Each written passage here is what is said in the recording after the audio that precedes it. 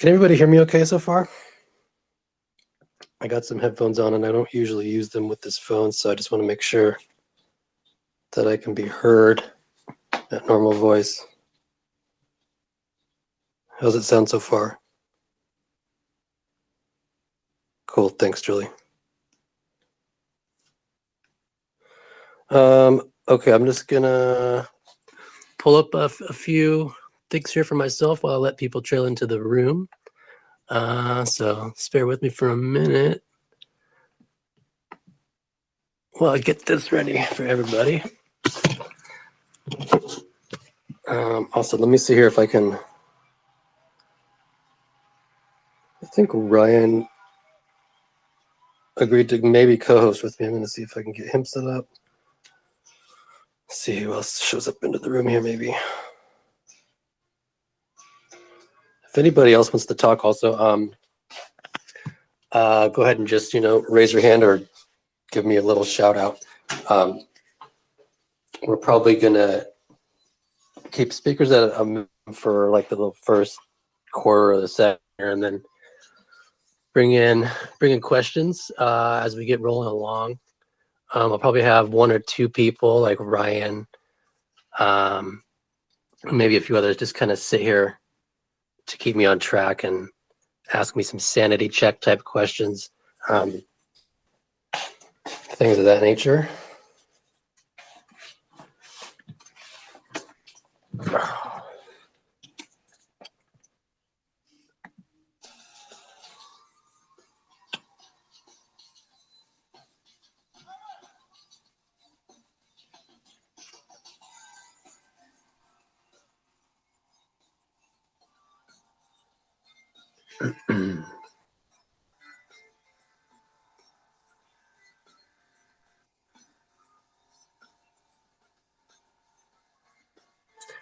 Hey Ryan, how you doing? I heard you took a fall down some steps the other day. Are you doing all right? Yeah, hey Monsieur. I did take a pretty good fall. I must be getting a little bit older. I actually just moved into this house, so I'm kind of unfamiliar with the step sequence and everything. So yeah, I missed about 3 steps. Had a nice tumble. Just kind of laid on the floor for a while. So 3 steps is a lot. So that's a big gap.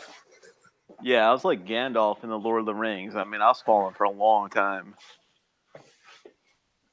Is that just like how big of a stairwell are we talking about? And is it wood or is it carpet?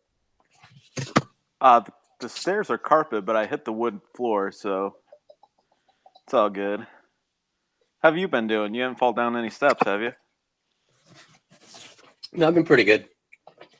I didn't realize I had Monday off here until Friday. I'm getting off of work, so yeah, that's pretty neat. 3-day weekend. This is probably my first MLK that I've had off in a long time, in over a decade. So that was new for me. Okay. I don't want to keep people waiting too long. So I'm going to start a little bit like with an intro here, just talking about what we're going to talk about.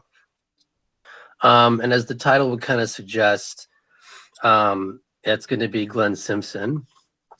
And I just want to take a look at what he's been doing in terms of more of like a deception operation, as opposed to, opposition research,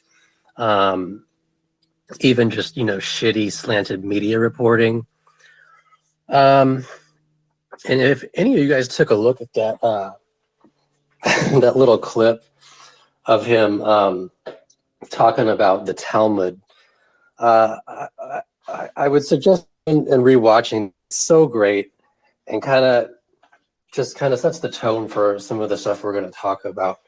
I can't remember when that particular clip was recorded for. I think it was an HBO special called Agents of Chaos. But Sergey Milian, of all people, sent that over to me a couple of days ago.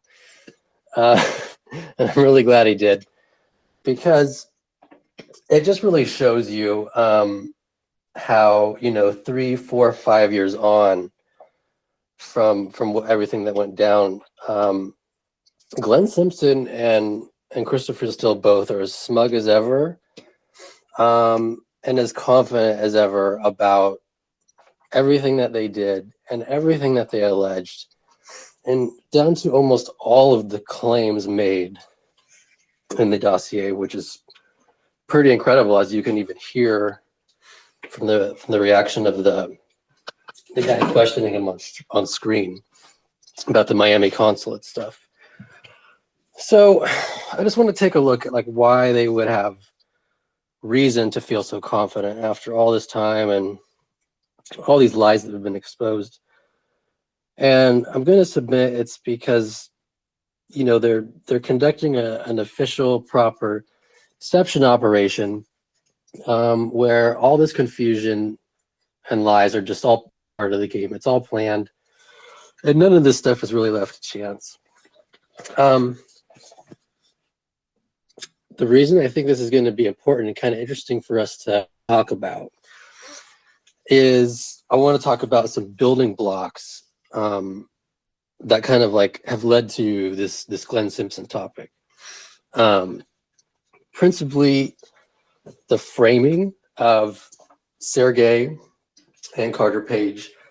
In a tweet a couple of days ago, I threw this out as a question, rhetorical question. Like if we could get a show of hands, how many of us in this room, I think probably most of us would agree that Carter Page was officially and legitimately framed, quote unquote. And if we look up the definition of framing, what we mean by that was that, completely false allegations or false evidence was submitted formally against him to bring like official state action. So that happened to both Carter Page and in a lesser sense to Sergey. He was framed with various media campaigns alleging, of course, that he was source D, the ultimate source for a bunch of claims against Carter Page in the dossier. All of those lies and campaigns against Sergey kind of unraveled too. So we got two twin framings against two principal agents of Spygate, Carter Page and Sergey. And what's illustrative about both of these base cases, I would say, is that we see now that we're actually getting down to prosecution of the actual framings on these guys. So Klein Smith was indicted, of course, for his lie on the principal framing of Carter. And now finally we're getting down to some indictment on Danchenko with respect to some of the claims, deceptions, and the framing made around Sergey. And so talking about those two guys to kind of intro this, what I want to say is that similar to the case of Carter Page and Sergey, which we're more familiar with, if we can remember, we knew enough about these guys before the Horowitz report that we were able to actually, like if people read that article I attached, the framing of Sergey Milian, I wrote this thing back in 2019 because it was apparent then that Sergey was being framed. So what I'm saying is, this is like a long-winded intro, sorry. But what I'm trying to say is, through these case histories of both Sergey and Carter, which we're familiar with, we can apply kind of the same lessons to Glenn, show and predict even that he's going to have probably indictment problems coming down. They're going to be fireworks because he's as central of a character to this as Sergey, and I would argue even, we're going to get into it, more central maybe even than Christopher Steele. So we're just going to jump into that and take a look at some of those things today. people still tracking with me here? Anybody else want to jump in for speaker and ask questions while I'm going along here? I guess Ryan can probably handle that. Okay. So again, our top line things we're going to be talking about is deception operations. Simpson is like a supreme being who's going to be running this whole thing from alpha to omega, from 2015 clear up until Mueller report in 2019. And the way that we're going to like view some of this, track some of this activity is through something I call like a genealogy of looking at some of the specific unique information. Typically these are going to be embellishments or lies, but unique information that's unique to dossier, unique to basically false deceptions and framings. Okay, so let's just jump right into it here. I picked up this book, and this is called, it's a book about professional deception campaigns. I picked this up because over time, I kind of, you know, when you're working through this stuff, you kind of get hunches and you're starting to formulate some concepts, and you're not trying to completely reinvent the wheel. So, you know, I was searching about for something to kind of help organize some of the thoughts and some of the ideas that I had about the Simpson operation. So I went searching for some concepts. I found a book called Deception, Counter-Deception and Counterintelligence. And this is just kind of some 101 stuff about deception and counter-deception campaigns waged either by, you know, intelligence agencies, both private and public. We already know Fusion GPS is, I mean, I think they build themselves as an intelligence organization, but a lot of the way they're kind of viewed in Spygate is, oh, hey, we were just a clearinghouse for research, and Steele just happened to write all this stuff that matched everything we were researching. We didn't really share anything with them. Everything's coincidental. But I kind of had the thought that, you know, I never really liked that story. So I picked up this book kind of to see if we could just apply some different concepts. And I'm going to just jog through a few of these concepts really quick. And we're going to see how these overlap onto the Fusion operation in a way I think that can help us kind of look at their operations in a different way going forward. All right, so here we go. Deception operations as distinct from something like psychological operations, which we kind of talk about a lot, just, you know, media campaigns, slanted reporting. Obviously, like the key difference between an official deception operation and a psychological operation is as the name would suggest, it's going to involve deceit. Specific fabrications that are going to be attached onto slanted reporting, which would be just like a combination of truth and omission, which is something that we also discuss when we're talking about media reporting on Spygate topics. So deception campaigns are going to always involve 4 elements, and people taking notes, you can jot these down. They're going to be truth, denial, deceit, and misdirection. Truth and denial are kind of the first 2 elements that all reporting works with. If it's slanted reporting, they're just going to omit and deny you of certain information.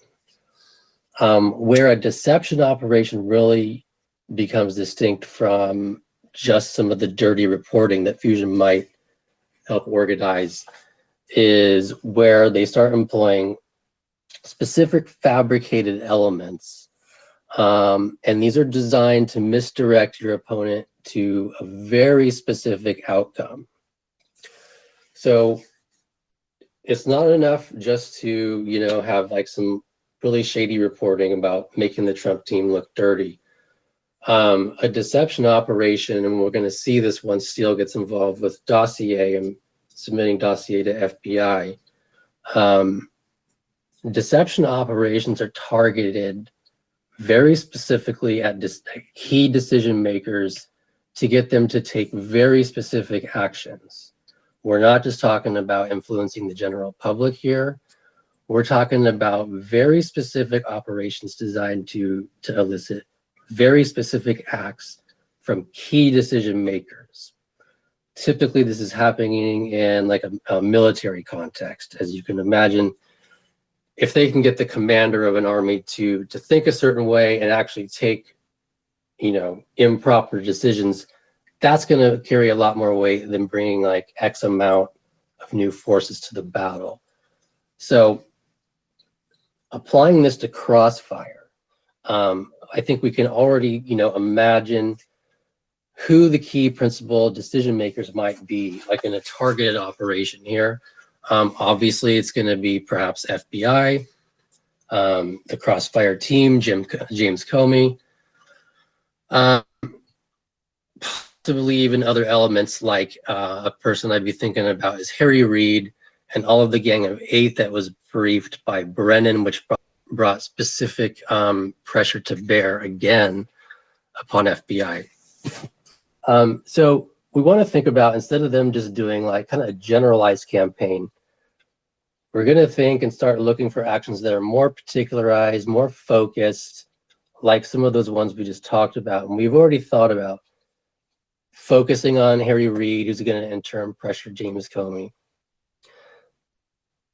These weren't things that happened on accident. I'm going to propose these were like all baked into the cake from the beginning as part of this entire operation. And so these are the kind of things we want to be looking for going forward.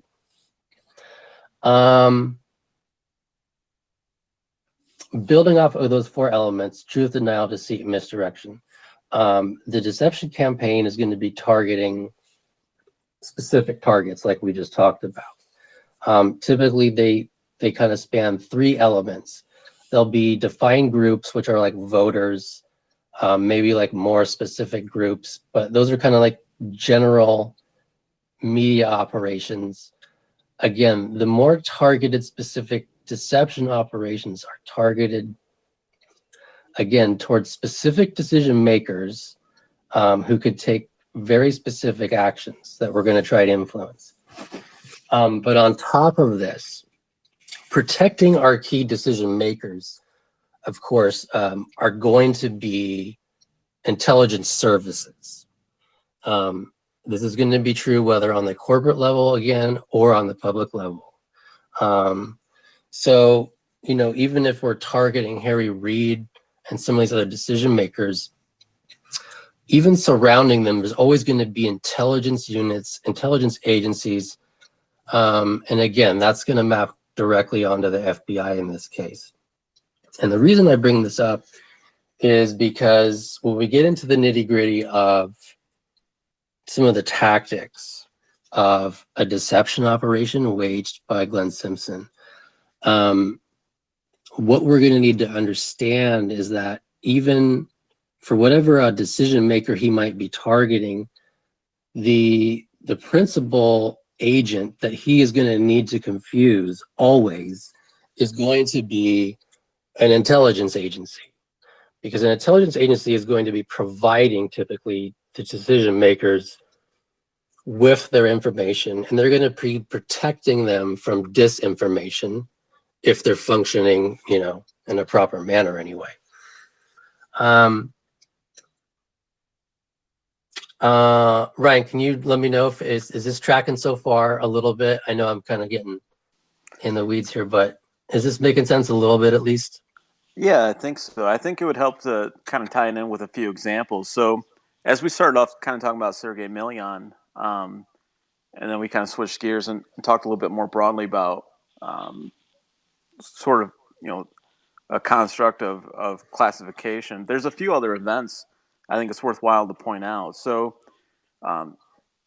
Fusion GPS, as we know, was contracted by the DNC back in April 2016. And as they started conducting operations and hiring Christopher Steele, Steele was obviously out there producing his reports. But Glenn Simpson was also getting other reports, and he was getting some reporting from Ukraine. As we know, there's a name out there that he's getting reports from Lysenko. I think that's still a little bit up in the air, but he was certainly getting other streams of information besides Christopher Steele, and he was also at a central point where he was pushing out information in the media. Remember, Glenn Simpson is a Wall Street Journal guy, so he had a lot of contacts with media entities, and he was setting up a lot of these meetings for himself and also with Christopher Steele. And there's one in particular where he set up a meeting for Christopher Steele with Yahoo News, which resulted in a pretty heavy-hitting article against Carter Page. I believe it's Carter Page, and I think even the Manafort articles as well. So, certainly later on, some of the articles that came out about Million and naming him as a primary subsource, those appear, best theory is that Glenn Simpson gave that to Mark Marymount at the Wall Street Journal, who leaked it on January 24th, 2017, which is very much a misdirection operation, which doesn't make a whole lot of sense yet because we know Danchenko was interviewed just a couple weeks prior to that. So it's really bizarre to try to understand the strategy behind doing that. But, Sergey Million. Yeah, go ahead. That's perfect. We're really going to get into all those examples specifically. I was just kind of opening it up here with some general comments on. I just want people to kind of be thinking about, and I'll get this written out so that this is easier than me just rambling away about it. But the key thing before we move into to the specific tactics of Simpson, like you're talking about there, I just kind of wanted to emphasize that. So from the get-go and underlying like everything that he's going to be doing,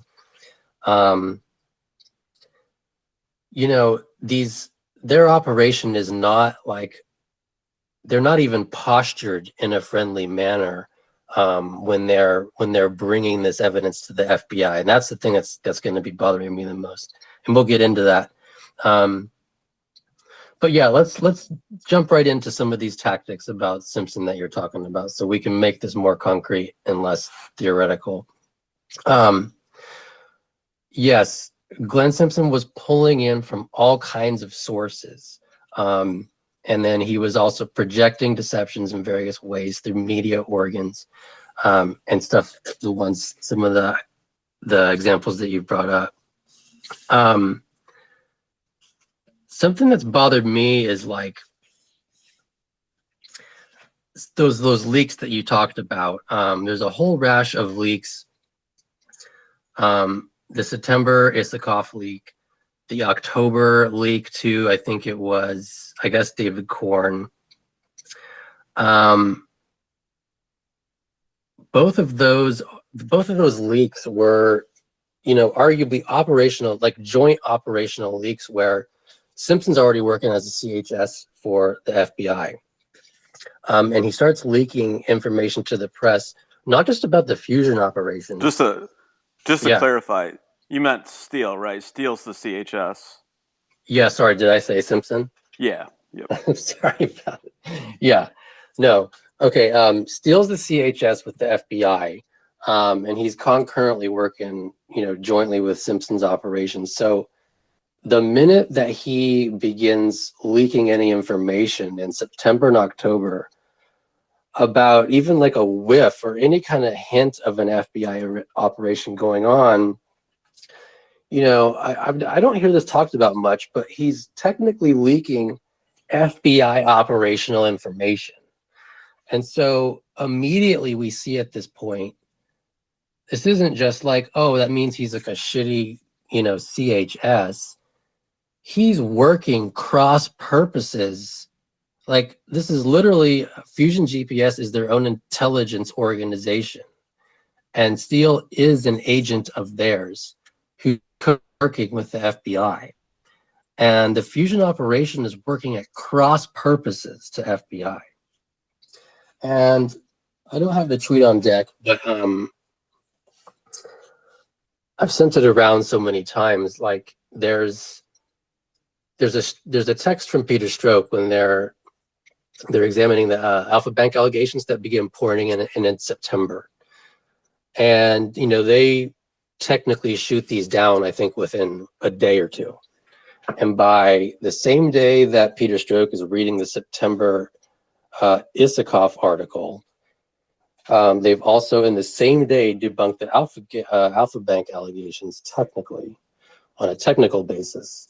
And Stroke texts to Lisa Page once he sees the Isikoff story break. He's like, hey, we need to treat this information as intended to, quote, influence instead of just inform. Now, to me, that's code speak for we need to treat this information as intended to deceive. They already know it's Oppo research. They already know it's intended to influence. But the day that he's had technical debunk on on technical data proffered to them on the Alpha side, and then at the same minute he's watching operational details leak from Christopher Steele, he's telling Lisa Page, he calls it influence versus inform. I'm saying, like, what he really knows is this is a deceptive operation. And so part of the thing I'd like to offer here is the intersection of FBI and the fusion operation is like they are fundamentally in a opposed setup and opposed posture. And so this is like counterintelligence 101, being able to identify some of these deception type campaigns, things that, these concepts that I just whipped through in the first few minutes here. This is 101 stuff that operates even on the corporate level. So for someone like, Peter Stroke to just completely miss this frame coming at him that he's already identified in September, I just don't find it plausible, not in the least. And so that's kind of like, the gist of where I want to go here. But did you have another question on September specifically, Ryan, or anyone? No, I don't think so. Okay. So let's jump into Simpson. And the reason that I was trying to tie him earlier to Carter Page and Sergey is because those are kind of like the building blocks that I used to even arrive at any interest in Simpson specifically. People follow me know, I followed Carter Page initially for a long time, and then I got into following Sergey Million's background. And I didn't really realize it at the time, but I think the reason for interest in both of those cases was to me, it was fascinating. One, that they both had been framed. And two, that it was such a sloppy manner that, I was able to see it with my own eyes. Three, that it had reached so essentially into the Crossfire operation that they were very important framing. And as we discussed, they ended up eventually bringing charges. And I think they're going to elicit more. And so building off of those two blocks led me to Glenn. Why? Because it was him who was, of course, directing and organizing the campaigns against these two targets. And then, so in that process, I got to learn a lot about a couple of his agents who I'd like to talk about. Brian Ross, and then later Tom Hamburger. What was really interesting and organic about the process was that, I came to be interested in the reporters, which, okay, like a lot of us talk about, I know Ryan, you're one talk, we talked a little bit about methodology and stuff. We talked about making timelines of people that were researching, and I think everybody does that. What I came to realize through my interest in Sergey and Carter was that all of the goddamn stories I was reading about them were being written by the same couple reporters. I'm like a caveman kind of dummy, so it takes me a while to figure out what's going on. But I realized I found a passage from a book that David Corr and Isikoff had written with Simpson. I forget the name of it, but it came out in 2018, and there's a passage in there where Glenn Simpson basically admits to being told, this is really key here, 2018 in a book, Glenn Simpson admits to being told, he was like, hey, yeah, when the first memo 80, we received it, we talked to Steele, and he told me who Sergei Emelian, like the main source was. And Glenn Simpson admits to basically, quote, sicking Brian Ross on Sergei as an investigative target, which we all know he did. They had the subsequent interview in July. And then they wrote about him and all the stuff that happened. Now, when I read that passage, in my brain, I heard like a record scratch, because to me, this was just fascinating that people talk a lot about this concept of getting the MO of Steele, getting people in the same room so he can make these allegations. I thought this was like a crazy example of Simpson getting one of his principal agents, Brian Ross, literally in the same room as one of the alleged super sources of the dossier. He's sitting here in the same room with him, interrogating him in July, right after Memo 80 was written. What do they do with this bombshell information? They don't do anything with it for 9 months until they run a smear campaign against Sergei in like January of 2017. So what does that mean if we just sit here and think about that? I'm still struggling to understand what it all means. But part of what I take away from this is that, contra to what Simpson has told us, he's not worried. The long story short is this. It's a strategic deployment of very specific non-public information that Glenn has about a source of the dossier allegations, which he thinks are the most important thing on the planet to get to the FBI. He knows this in July, and he doesn't do anything with it for 9 months. So we know immediately that everything he does is designed to just warp and deceive information. And so for the FBI to be taking the guy seriously is a stain, I think, on their investigation, which is beyond the scope of this talk. But so from that example, back in 2018, I'd always been fascinated with Simpson's centrality. Like he's at the very center of, he's got a reporter who's doing all the prime reporting on Spygate, Brian Ross, sitting in the same room with the dossier super source, who he's just been told by Steele, which is also a break in operational security, which they shouldn't be doing. But that's aside from the point. And from that point, I've always been fascinated with the way that Glenn will take information that he learned there and strategically deploy it 9 months later. And that kind of becomes a theme of how we see them operate. The next big example came later on when I was doing research. Again, this is just doing research on Sergei Emelian's timeline. Later in 2021, and I bumped into the article, about, I guess, him and Margulis, or the emails.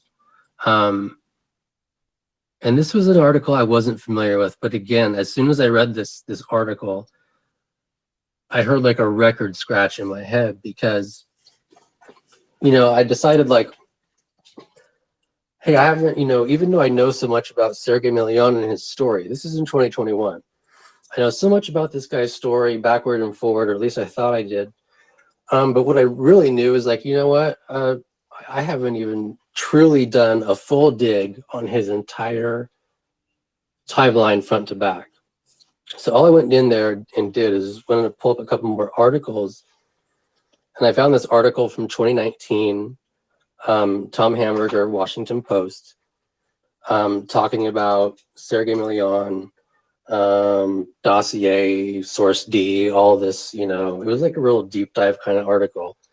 And it was funny because as I'm reading this article, since it was Washington Post and Tom Hamburger, I was confusing it with, you know, that seminal March 2017 source D article. I thought they were the same article at first as I was reading them because they almost are. But the 2019 article was different because it was mentioning these emails, of course, that linked back to Michael Margulis, RIP, who kind of connects to the, who is the Miami consular official.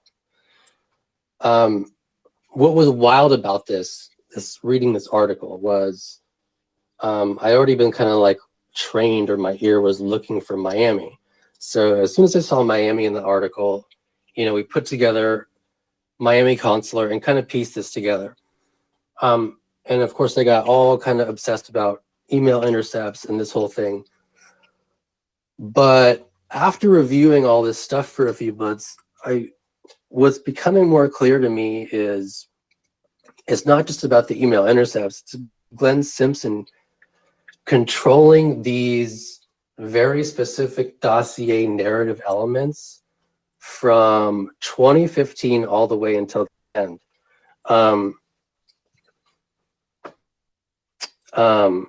Lee Smith did a lot of good work on this in his book, and we were talking a few days ago.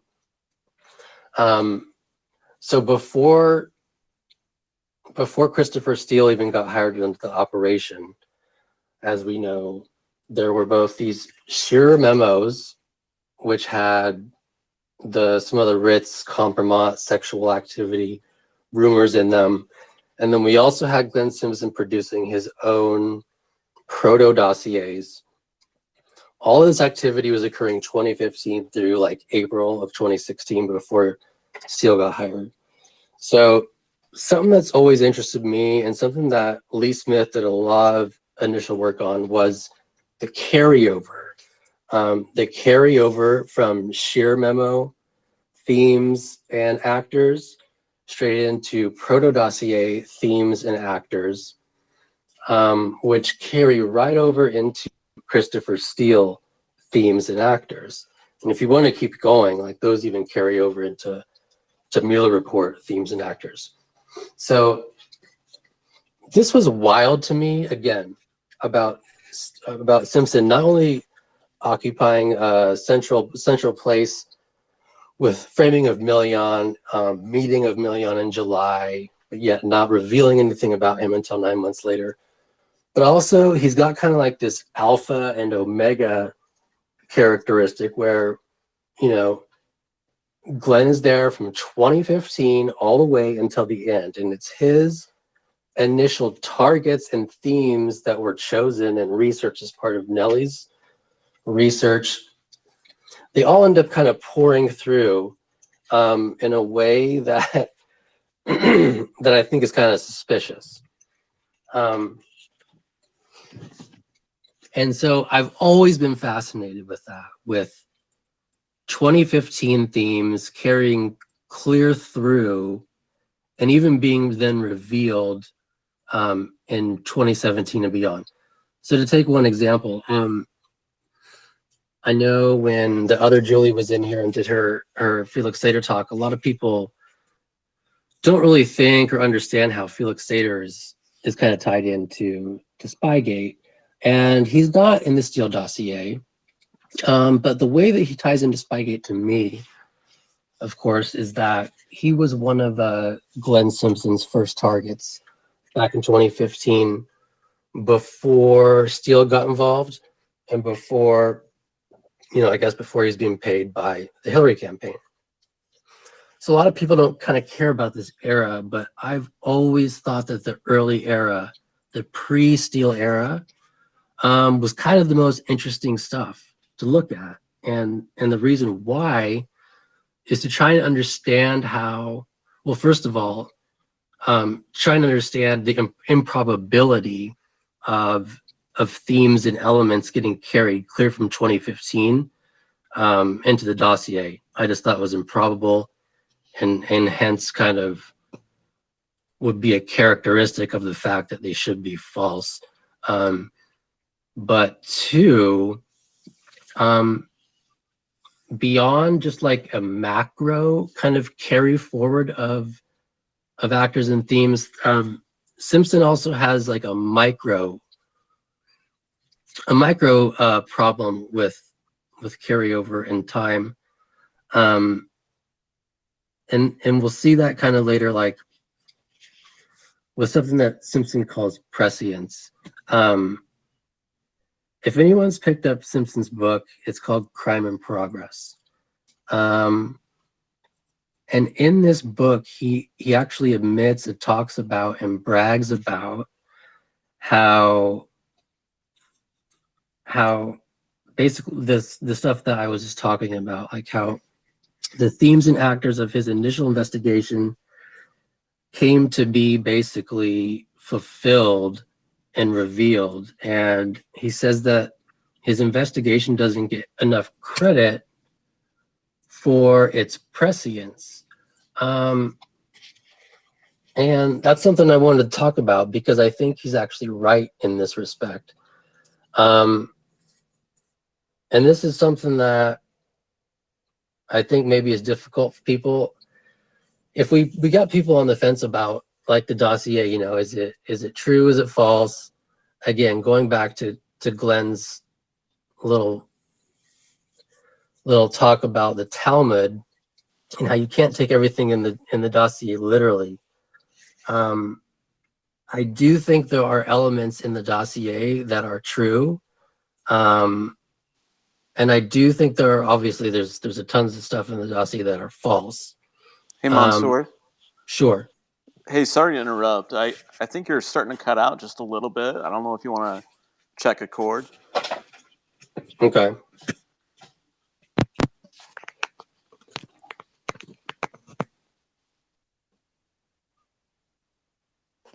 Hi, you there? Yeah. Yep.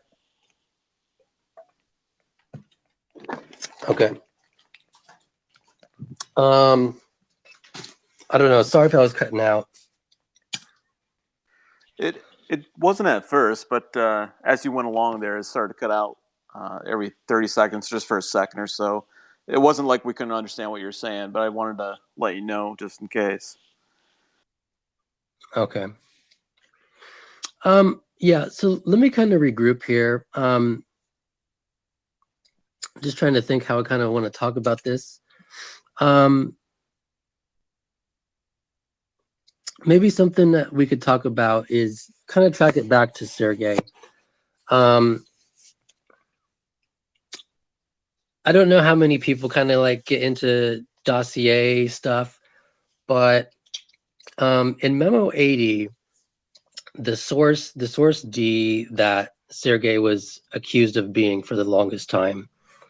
You know, I don't know if I could get like a raise of hands here or anything, but I think there's like at least a general consensus that a lot of people believe and know and understand that the source D being described in Memo 80 is essentially it's the Agalovs. I don't really know how to pronounce it. But Eamon and Eris Agalarov, as we all know, as we've all been inundated with all the articles explaining to us about Trump's 2013 trip to Moscow for the Miss Universe pageant. We all understand now everything like that went down in this trip because there's been so many articles about it. But so what's been interesting to me is that Memo 80 of the dossier is clearly written according to all biographical details It's supposed to be the Agalarovs because there's like a line in Memo 80 that talks about they're the people who I think invited or managed his recent trips there. This is language coming directly from Nellie's research back in December. And so the framing, quote unquote, Sergei was to accuse him of being the source D, which was obviously the Agalarovs. Now, this is something that I had puzzled about with various people on Spygate, on Twitter. Russia Hack Site is a guy that I talked about this issue with for years because it was so clear to us that source D was Agalarov, yet we could not understand the purpose or the motive for alleging that Sergei was source D. And without getting into the motive or why they chose to do this, I'm not even going to get into that. But what I want to do here, and sorry, I've just been kind of rambling. This is difficult material for me. But finally here, I want to focus in. We're going to talk about that framing of Sergei Milian, where through Washington Post and various outlets in January, they all alleged Sergei to be, the most prolific source, and specifically source D, alleging him to be, strangely, two sources at once, source D and E. It was this particular framing right there, the fact that they tried to map Sergei onto the Agalarov construct in Memo 80, that really unraveled everything for them.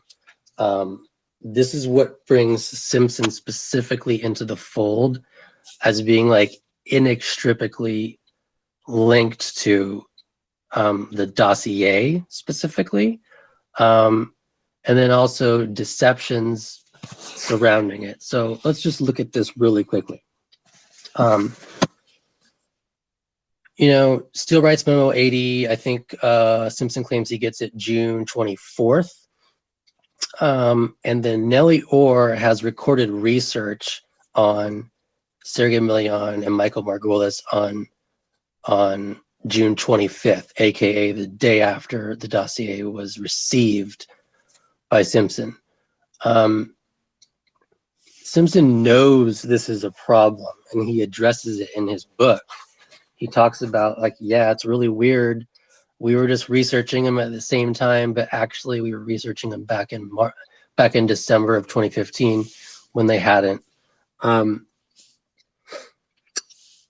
The problem is this: when Simpson and Steele decide to move and kind of backwards attribute Sergei onto the Agalarov paragraph, they run into a lot of problems that directly implicate Simpson, and I want to kind of run through them. The first one is that Sergei Milian's timeline doesn't even match up to the Miss Universe pageant. I think most of us are aware of that. Sergei wasn't in Moscow in 2013. Simpson knows this. All the reporters know this.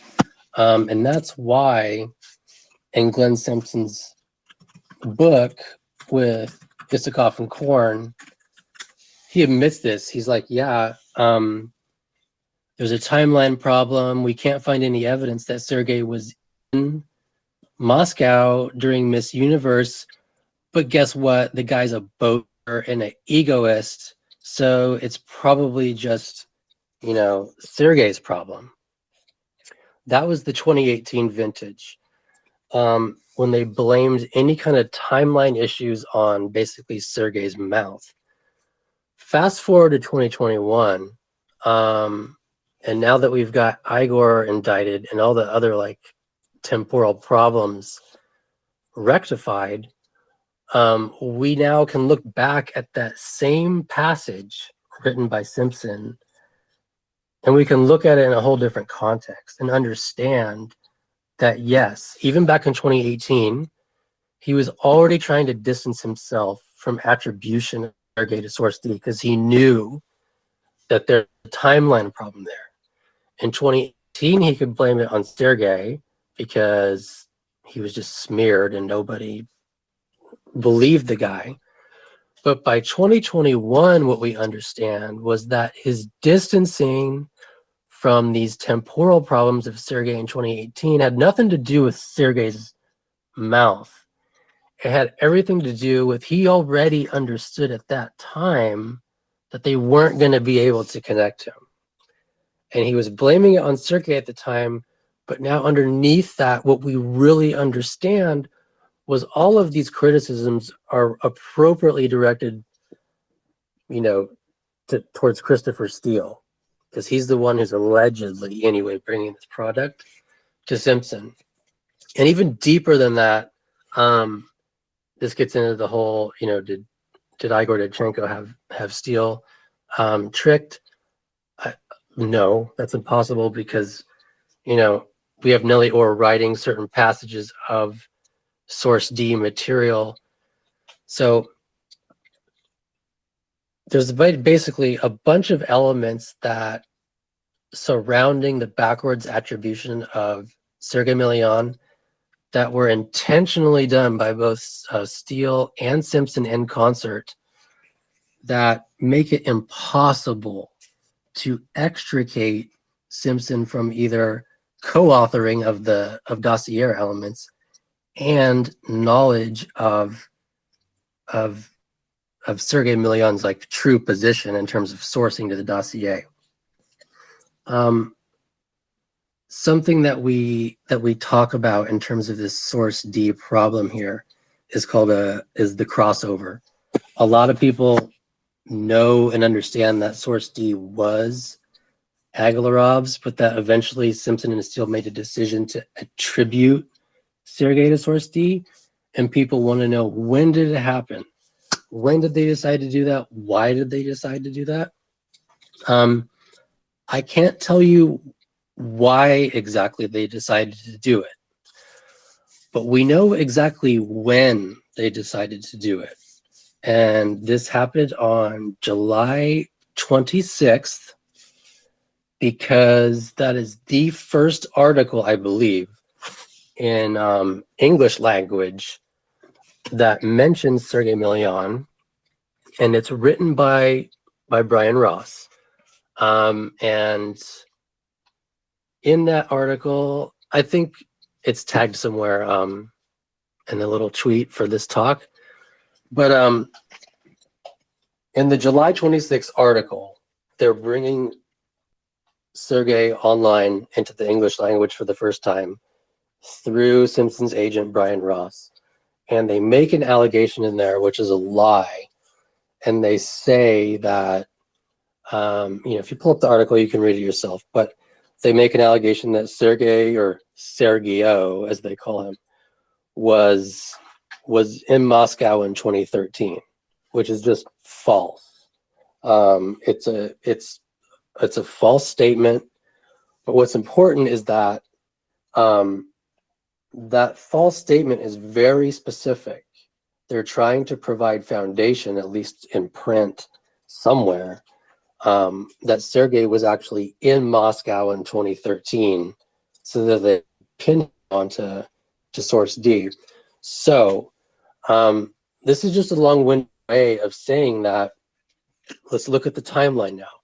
In 2016, Glenn Simpson already knew they had a problem. They can't map Sergei to source D, which has already occurred, but they want to.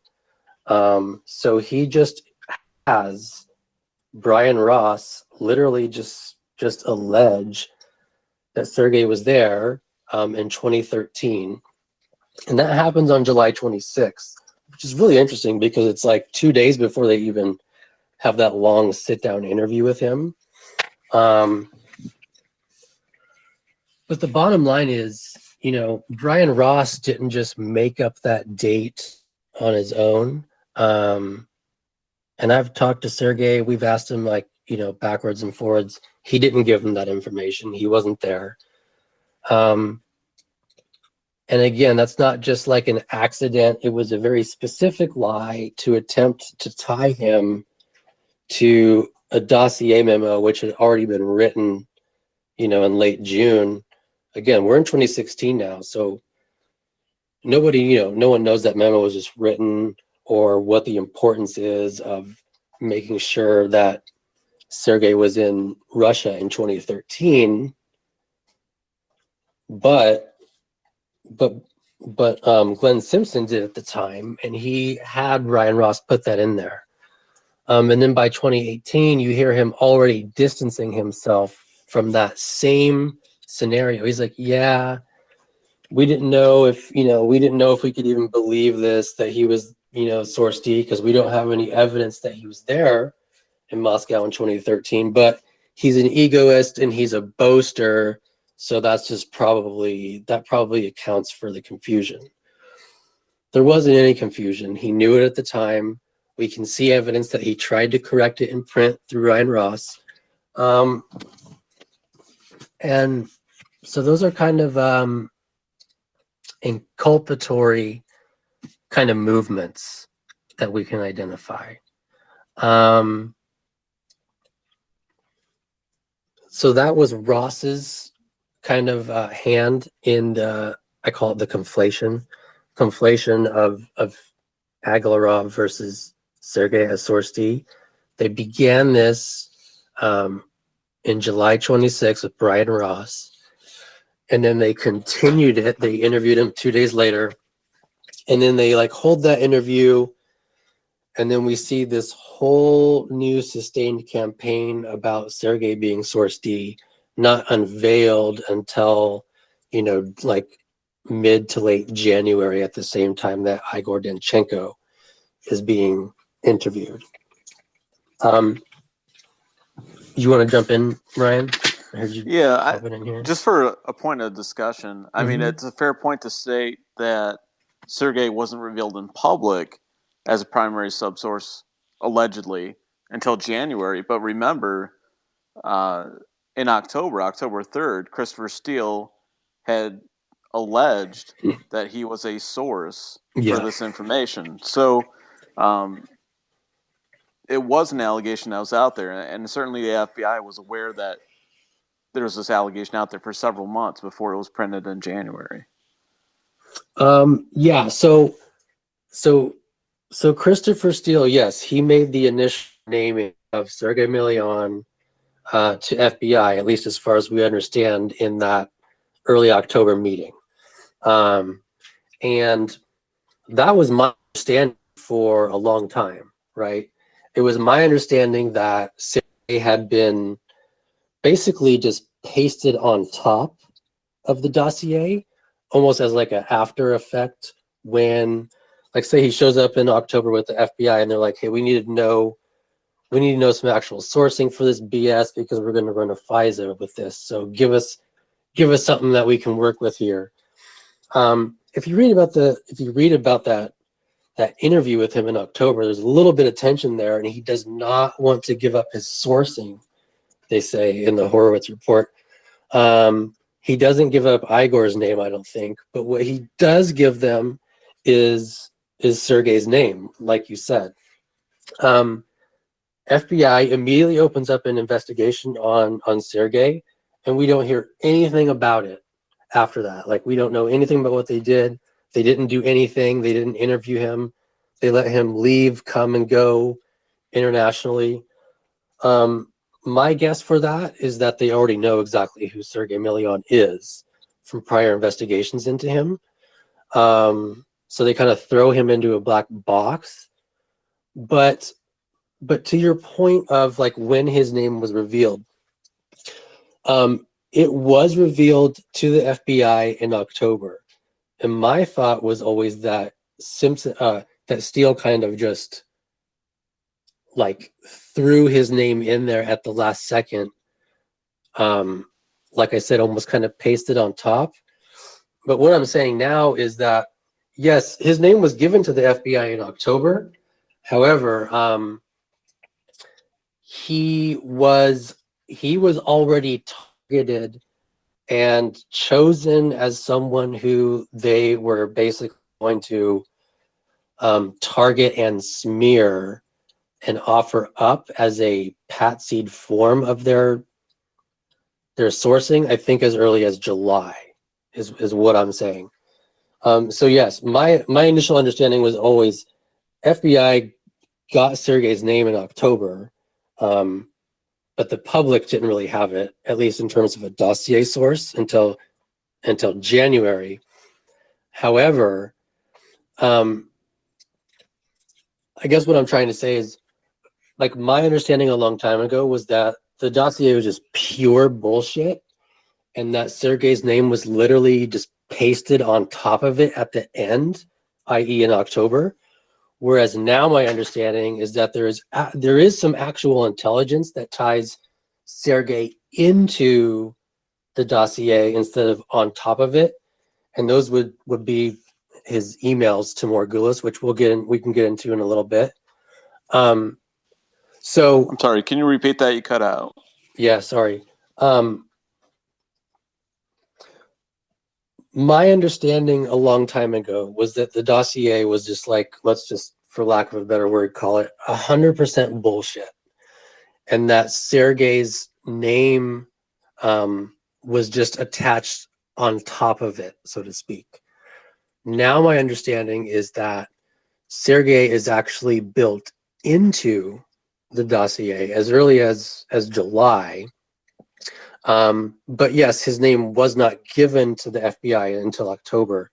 And then his name wasn't revealed to the public until, as a source, until January. I'm sorry. And that's certainly true. If you wouldn't mind, if I could jump in on just a couple points there. No, please.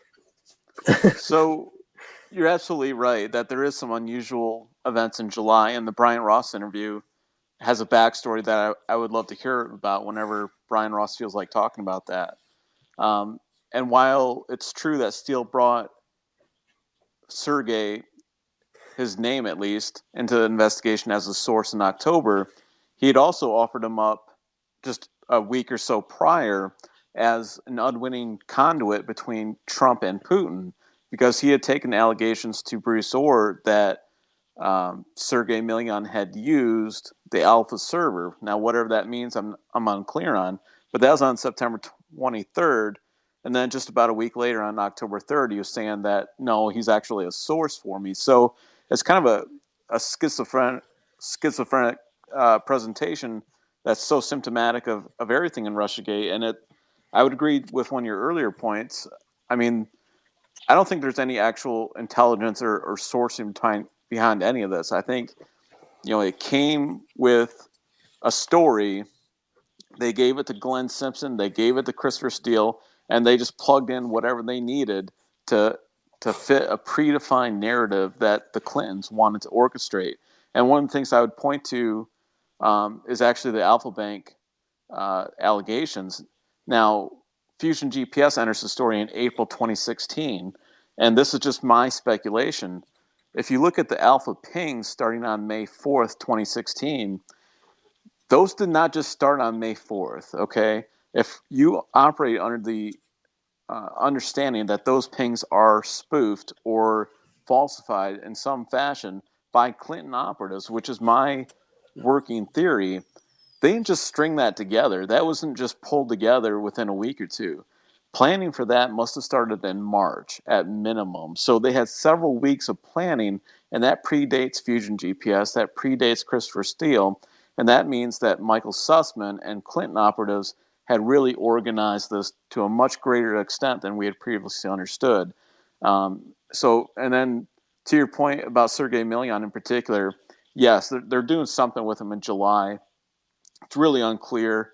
We obviously have evidence in the dossiers, or at least in the communications, where Danchenko's apparently telling Steele that he's setting up or in communication with Sergei, and then whatever the circumstances are, they start telling Bruce Orr that, hey, this guy is like the conduit between Trump and Putin. He's using the Alpha server. You got to look at him, and that precipitates the counterintelligence investigation into Sergei leading into October 2016. And then 10 days later, Steele's in there saying, well, he's actually a source, right? So they're playing on both sides of it. And it's like they can't, it's like there's two presentations. Somebody had one idea and somebody else Definitely. wasn't looped in and they had a different idea. And it's like they tried to do, I don't think it's intentional. I think somebody made a mistake. They weren't under the same game plan because they weren't looped in for whatever reason. So I think that's one of the more logical explanations. Like somebody was like, okay, we're gonna throw him out under the bus as like this Trump Putin guy, and then somebody else didn't get them out when they're like, oh no, he's a source. And hopefully we get to the bottom of that. But those are just a couple thoughts I had while you were speaking.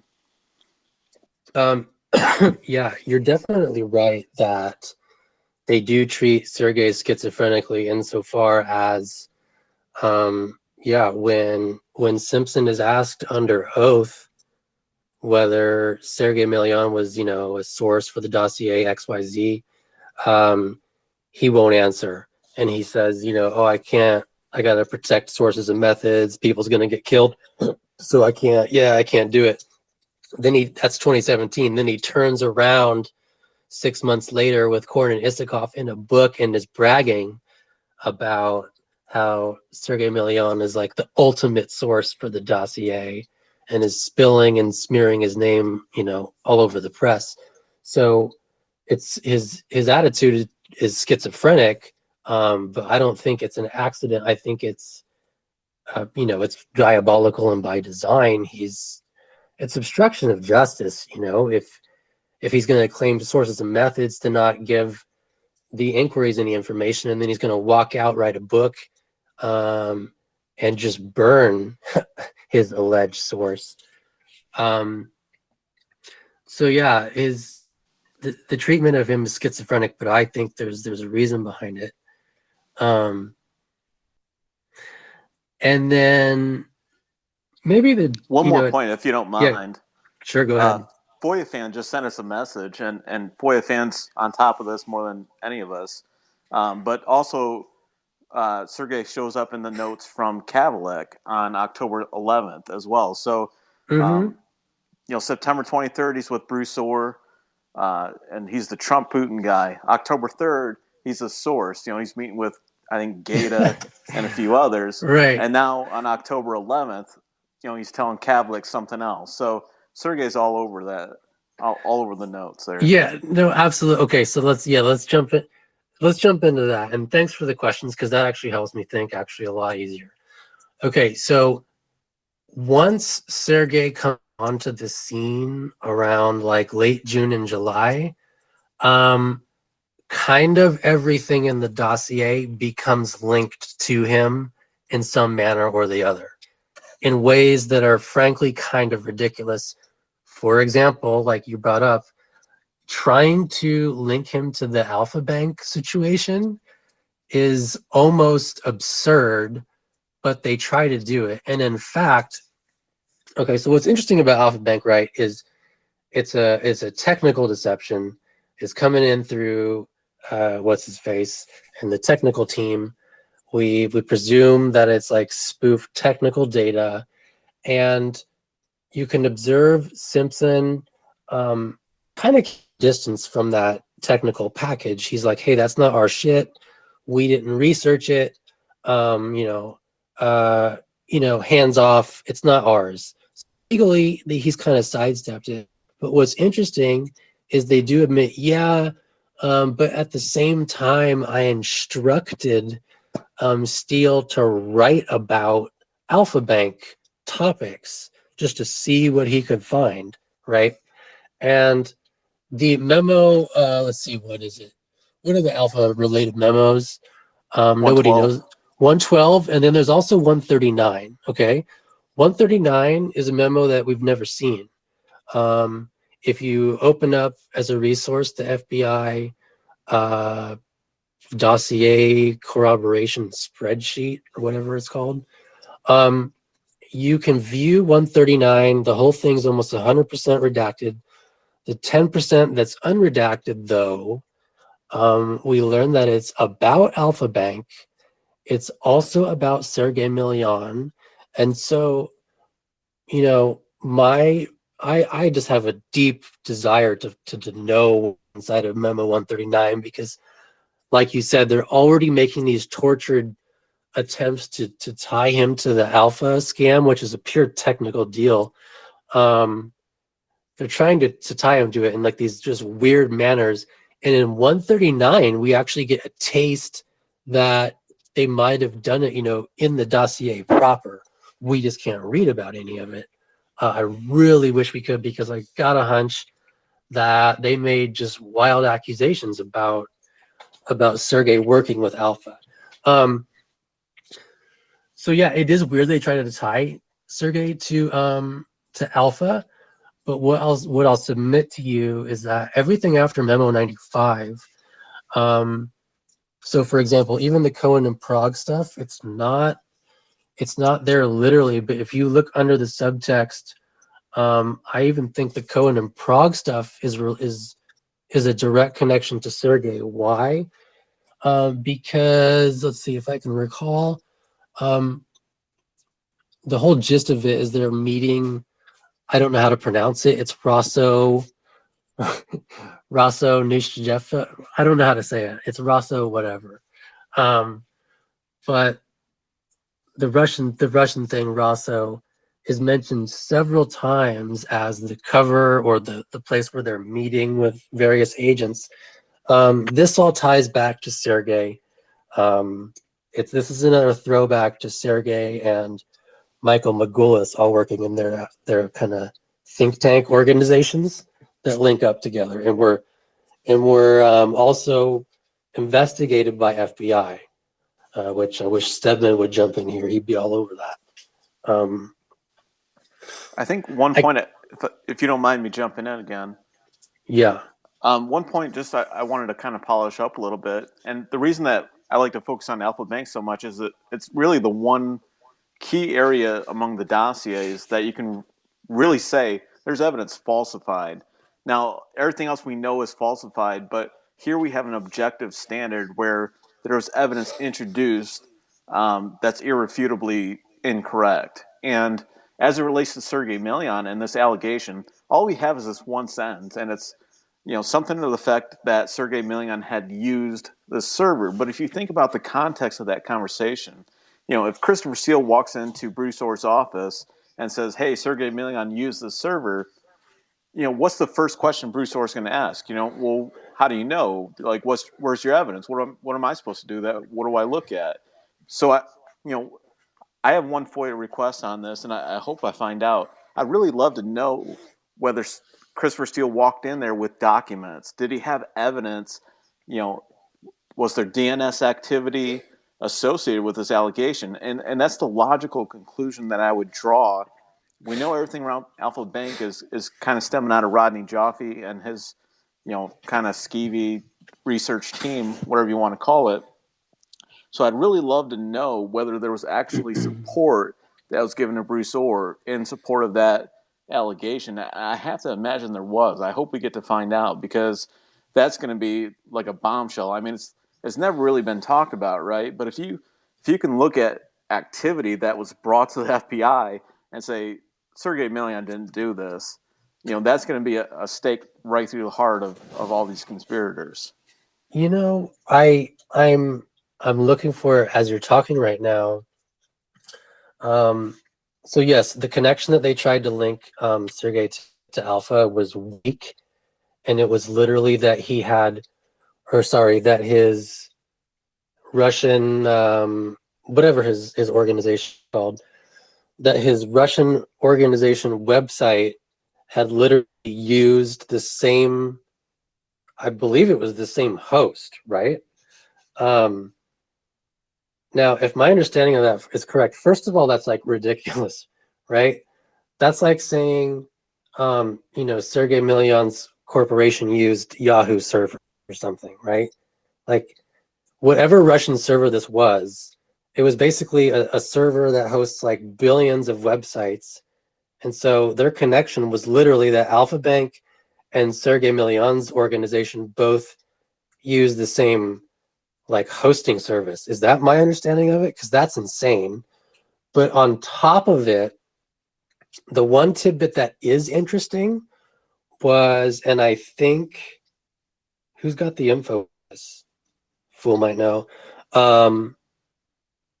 I think Walk of Fire actually and Walk of Fire and Kodia both have tweets showing, I believe, that Sergey's organization did change their hosting server in the time frame alleged, which is interesting in and of itself. But there was hosting server changes made. And I think technically it does link up to the claim that they're trying to make, which is just retarded and spurious anyway.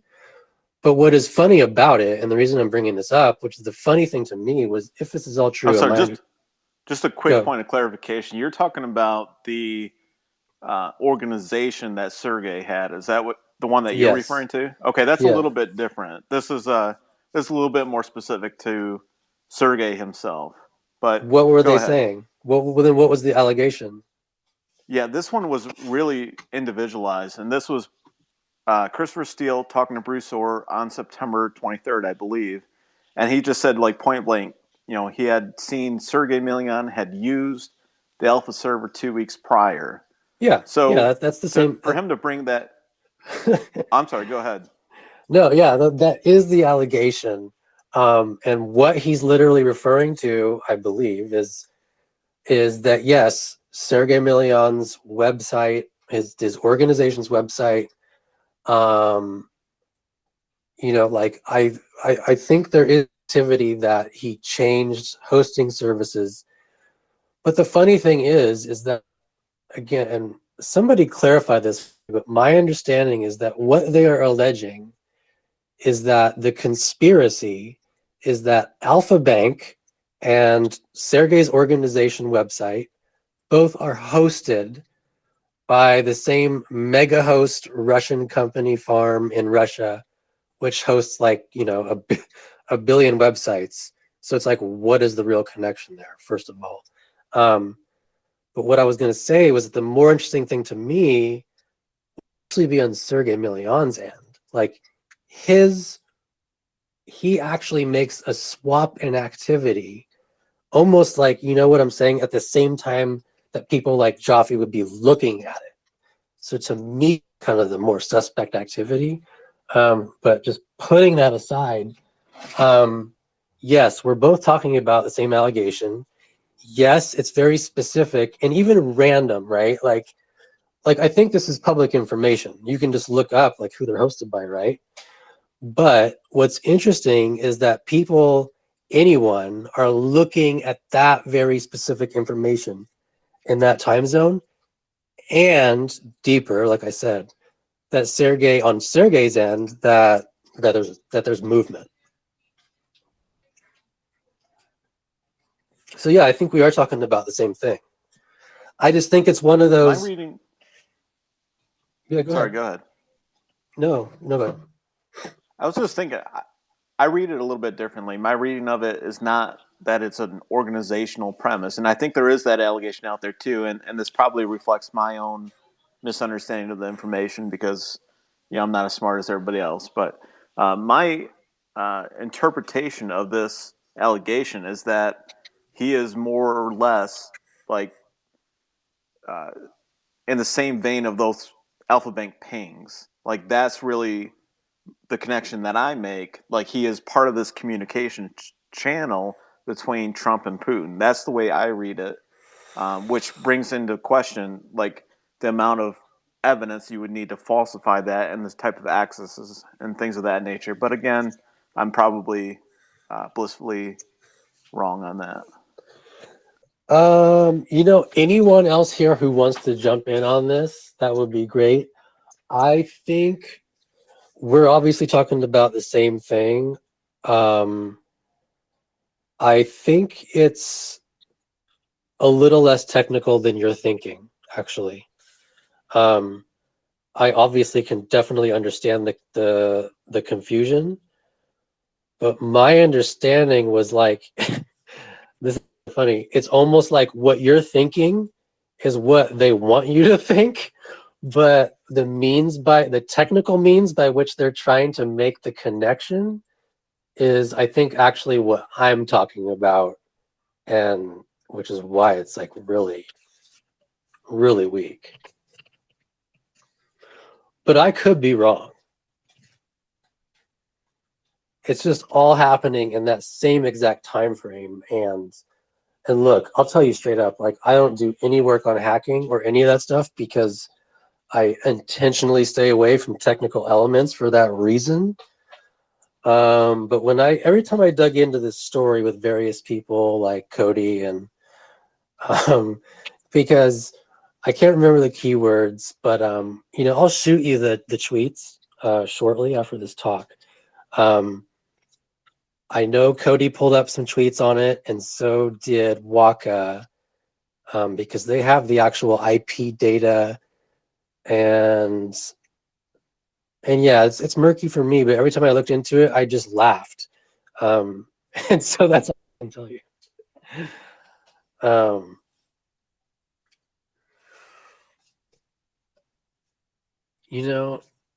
I'm gonna plug in my phone here because I'm like draining the battery on my phone pretty rapidly. But yeah, we kind of talked about the alpha stuff to death. You're right, though. The alpha stuff is good. That is a very technical deception, and that therefore you would expect some heads to roll if they in fact are submitting literally spoofed data. And that'll be interesting to see how that all pans out, because like you said, given some of the researchers and stuff involved, it would be interesting if, I don't know, if it was as deliberate as that, or if they were just kind of maybe used in a manner. Let's see, King wants to talk here. Hi, King.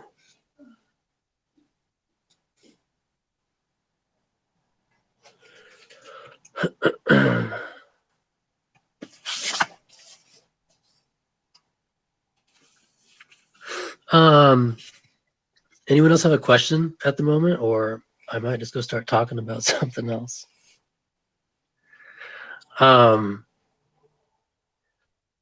that you bring up, Ryan, is, yeah, like you said, looking outside of the dossier and examining some of the actions that Steele, for example, and Simpson, in concert with him, took in support of dossier themes.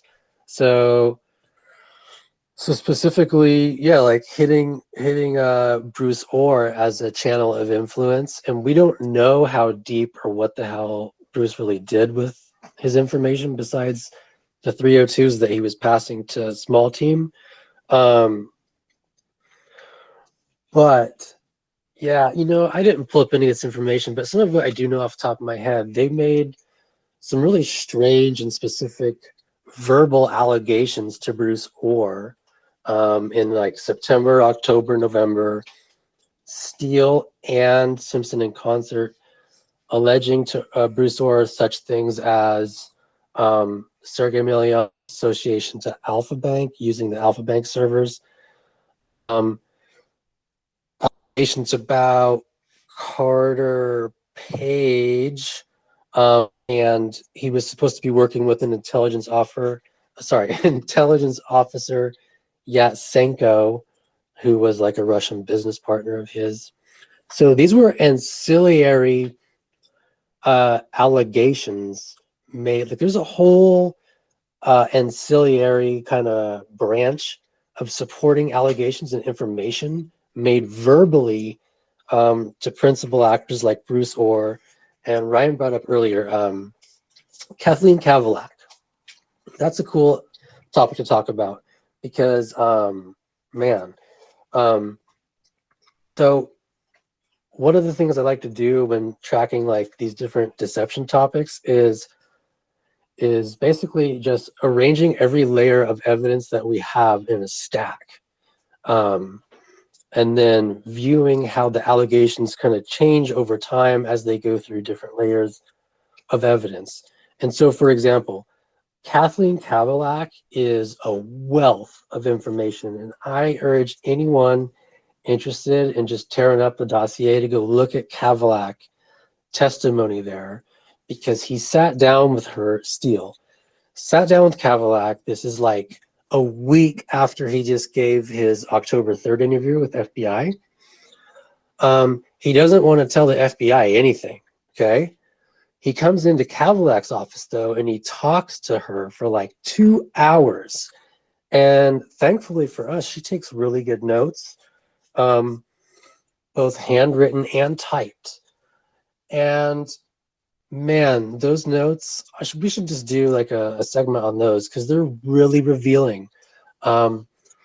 If you map, you can just go and data mine the Kavalak notes for specific topical queries, like what does Steele say about the Ritz allegations? What does he say about Sergey? What's he say about sourcing? The shit that he says in the Kavalak meeting is wild, because he kind of lets loose.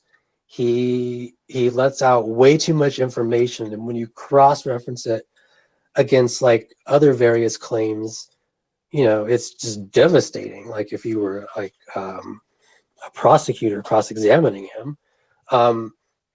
Let's take one example. People like trying to unravel the Cohen and Prague scam. What's it all about? All we really know about it is allegedly, according to Igor, he talked to Galkina 2-3 times in mid to late October and got this whole story that he put together. Well, Steele already told like part of this. He's already telling the story to Kathleen Kavalak, though, in October, before Igor's made any of these phone calls. So this is just one example of, if you kind of like chop up various layers of evidence, whether it's Steele's 302 versus Igor's 302 versus Glenn Simpson's 2 different testimonies to House and Senate versus Kavalak testimony by Steele, you just start layering all of these different testimonies by the various actors, almost like chronologically from top to bottom. And then you just start tracing different elements, like what do all 3 of these guys say about Cohen and Prague? And you'll see that, like, you know, Igor's late to the party. Steele's talking about it to Kavalak in early October. And then again, there's other weird stuff about them trying to connect it back to Sergey Milian, which I won't get into. But yeah, Kavalak testimony is wild. There's a lot of good stuff in the Kavalak testimony. It's a good layer of evidence. This isn't that we are. Anyone got questions? I know I popped King up in here for a minute. I think he disappeared. No? All right.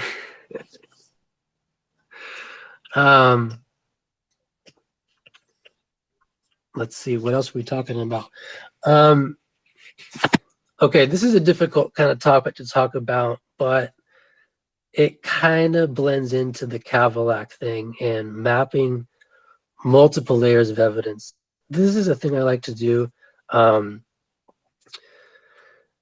Is like I was talking about, mapping various layers of testimony from principal agents in a stack chronologically, and then looking how various claims and allegations move through that stack and change over time.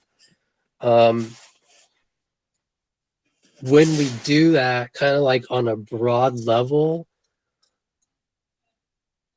the big takeaway that I get is that Simpson's got his hands on everything kind of from A to Z. And that's a big takeaway for me. Like, I know people have done a lot of work on, say, Igor Danchenko's testimony. and Steele, we don't have any 302s to look at.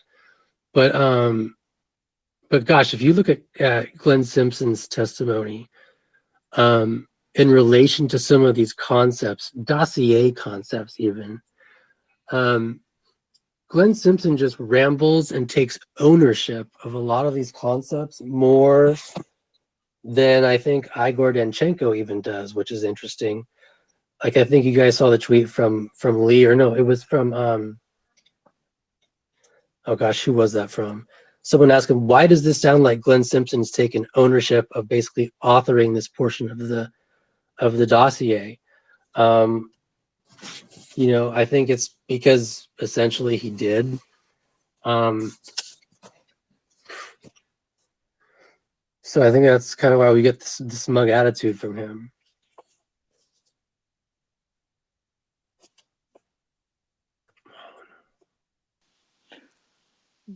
Julie, did you have a question? You had your hand up. Well, hi guys. Just in the broad concept, what you were asking about, when I read the testimony of one of the Simpson testimonies, it's interesting that he said that he met Steele in 2005 and that they became friends when he was stationed overseas. And that struck me that the relationship spanned a decade before the elections of the 2015.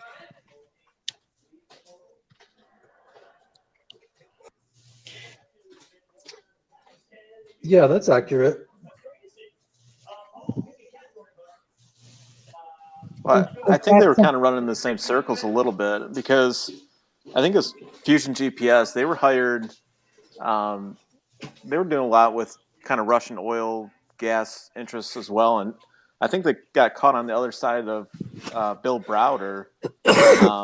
So they were kind of in that world, and I've always been kind of curious if maybe 2005 is a long time ago. Okay. So the Steele and Simpson relationship starting in 2005 is very interesting to me. Who brought Steele to the project? Glenn Simpson testified that he did, which I found very interesting. Yeah, my understanding, you know, and so they've been working together a long time. I'm sorry, if Steele worked for Deripaska, then that is extremely interesting because of that past relationship that Simpson had with Deripaska, writing those negative articles that impacted his visa. So I'm thinking that Steele was set out to set Simpson up also from the beginning. I don't know.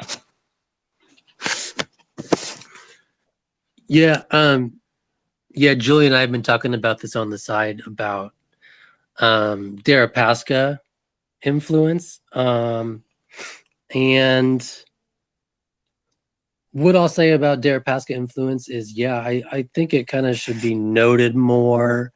And obviously, like, you know, on the HRC, on the Clinton side, they've got their own reasons for wanting his name kept out of the works. Steele obviously has his motivations for keeping Deripaska's name out of everything. And then I think even on the Republican side of the aisle, if you want to call it that,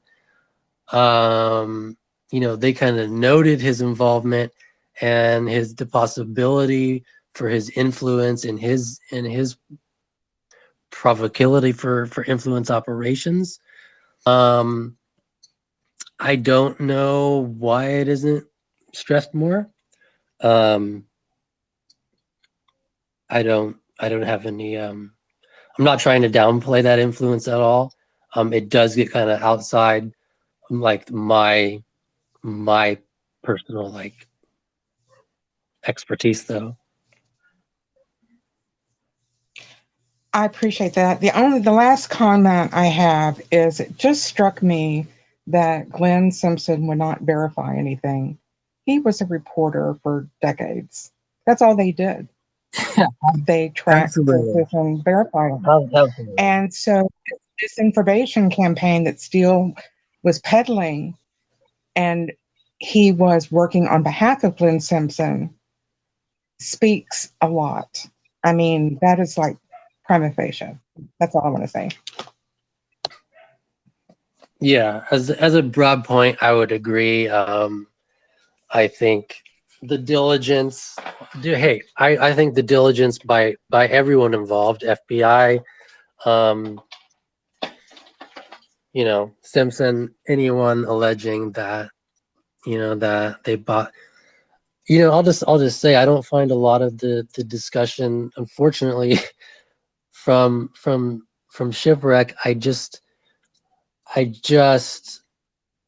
know he gets very into operational details about why there might be plausible reasons that a lot of these errors could get let go, but gosh, like on a top line basis, I just have a real hard time struggling with that. Due diligence, yeah. Not just from Simpson. To me that's like a joke because I think of obviously he's part of the deception, so I don't I don't think I think it's just all bullshit with Simpson, but similar with the FBI, I just don't. It's hard for me to kind of sometimes swallow that. Oh yeah, we just missed this, and it's reasonable for us to miss this. It's kind of difficult.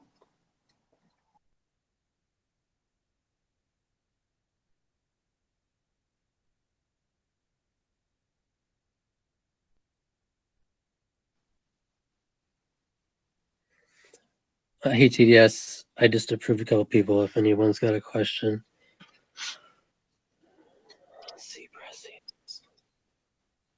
Hey, can you hear me right now? Yeah, I think so. Yeah, I can. Yeah, speaking of, them having this long-standing relationship, and you mentioned, and I saw your tweets recently where, there were, and I didn't know this before you had tweeted this, but you said Simpson basically was working on some proto dossiers as early as 2015. Almost seems like he had the narrative that he wanted in place, but he needed to find some sort of plot to sort of give it some sort of credibility, right? So maybe later he thought, oh well, I know this guy's Steele. He has Russian expertise. He's former Intel, but along those lines, one thing I've always found interesting about this is that, and you see this talking point used by the media and by many to try to shield the Steele dossier from criticism. They say, well, it was raw intelligence. They say, as if, and they say, well, and the reason they're saying this is Steele, former Intel, so what he was doing was collecting raw intelligence, right? And it's like they believe that if you just call it raw intelligence, it becomes credible, even if it's untrue, even if it's just a fabrication, right? So just speaking of deception, it almost seems to me like that was probably part of it. The deception was to get this someone who's former Intel and sort of give it some credibility that really it didn't have at all. Yeah. I agree. I don't buy any of that either. But yeah, what you were saying earlier about the storyline kind of developing from 2015 on, that's something I always thought was fascinating. Lee Smith talks about that in his book, The Proto Dossiers. Stephen McIntyre and I've kind of had some like debates upon. I feel like he's got this idea that the proto dossier stuff, it's kind of just it's obviously a carryover from sheer memo stuff, and they kind of used it as like a launch pad, but it's not really that important in the scheme of things because everything after memo 80 turns into almost like real time intelligence about what's going on month to month, which is true. And that's true. But however, okay, like going deeper into that idea, right? I've been thinking about that a lot, and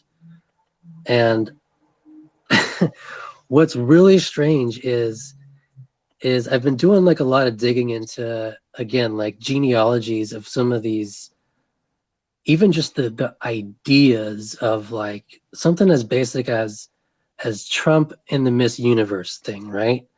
Like that happened in 2013. And it happened, right? And it was what it was, and it wasn't that big a deal in 2013.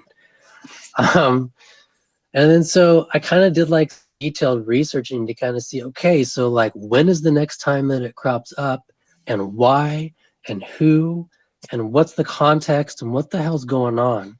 Like who brings it back into the picture, right? Because that'll probably give us some clues about some things. And of course it does. Like the first articles that I can find, and this is like, again, this is researching any kind of concept related.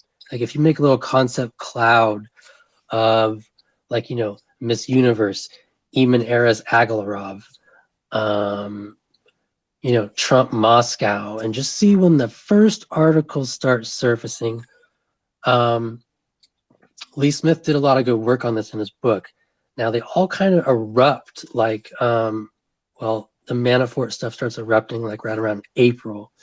But if we want to get specific to like 2013, Miss Universe, Ritz Compromat with the Agalarovs, these stories kind of come online only through Simpson-related people in May.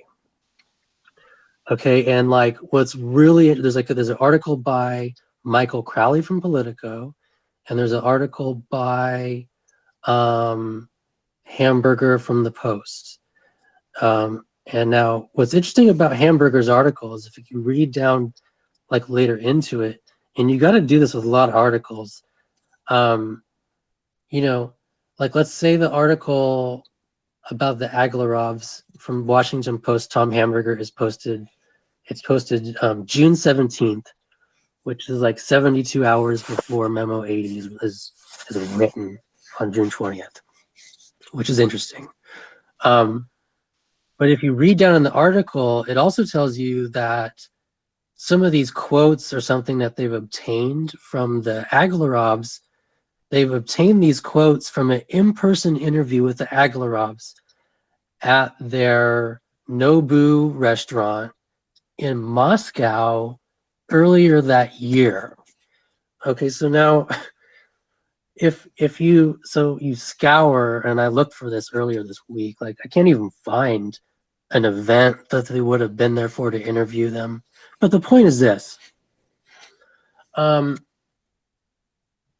These are like 2013, and Lee Smith talks about this as a reporter. He's like, reporters don't just drudge up, you know, 3-4-year-old stories, even like in an election season, unless there's like relevant, timely information going on.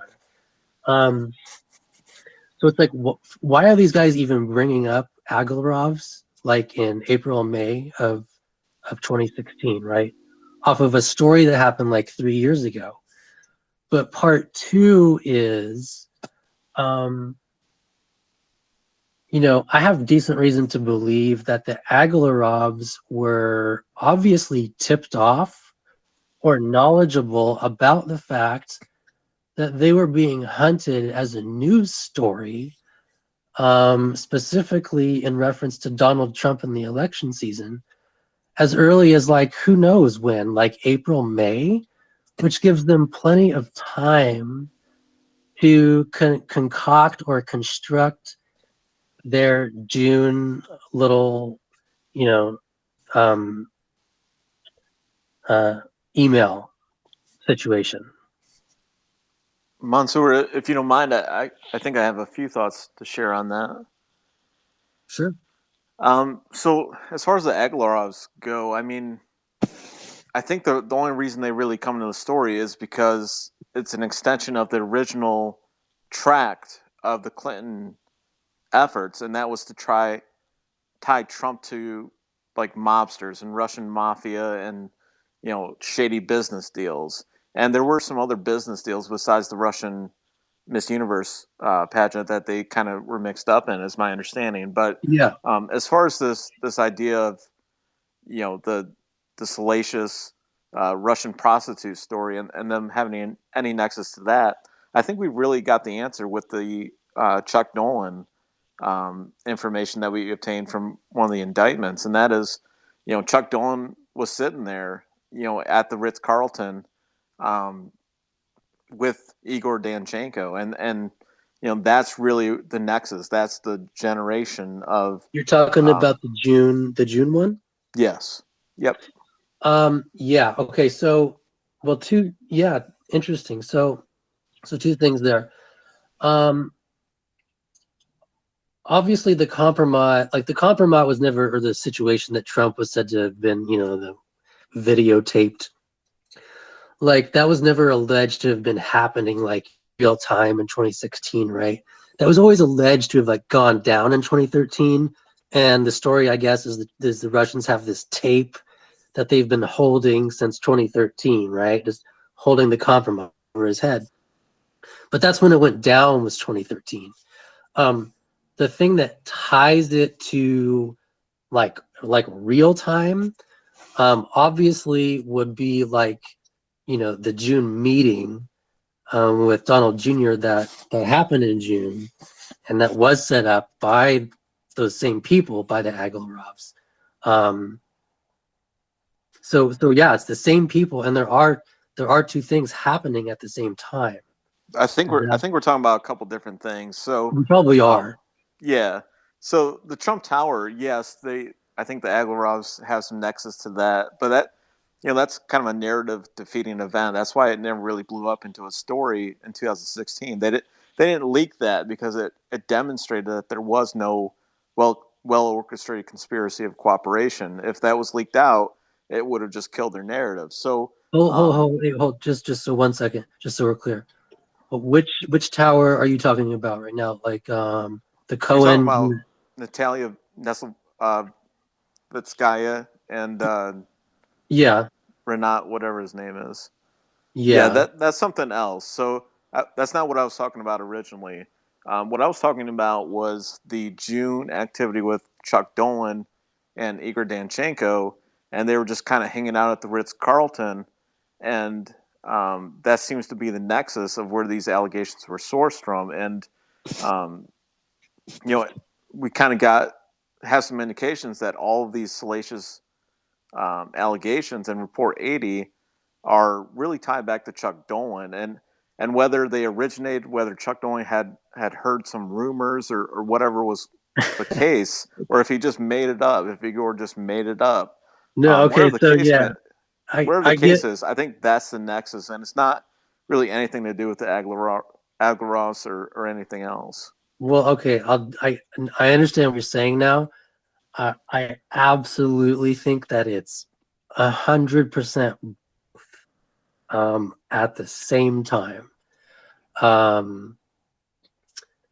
Yes, I absolutely agree, and I'm happy to see that Durham is tracing like the actual quote unquote the actual underlying real, whatever we want to call that, like the real origin of the sourcing for some of these dossier elements. Yeah. Yes. I was even showing this to shout out to 88 Softail biker guy. He was talking about some kind of sourcing issues with Memo 80. We were arguing about it. I think he was arguing that Felix Sater, is in there, source 80 or something. And I was showing him and he was talking specifically about the Ritz-Carlton stuff. And I said, no, man, what's great, we've got the Igor indictment now. And look, it's actually telling us literally where this small source E Ritz staff person, these Ritz staff people in Memo 80, yes, it's coming straight from Dolan, which is the actual happenings going on there. But I'm talking about, I don't know what it is, paragraph 2 or something, when they were talking about source D confirming sexual compromise, quote unquote, who was present there when it happened. which is 2013, and they're talking about exchange of valuable intelligence, which was quote unquote very helpful intelligence, which happened in June. This is two things going on at the same time, and they're not mutually exclusive. We can go into this maybe offline. I don't got this shit pulled up in front of me, but yeah, I'm very familiar with this, and yeah, I think there's multiple elements going on in Memo 80. Half of it is absolutely the Ritz, all of the Ritz stuff detailed by in those meetings there. And then there's like this, I don't know if it's paragraph 2 or 3, I'm sorry, but everything talking about source D is Aglarov's, and it also ties to his June and there's the language in there is quote very helpful versus very I forget what it is, something very very helpful and very, but there's even another. I'm sorry, just a couple points of clarification. Yeah. Are you suggesting that it's written in a way to suggest that the Aglarovs are the sources, or are you saying that the Aglarovs were actually sources D and E? Because I think sources D and E are completely fabricated. I mean, it's completely made up, and it's, they have a predefined narrative. They write the dossier. Maybe they even ask the hotel manager, like, have you ever heard this rumor before? Hotel manager says no. Poof. We're going to write it anyway. We're going to say that we talked to somebody. Absolutely. Okay. So yeah, no, I absolutely agree with this. And yes, and these are the questions that I love, actually. I love getting into the tactical and the nitty gritty of this. You mind if I jump in right there? Sorry to interrupt. Yeah, sure. Even if just to play devil's advocate here, do you guys remember there was a story, I want to say probably 2017 in the media, that said that Trump's longtime bodyguard, who had been with him in 2013 at the events in Russia, he testified. I forget if it was before Mueller or one of the congressional committees, maybe the latter. Yeah, it was the earlier one. Yeah, I think it's Keith Schiller, bodyguard. Yeah. And he said, well, at least according to this media story, he told the committee that he and Trump were approached and offered prostitutes, but they refused. Yeah. So I don't know. I've maybe been offered prostitutes. I mean, that's nothing. You could write 100 dossiers on the number of prostitutes that have come up to me, but. Yeah, but just to make the point that maybe they did at least hear that rumor, as opposed to it being a complete and total fabrication. I mean, it's still pretty much a fabrication, but just wanted to bring up that point. Yeah. Okay, so definitely. And so this is what's wild about Memo 80 is like there's so many things going on in there, and all of them are at least like 25 to 30% like truthful, which is just classic, disinformation, right? So let's again just really quickly go down the list. Ryan, yes, you are correct. The Dolan stuff tying into Ritz in June, that is part of it.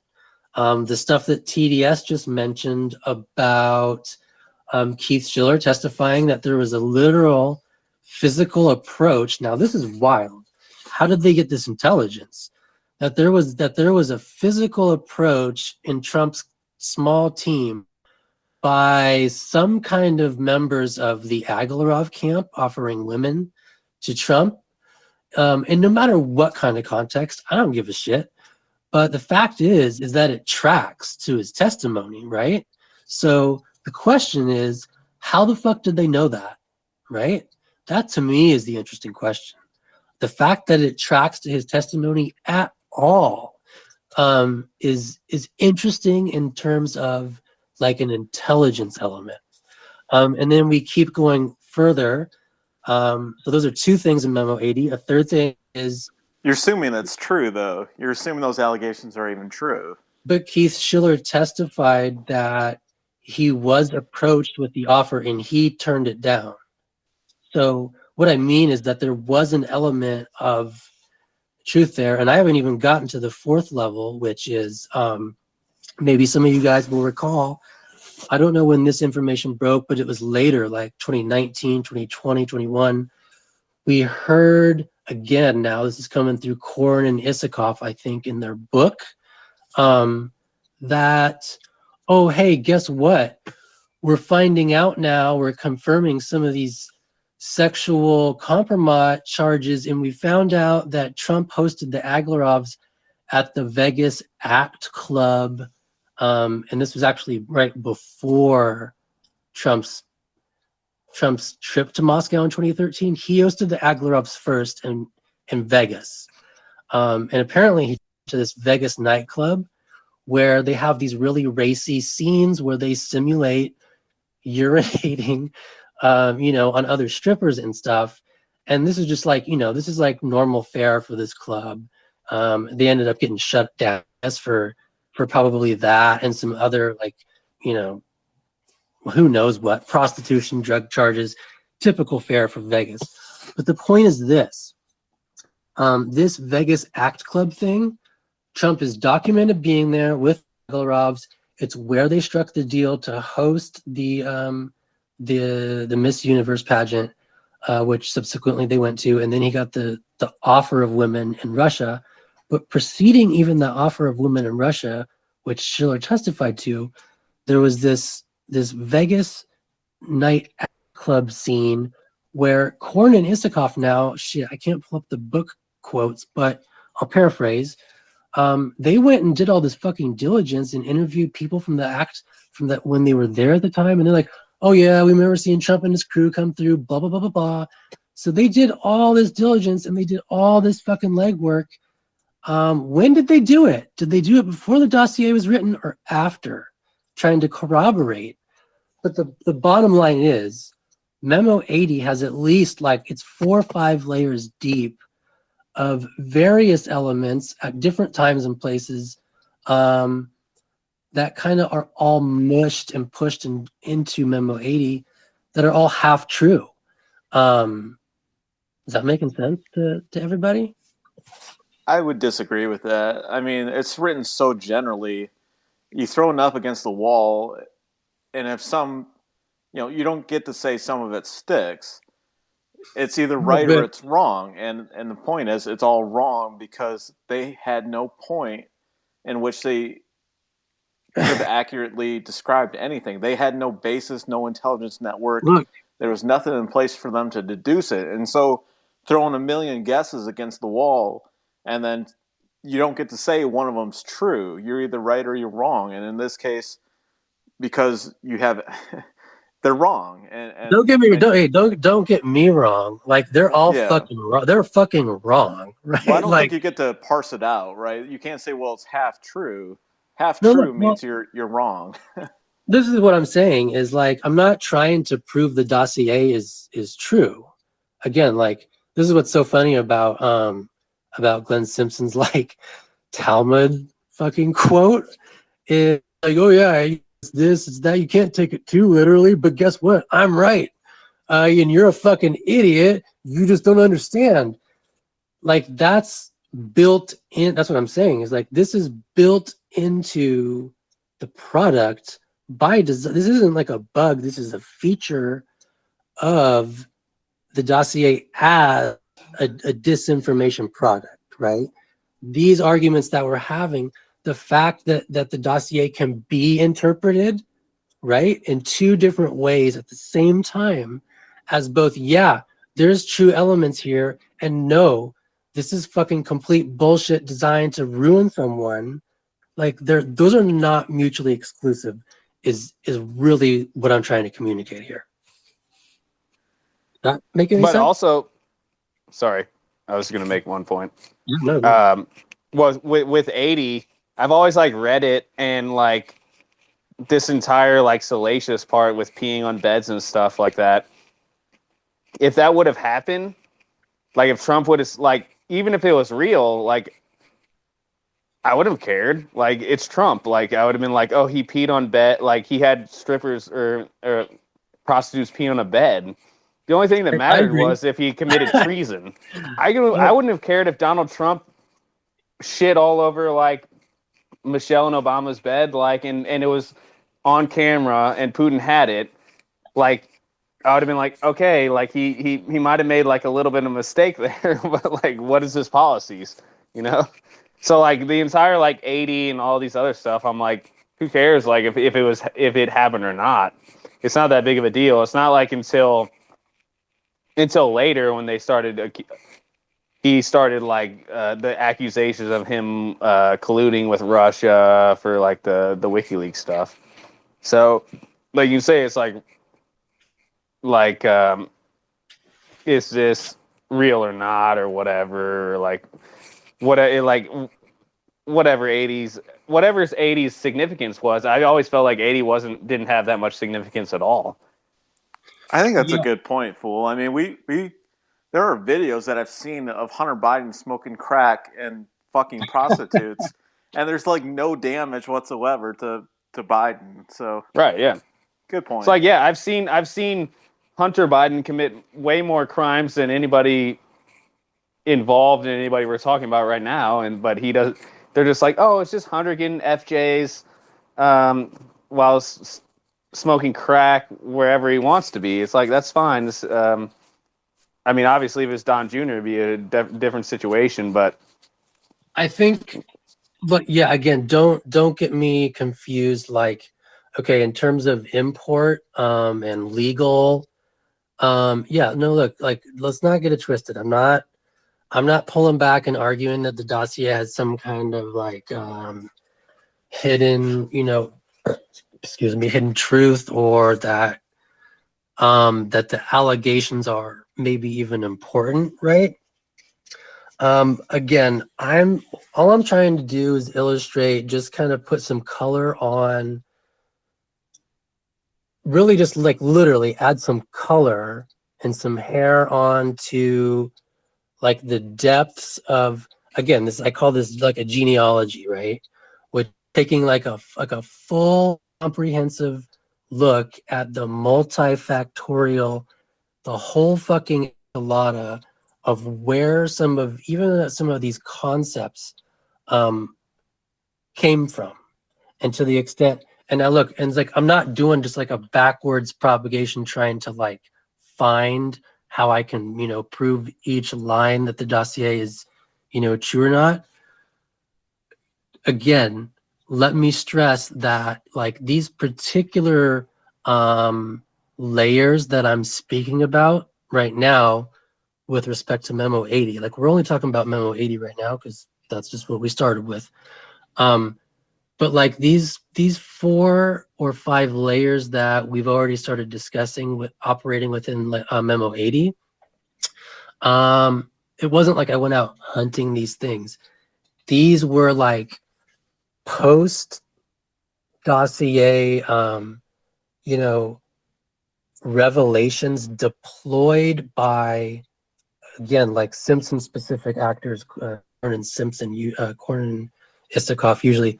Oh, hey, look, it's like 2020, and now we're coming with corroboration of the dossier 2 years after the fact, right? So that's notable. It wasn't like something I went looking for. It's notable because they're offering it as evidence of like their own corroboration. And when you dig into it, it turns out, well, shit, this is Vegas act activity. You guys probably had this all fucking pulled up beforehand. Now, why is that relevant? Like, yeah, they're all just fucking lying. Like, so what is it relevant? What's the relevance? The relevance is that if you map out the whole chronology of that, you see that again, it's Glenn Simpson who's like the common element, and that he's working the deception that coincidentally gets tied right into the dossier going straight into FBI. But he's the common element working it from like 2015 all the way through,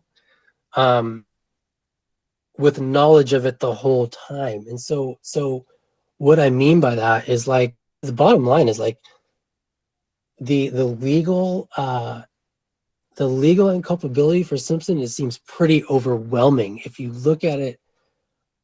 If you look at like it in that entire span, yeah, I know that Memo 80 doesn't fucking make sense. Like, doesn't, yeah, it's not relevant to, like, there's nothing bombshell if we're going to say that the hacking stuff is the bombshell. But the point is, in terms of like the overall picture matters also even more.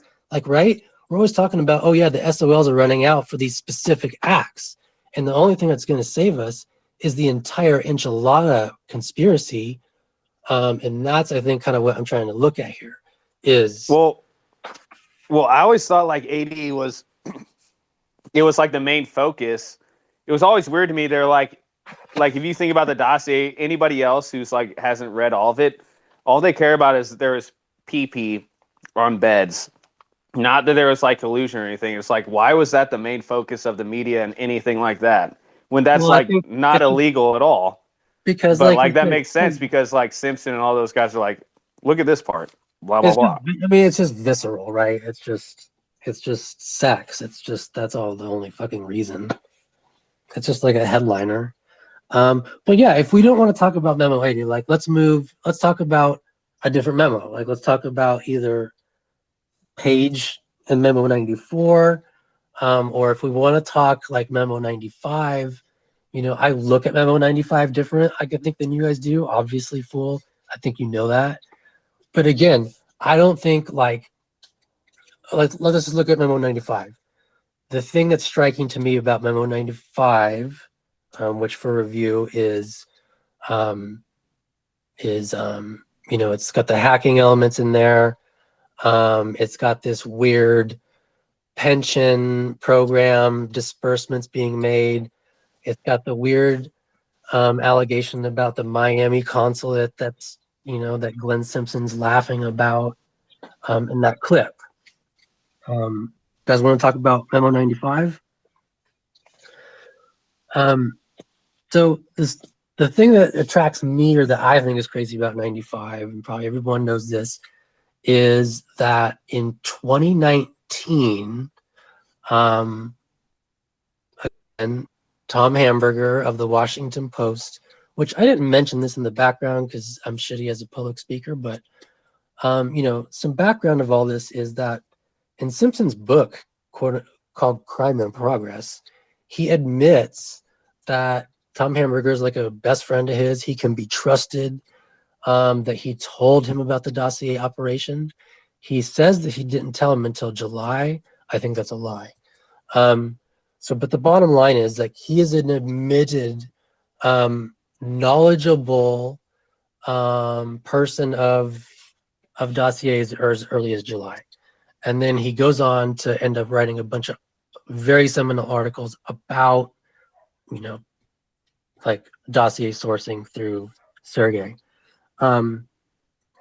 But sorry, we're talking about Memo 95. In 2019, there's an article by Tom Hamburger about Sergey. I had no idea why they were publishing it in 2019 out of the blue. I'm guessing it was because, like, as a prelude to Mueller report. And it's going on and on about, oh, Sergey Milyan. It's like a whole profile on Sergey written in 2019. It's like, what the hell is the context going on in 2019? If you look deep in the article, they unveil these emails from Sergey Milyan to Michael Margulis, who is like another guy running like a weird Russian think tank. And they cite these emails. Literally, this wasn't my theory that I made up. This is, if you read the article, this is Tom Hamburger saying that, hey, look, these emails here basically corroborate dossier claims regarding Source E, who is talking to some guy in late July about exchanging information to the Trump team, on and on and on. Like, they specifically go out of their way to point out these emails that were captured or hacked, they allege, Ukrainian groups. And they're just offering this as corroboration of Source E claims in the dossier in 2019. Okay? Now, which, again, the record scratched. And what struck me about this was this connects directly to Memo 95. The language that it overlaps is, in my opinion, pretty strong. Other people might disagree. But the strong point for me was the article itself. Like, the medium is the message. The article is written by Hamburger, who is an admitted Simpson accomplice, and they're unveiling these hacked emails that they had to have had by, like, literally when they happened in 2016 for them to be mirrored at all in Memo 95. I know we've had arguments about this. Again, now, Ryan, you were saying, yeah, none of these claims in Memo 80 are literal, right? So it's all fucking false. We can't pick and choose like what's true and what's not. I disagree there insofar as, like, again, I think this is a feature of the dossier. These emails are reflected in the dossier, just as the Vegas Act elements are reflected in Memo 80. They're not literal. They're just reflected bits of portions that are enough to get a conversation started. Like, that is literally the point, is to get the conversation started enough that even if it's like one step removed, that is enough to get Carter Page brought in and interrogated, and start getting million if they give a shit, but they don't. We're talking about Memo 95, certainly. So that's what I see in Memo 95. I know that that they talk about the hacking stuff, right? But here's what I want to say just really quickly before you guys jump in. I know Stephen and people think that Memo 95 is more as like a tailored thing for tying the hacking to Julian Assange. My only comment to that I want to say is, again, yes, we can have multiple layers existing within Memo 95, just like Memo 80. But on top of that, I think Julian Assange was going to be like baked into the memo, like that was coming. We knew that was coming, like, again, back as far as 2015. Kim, or what's his name? Like, Kim.com was talking about, yeah, Julian Assange is going to be Hillary Clinton's biggest fucking nightmare. So everyone knew that Assange was going to, like, be the man Hillary's back coming into election season. So for him to be inserted into Memo 95, and look, it's like he's there once and then, like, what else happens? To me, isn't like the seminal event of Memo 95. Like, it's there, there's multiple layers in these memos, and again, I just don't think they're mutually exclusive. I'm done. Yeah, I mean, if I can jump in, I mean, my rule of thumb as it comes to dossier reports, if you want to impress me with a dossier, tell me about something before it happens. I agree. Right? And what we see throughout the Steele dossier is these seminal events are described after they happen, right? So to your point earlier about kind of refuting what I mentioned earlier about certain things being subjective, well, Report 95 does make reference to a real event, right? They did give emails to WikiLeaks, but they told us about it after it happened. So, and Report 95 is the one that alleged that Carter Page was intermediary between Russia and Manafort. No, that's 94. That's 94, but I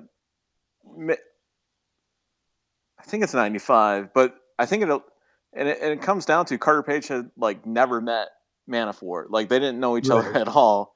Right. And I think they had a couple of allegations where this was the one that Carter Page, I think, was going to work to kind of like counter the platform, right? To soften it for Russia and things of that nature. So it's a crazy report. or actually, I think that's 94. But not sure where I was going with that, other than to say, like, Um, it really goes back to they have a predefined narrative. It's coming straight from Clinton. They launder it through Glenn Simpson. They launder it through Christopher Steele, and certainly there's a command and control structure where it's dictating what to write as these events occur and unfold. And I think there's no question about it. It's probably being filtered through Michael Sussman and certain campaign operatives, but like they're coming together and they probably have a very defined control structure where they're saying this is what we need to write, this is what we're going to do with it in the media, this is what we're going to do and take it to the FBI. And there's probably even a few people that have looked at FISA before. They've probably done a little bit of work with FISA, and they're probably thinking ahead at this point. Who are the people in the FBI we can talk to? How do we write this in a way that they can throw this up and go in and get a FISA warrant? I think there really is probably a thread that's going to come out about their intention with regard to the FBI. Earlier when you mentioned about the value of the dossier being something about like its intelligence value is kind of like it's for naught because the things that it's reporting on are all post fact, right? Yeah, absolutely. The Assange hacking allegations, right? And I agree, and that's why again, like I said, I don't read Memo 95. I read it for a different reason. And if you're not familiar, I'll just try and explain it a little deeper. But like in Memo 95, there's another portion of it where, again, this is like one of those seminal errors, so to speak, of the dossier. One of the problems, like where they alleged a Russian consulate in Miami that everyone is laughing about and thinking like, yeah, this doesn't exist. It's not real. Well, two things. If you review the language, it never says it doesn't say consulate. It says Russian consular officials. It doesn't even say Russian. It says consular officials in Miami, DC, and New York City. Okay. And on blah, blah, blah. But I think when Steele brought that to the State Department, I think it was Kavlik that wrote it down based on the discussion that it was a consulate. Right. Okay. Whatever she wrote down a note that says like, hey, this should be noted because there's not a consulate here. But this I want to say. Yeah. If you pull up Memo 95, it doesn't say consulate. It says consular officials in Miami, DC, and New York. And then now if you try and trace these elements down, what you'll find is this. There's a guy, a DC official named Mikhail Kulagin, who's named in later memos, but he actually is a DC Russian diplomat who had some connection to, well, he actually has connection to Dolan, more connection than Igor, as it turns out. So this is a real guy, and he was a real DC official, and he actually was smeared in post-fact articles by McClatchy, quote, Russian diplomat under scrutiny in election. They did 3 or 4 articles on this guy. Russia's pension money for its veterans escapes scrutiny. Trump Russian dossier key claim verified. That's Paul Wood in March of 2017. They're all talking about this one guy, Mikhail Kulagin, who was the DC Russian consular official. Now, the Miami consular official is Sergei Million's friend, Michael Margulis. I don't have my thread handy, but Kalugin wasn't actually a consular official. He was at the embassy. He was at the embassy. But again, this is like one of those like it's like this isn't the Talmud, fool. This isn't fucking Talmud scholarship. Yeah, guess what? Like Sergei Million isn't Russian either, right? but that's just small potatoes to these guys. They work pretty loose and freely with their concepts, the way their concepts that they apply to people, and yeah, obviously, you're correct on the details, as Simpson would say, but you know what? Despite what everyone says, like, you're just fucking wrong. Kulagan is the DC element of Memo 95. The Miami element is also Michael Morgulis, and this tracks to and now this is what's good, Ryan, when we talk about not only predictive intelligence, but also tying it to something hard, right? Tying it to hard evidence and documentary evidence instead of just Igor Danchenko's testimony.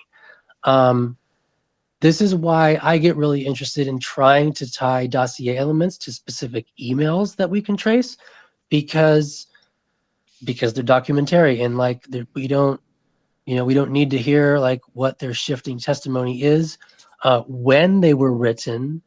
It's more the metadata that we're interested in, right? The time that they were written, the actors that they were written by, and some of the general concepts unveiled in the content thereof. The content doesn't need to be copied and pasted verbatim to the memos. The fact that, okay, back to Memo 95. Fact that Memo 95 is written, we think approximately July 28th to July 30th. Okay. On July 16, on the 17th, Million emailed Michael Margulis, where he basically talked about his upcoming meeting with the Trump team. He offered to Margulis he offered to be literally like a conduit to the Trump campaign. He said, quote, "I will pass on any messages that you would like me to pass on to them. The meeting will be strictly in confidence." Okay. Those are all direct quotes from the emails. Now, that were authored July 16 and 17. 10 days later, this element of those emails are reflected in Memo 95, okay? i.e., the Miami consular official is Michael Margulis. You can look him up. He is an honorary consular, honorary consular something of Miami-Dade. So the fact, this is what's powerful though about this portion of Memo 95, no matter how twisted the emails are out of context, what is important again is the metadata. The fact that this is a private event, private communications that are being reflected 10 days later in a secret memo that nobody knew about. And was not revealed by anything remotely even public until 2019 in Tom Hamburger's random article in the Washington Post, trying to, at a last-ditch effort before the Mueller report, March 2019, trying in a last-ditch effort to lend credibility to these old Source E claims concerning Sergei, which is wild because FBI and Mueller both just fucking ignored Sergei, probably for good reason. But so to me, again, what the power of this, what it shows is one, that we do have, this is the importance, that we do have non-public information reflected, quote unquote, in the dossier. Not literally, but it's reflected, and we'll get back to that. It's reflected not literally in the dossier in real time, not public, with a later reveal, quote unquote, of the underlying intelligence in 2017, 19, in rolling revelation, quote unquote, articles where they reveal the underlying surveillance that they already had existing back in 2016. So that's the power of it. It's not that it's literal, but it's that, you can't explain Miami color without resort to this specific. And again, this isn't my force fit of trying to put this on here. You go pull up the article. It's retracted now, and I think this is the problematic element, and it's why. But you go pull up the article. You can find the archived editions of it. It's March 2019, Washington Post. Sergey Milyan seeks proximity to Trump campaign. And I always laugh because that's a key word, proximity. That is the tactic. It's like, again, they can't help but project. The proximity, quote unquote, is the key word. Proximity is the very concept that they use and abuse to tie Sergey to their own designs, right? We know he's not fucking Russian, but they just say that he is, because he's proximate to the Soviet Union. Is some of this making sense so far? Because I know for some people, like this tying in this email in this way is new material for some people. Yeah, I can't say that's necessarily something I've looked at too much. That does sound pretty interesting, but I think it's important to caution that, and I know you weren't trying to make this point, but just because Sergey was trying to get proximity to the campaign, and that's certainly true, it doesn't mean that he was involved with any side of this. He wasn't like a Fusion GPS plan or anything like that necessarily, but. I just wanted to make that point. Absolutely, I didn't think you were. No, I'm not making any kind of any kind of judgments whatsoever on Sergey's activity, except for the way that it was leveraged. And I was just making a kind of a joke about they allege him to be seeking the proximity when in fact it's them, and multiple. I mean, I can pull multiple instances of Simpson and his reporters. Again, abusing the literal proximity tactic to, just like they lied and said that Simpson. Oh yeah, they lied and said Sergey was in Moscow in 2013. He wasn't, but they wanted to form fit him to that source D narrative. Well, I think one other thing I've been thinking about more recently. Even with this allegation that we discussed earlier that Sergey had used this alpha server, and the implication that kind of stems from that is how closely they were watching Sergey Milyan. What? And there's no truth, I don't think, to this narrative that he used the alpha server. But kind of circling back to that point, I tend to connect it, and this is just my personal views recently. Rodney Joffe and the Cell, they compiled this list of Trump associates, and they were like pouring through all their public and non-public means to dig into everybody connected to Donald Trump. And one thing I question, and this is just my personal question, is what level of access would they have had? I mean, could they have uncovered like we always get those emails nowadays, or at least I do, where my passwords have been leaked on the internet and they're on the dark web. Like, do they have that kind of ability where maybe they found an old password of, Sergey or somebody else, and where they could like get into their email addresses and things of that nature? I mean, some of that seems possible, and I wonder how much access they could have seen into some of these associates, some of these people on the fringes even, to kind of fit it into a narrative. I definitely think they had surveillance. That's another matter, but I definitely want to talk to you. Definitely ping me about the Sergey September thing, because I want to get that hashed out. But yeah, what kind of level of surveillance through? I know people are kind of more interested in that now since Joff is on the menu. But I have kind of suspected and used as a working theory that the Simpson operation had surveillance of Trump campaign members for a while. And so like let's just move to like a memo and look at some interesting stuff. switching from Memo 95 and Sergey Milian, let's move to Memo 94, which is the preeminent quote unquote Carter Page memo. This is like, the Sechin, the private meetings and stuff. And again, like don't get it twisted. The dossier is pure bullshit. It's a disinformation operation.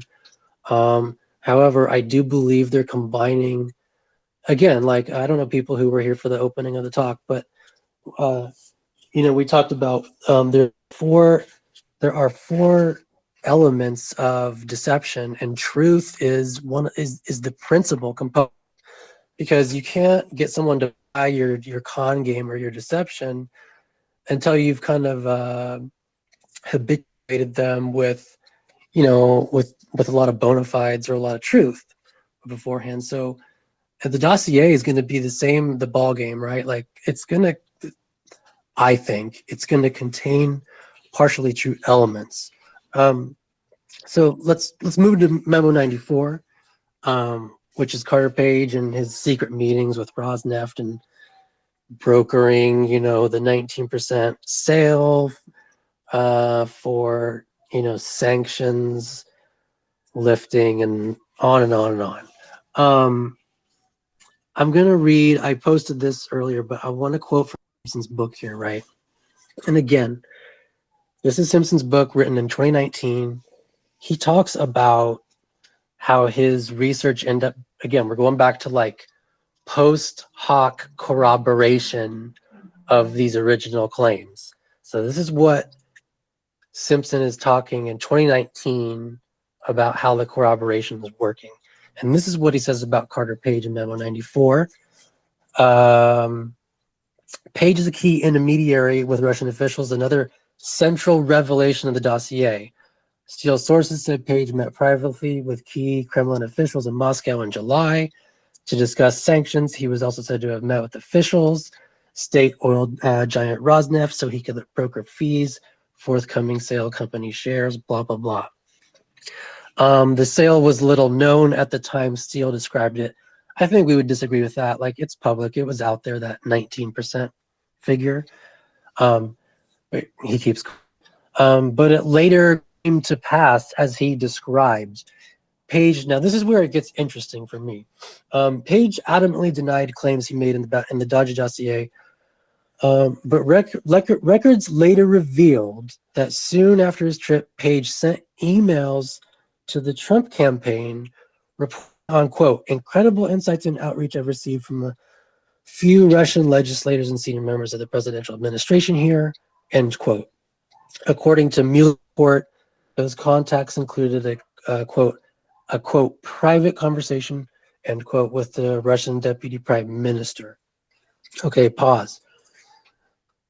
Now, again, what's interesting here is, again, this isn't me. This was Glenn Simpson's idea. He is referencing as corroboration, again, hard emails that are also referenced in the Mueller report. And we can pull those up later. Where Page actually does, this is after his speech in Russia. He comes back. He's sitting, like, I think in the JFK airport. Julie Wade and I have argued about this for a minute. Anyway, makes this strange flight. He comes from Russia back to like JFK for 5 minutes before he takes off back to London or wherever he's going to meet Halper for the setup. And he's sitting in the United States jurisdiction, and he sends off a couple emails. And it's just like Simpson describes. He's bragging, right? He's boasting. He's what's it called? He's an egoist. And he's talking about private conversations he had and incredible insights and outreach. So he's kind of like stretching the situation, yeah? But what's interesting, though, is that like Page's stretching in these emails gets kind of taken and pulled out of context and rearranged into dossier elements that then get reflected upon by Simpson like 2-3 years after the fact as corroboration. And the important ball to keep your eye on is that there's emails in both instances underlying this information here. And again, it doesn't got to be literal, right? Like, yeah, Paige didn't really have fucking super private conversation with the deputy prime minister. I think he shook his hand. So his email is stretching and he's boasting, right? And he's maybe fluffing a little bit. But the point is that it seems to have been leveraged and taken in real time and kind of woven into some of the elements of Memo 94. And that's how Simpson is able to quote the post-act as corroboration for the present reporting of and there's more. We'll continue on. And to me, this is even weirder because I don't, again, just like what was the other intelligence we talked about? The Memo 80 intelligence about Keith Schiller actually turning down a real life offer of Russian women in 2013. That's like probably human intelligence, right? Where did they get that information? Similarly, I'm wondering this. This continues on from Memo 94. Page. I think you're assuming that there was information there. I think it's overly generous of you to assign any intelligence value or any intelligence like underlying that allegation. I think it's more. Which one? Even the Keith Schiller thing. I think that's just random. I think that's just completely random. I don't think there's any provenance to that in later claims that showed up in the dossier. You mean you think like the fact that there was an offer that did happen, like, and the fact that it was sexual related is just kind of like a coincidence? Yeah, absolutely. Like I said, I've been approached by prostitutes. I mean, you run into certain cities, it just happens. So no, I get it. And that's fair. And again, I'm not. What I'm saying is there's in terms, again, going back to Memo 80 in sexual allegations. What's interesting is that there's a dual overlap there of things that are true. And one of them is Trump did attend like this Vegas act club thing where there was sexual urination acts that took place. And at the same time, Keith Schiller testified under oath that there were, an offer of women made to him. Like, yeah, both of those are coincidental, right? And I'm not arguing that any of them have some kind of like, but hell, that's not just throwing stuff against the wall and having it stick. Like, it's a little bit more specific, right? The fact, and this happens again and again. Like here, this is the one that I was just about to go into before you brought that one up.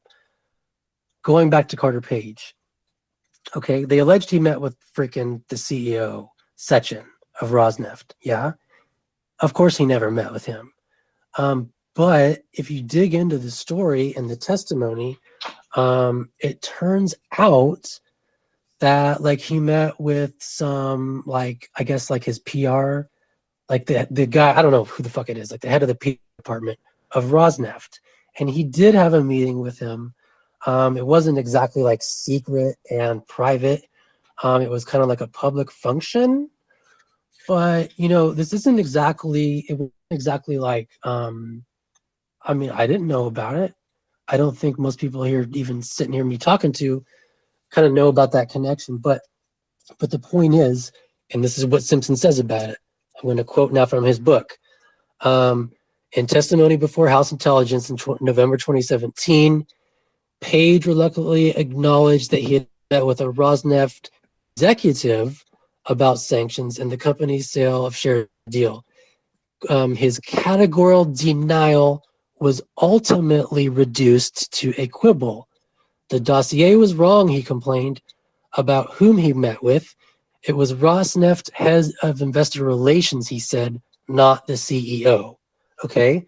Now, Ryan, this is like exactly the kind of point that you and I would argue over, right? Like, oh, he never met with Sechin, but then Steele and Simpson are going to come in and claim like, oh, well, the intelligence can't be 100%, and he did meet with this Rosneft guy, which is close enough because the Rosneft like head of investor relations can act as a conduit, right? And again, all I am saying is that this kind of, again, this is another abuse of what are we calling it? Of the categorization, right? Of again, it's like it's not alphabet spelled with PH, it's alpha spelled with ALF. He didn't meet with the Rosneft CEO, with the head of investor relations. All these like one step removed allegations are enough, as we've seen, to get Page put under oath and interrogated, and that's enough, right? Like that is the whole entire point of the ball game.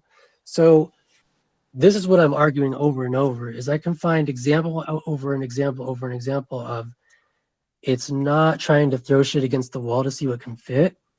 I think there's something deeper going on where they had some actual intelligence that they are using to kind of leverage in ways where they can make up completely false allegations, which are stronger than the reality, i.e., he met with Sechin. That's and it's just close enough that they have to investigate it. And it turns out, it still makes Page look like a piece of shit when he, again, like, he has to say his categorical denial was reduced to something more of a shade of gray, right? Even that is a triumph for their campaign. And that's the broader point that I'm trying to get across here. The fact that the fact that we can have these arguments over and we can both have these views of what's true and what's not true. And again, the stuff that I'm trying to argue for you here is always underlined by at least hard elements, right? Hard testimony from Schiller, hard emails. This is the shit that Page was forced to admit, that he met with a Rosneft executive who could act as a conduit to Sechin. All of these one-off little examples all add up into a pattern, is what I'm saying. It's kind of like their MO. And it's a typical MO of deception and misinformation operations where there are going to be combined elements of truth and a deception by design. And the way that we kind of unravel them is by taking like a super step back look and viewing a chronology of how these various deceptions kind of move, again, through our stacks and our layers of chronological evidence, right? Like the first, if you layer it out chronologically, you get like a full bird view of it, which would be, yeah, there was this real event between Page and some Rosneft executive that happened in Russia in July on his trip there. How they find out about it, I don't know. We'll figure it out later. But the point is, they are reflecting elements of it in the dossier, half true, half not, that 3 years after the fact, Simpson is able to pull up emails from Page and reflect back on him to kind of make it look like, there's stuff at least half correct. And that's what I'm saying is like the larger game at play here is like you and I having these conversations and arguing about like our differing views. I don't think they're mutually exclusive. I think both of these views can kind of be correct at the same time. And by design, that's what I'm trying to get across a little bit. And so look, we've looked at memo 80 and now memo 94, 95. And there's more examples that we can look at. But I just hope any of this is making sense. It's really hard to kind of. No, I think it's definitely making sense. I would just sort of comment. It seems like there is fundamental agreement that, this was an operation of deception and they spun it into something it was not. One thing I'll just add about the about Keith Schiller is that he did, I think he did specifically testify that they offered 5 prostitutes to the extent that adds anything. So just to like riff on that really quick, right? In terms of like, where would they, like, if this is something that they're mirroring or referencing in Memo 80 at all, where might they have got that intelligence? Like, did it come from the Aglarovs? Are they in cahoots? Because they're connected to the whole June meeting too, which is interesting. I'm not trying to go into any of that kind of like deepest stuff, but it's at least, that's why I don't like to write off. Like, yeah, I understand the whole dossier is fucking bullshit. I'm not trying to argue for some re-evaluation of the truth of the dossier. Although I do think, okay, again, like, let's just mirror back to deception campaign stuff. By definition, deception campaigns are not just making up some bullshit and hoping it sticks. Deception campaigns are deliberate, planned out, they fall under the umbrella of intelligence operations. There's a lot of planning involved. There's a lot of so all of this background, this ultra deep dive activity that Nelly and Eb Baumgartner and those guys do on the fusion side, to dig up all this rich context of connections is to all provide, like the story from which they can build out the deceptions and the narratives. So, I forgot where I was going with that. The point, I guess, the point being is, part of like that deep dive activity is not just creating like a deep dive of deceptions. It's creating a deep dive of truth from which they can best like model the deceptions on top of it.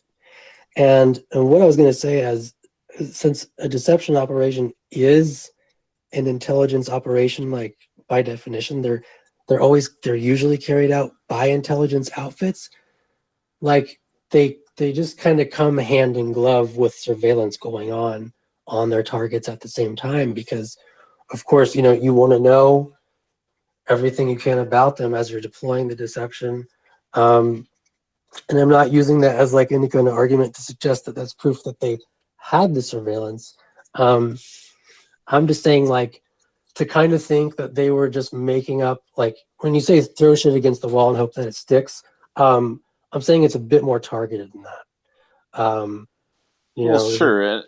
And I know Fool will be back in a few minutes, but I know there's a thread that we did a long time ago. I don't remember how long ago, where we went through the source and all the key allegations, and we mapped them back to the subsource network, right? Was it Vorontsov, or was it Galkina, and things of that nature? So whenever Fool gets back, I'll ask him to share that. But like, yes, it is a little bit more targeted, right? If you want to say, person X, Roger, whatever his name is, let's just say some Roger guy, robbed a store. Well, that's a really generic allegation, right? But if we say Roger robbed this IHOP, well, now there's a point, right? Now there's an investigative point where they have to go and to IHOP and say, hey, what do you know about this? What's going on? So, yes, it is a little bit more targeted. And yes, to some extent, Danchenko and Steele were taking information that was known and to make a better dossier. Like Carter Page going to this meeting, he met with somebody from Rosneft, and I think that's sourced to Subsource 5, who's like an oil and gas reporter, so that's kind of in her wheelhouse. And she, I think there was a rumor, is what I'm recalling, a rumor that was going around that Carter Page had met with somebody from Rosneft. So that rumor probably made it to her, if I'm recalling the rumors correctly. And she probably discussed that with Danchenko at some point in some context.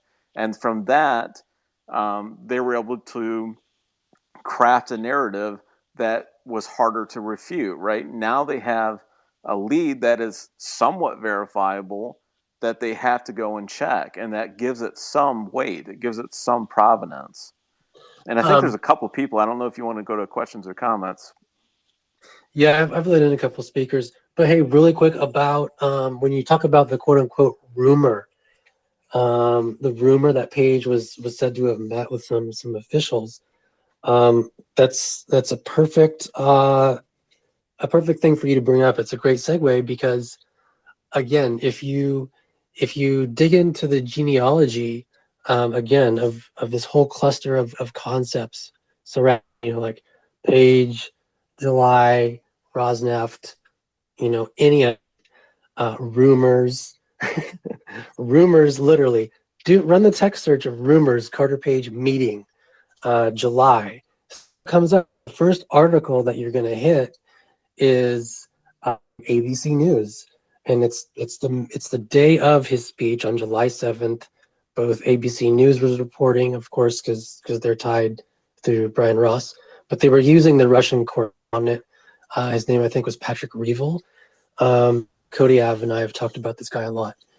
What was interesting about him was he was on the scene at the time, and this isn't crazy or anything, but if you this article, it's written on, just search July 7, Patrick Reeve, ABC, Carter Page.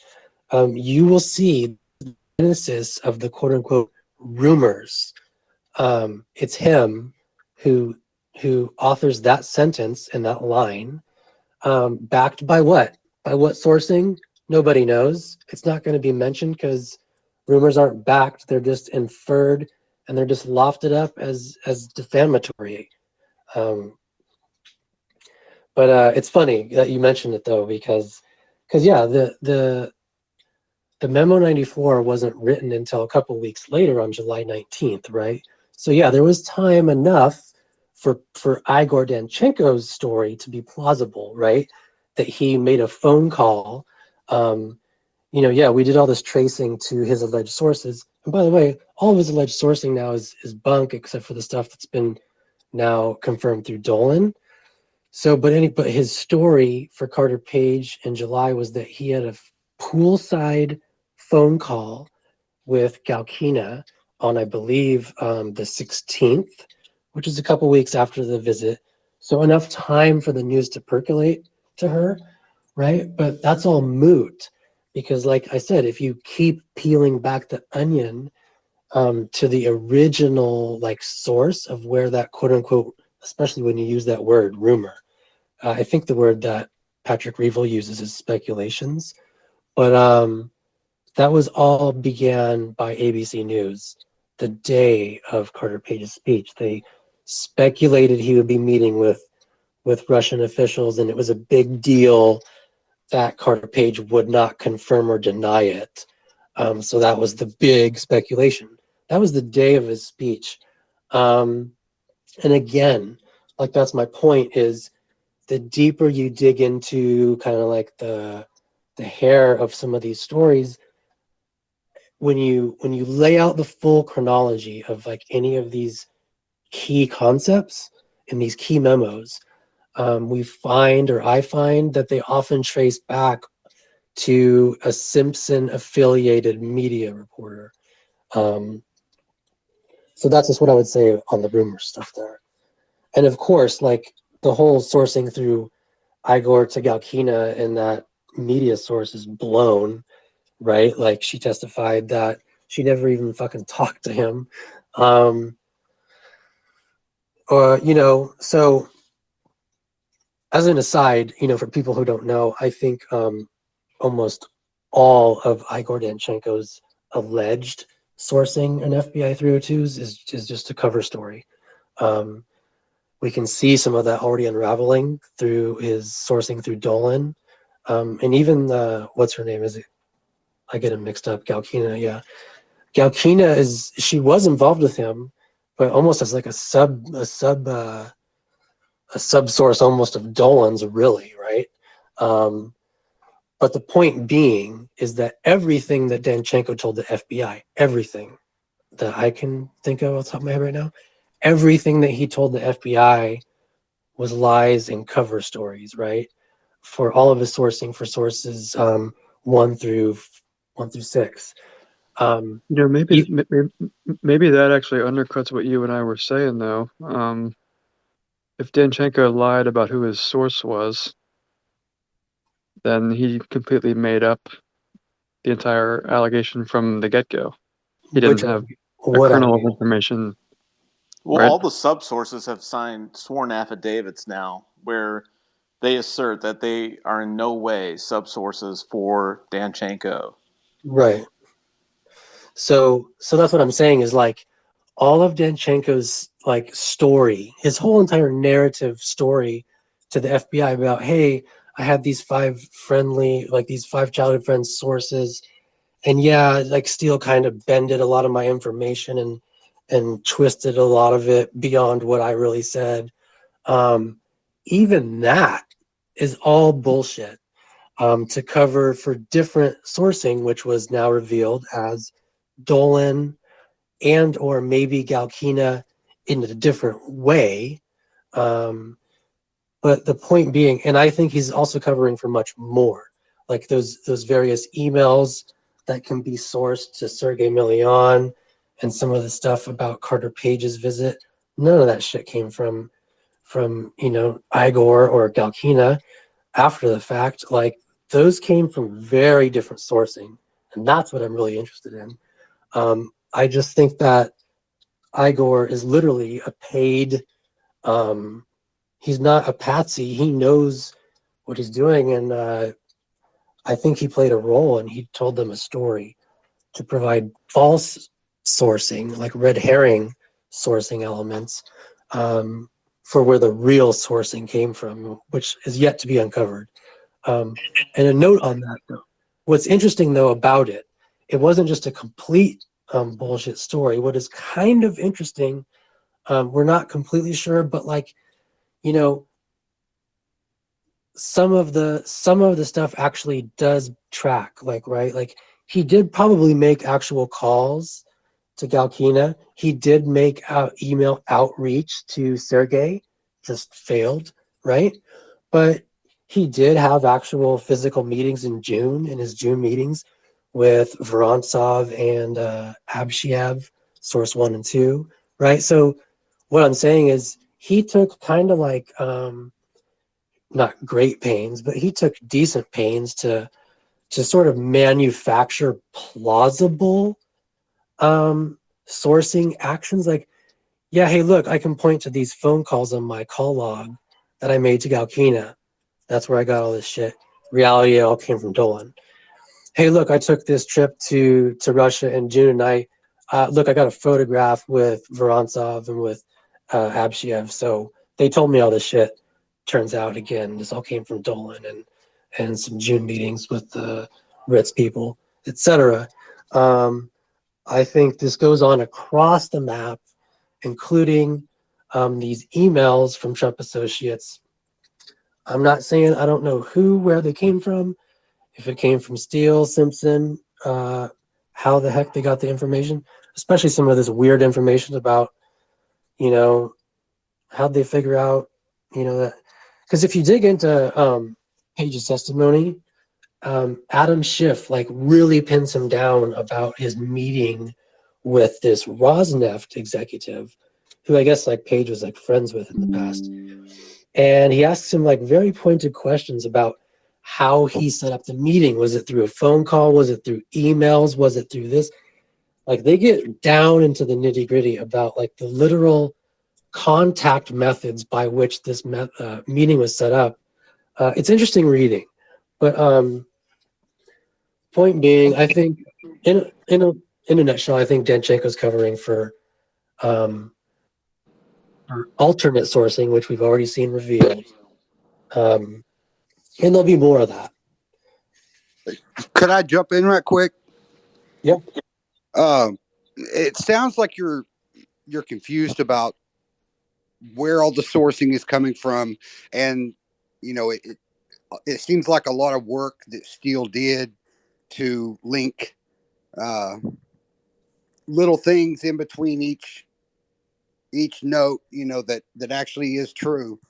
I think that the way I've been looking at it, at the NSA, the queries that they were running, I imagine that they got terabytes of data on everybody that was associated with Trump, on all their political enemies, and they were probably tearing through these terabytes of emails and calendars and notes, and they were just trying to build a narrative, that of truth. So, when you're talking about Page, and he was there, he was meeting with this guy, and Schiff was wanting to know, exactly, did he make a call? Did he email? What did they talk about?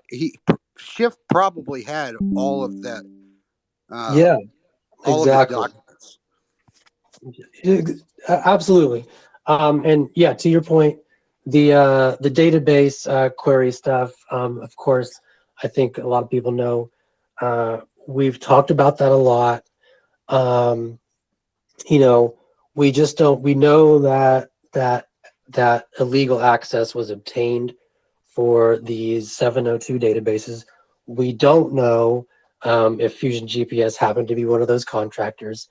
But even setting that aside, what I think is interesting about the database, like absolutely, like as a background element, I would just sort of assume that that's going on, especially now that we've seen access that someone like Jaffe, however we say his name, he probably can even add a layer into their access to some of those proprietary databases.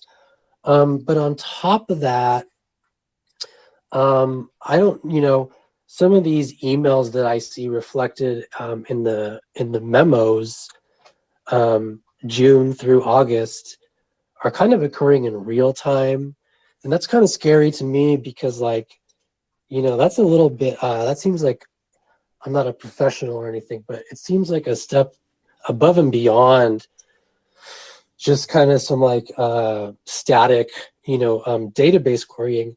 And for people who are kind of aware of the details, the database queries, God, it's been a while, but I think that all erupted in like March and April, and I'm not positive, but for people who are really big on the database query stuff, let's talk about it afterwards, but let's do our check. I think the queries got, shut down in April. And if I'm correct, then like what's interesting about that again is if we have real-time stuff being reflected in June, July, August, where were they obtaining that? It's not, wouldn't be coming from the databases if those databases were already kind of locked on lockdown. But it's been a while, and I'm kind of shaky on those details of when exactly it got closed, whether it was in April or finally not until October. Can I hop in on that one? Yeah. Hey, Monsieur, good to talk to you in person. Kind of. We've DM'd for a couple of years now, I guess. Yeah, years. Anyway, so the date you're looking for is April 18th, 2016. So where the reference for that is in the Fisk opinion and order from Judge Collier. It's in it's on page 83 and 84. So basically, that's the same paragraph that tells you that private contractors were being given access to raw information from NSA's databases. So we don't know whether Fusion GPS specifically was one of those private contractors, but I'll give you my reason to think that if they were not one of them, they were connected to one of them and they were a consumer of that data. Obviously, I don't think we have to talk about how valuable that type of data would be to an opera research firm, right? That motive is clear. What's highly suspicious to me is April 18th was the day that their access, whoever was accessing it, got immediately cut off. April 19th, Mary Jacoby, right, party of 6, shows up at the White House visitor log. And this is all speculation. Please feel free to shoot it down. I'd love to have holes punched in it. My speculation was that when Plan A, which was direct database access, got cut off, they had to resort to Plan B. Plan B was query and unmasking. So There are, we've talked, I think, about queries. You can't ask about, or you can't ask for messages to a U.S. person or from a U.S. person, but you can request messages about a U.S. person in the subject line, in the text, and those have to be delivered minimized. To unminimize or unmask, you need approval. Though, according to NSA director, what's his name, Michael. Shit, I just blanked on his name. Pretty embarrassing. Admiral Rogers. There are 20 people in the U.S. government who have authorization to unmask. One of them was Susan Rice. Susan Rice was in the White House in April 2016. So my suspicion, again, anyone please feel free to poke holes in it, is that this is the point that Susan Rice got involved in the unmasking game. And where was Susan Rice before the White House? She was UN ambassador. And most of those unmaskings came from Samantha Power, Susan Rice's successor as UN ambassador. And when asked about it, Samantha Power testified that she didn't know anything about those unmaskings. They might have been made under her name, but she didn't do it. So anyway, my suspicion is that this unmask or this query and unmask route was plan B after their access got cut off. And then that itself got cut off in October, approximately 20th of October. And I think that's when they migrated. They'd clearly been working on the FISA warrant for a while, but I don't know if that at that point it was really to just continue to get access, or more importantly, to cover for the illegal access that they had all this time. So errors in sorry, I'll stop right there. No, I was just going to ask is, so again, I'm not like a technical guy, but that shift from pre-April to April to October, I'm principally concerned with April to October. Are you basically saying that they still theoretically may have had about query access until October? Yeah, until late October. Okay. And so what is like the principal massive difference between about queries versus what was the prior access? Just unlimited, or? I'm not sure if the prior access was direct database access, so they could query them anything from the live updated database themselves at any time. And then the next channel became, okay, well, we can get someone to query about a target, and then whatever we get, if it involves any US person, target or not, all US persons identifiers have to be minimized. So they would get a document back that now will say, I don't know, Vladimir was talking to US person 1 and US person 2. Well, if there's only one US person on a document and you queried about that person, you don't even need to unmask anything. If there's more than one and it's not clear from context who those US persons are, then you need an unmasking. And that's when they would go to Susan Rice, who would pass the request on to staffers and office. Do those kind of queries pull up like email traffic, like communications, like real-time communications traffic still? It would be any email that's in that database. So it would be updating, up to the day, or I don't know how frequently that database gets updated, but it's from Prism and downstream. Or sorry, upstream, upstream and Prism. I gotta say that's a very interesting theory about her being the former UN ambassador, and then Samantha Powers, her successor. Right. That's very interesting. Yeah. So my thing is, I think there's a couple, like what's difficult about the surveillance aspect, and look, I don't like to get all in speculation land. That's why I don't talk about the database stuff a lot, or even like where theoretically these communications might be coming from. To me, it's kind of almost like a non-starter. Like I kind of don't necessarily care. Like, yeah, we can demonstrate that maybe definitely there was. It's awesome that there was reporting of database abuse in the relevant time frame. Obviously, this is all relevant. my thing is to go back to Ryan's point of, to me, like what I really try and do is look for any hint of information that, like he said, any hint of information that was, and whether or not it's true or false, just whether a fact, like I'm only looking for information that's unique or quote unquote non-public.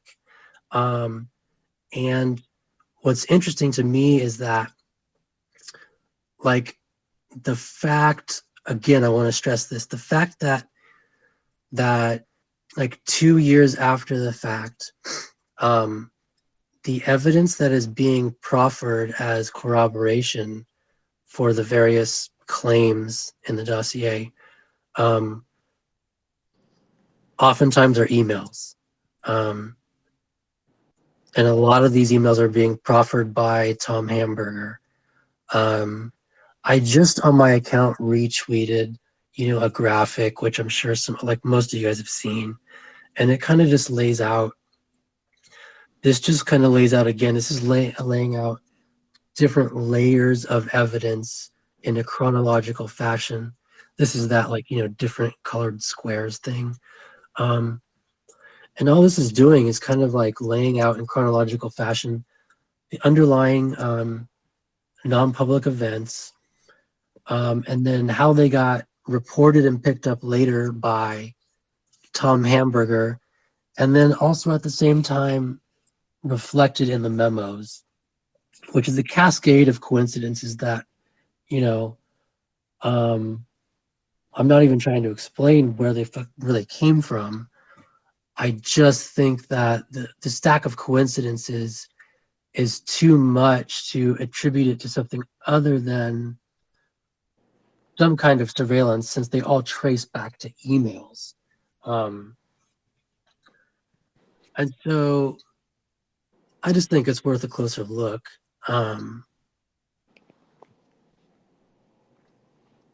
And also, yes, Ryan, again, like that's the gold standard, right? Of finding something that's meaningful is really how it's situated in the timeline.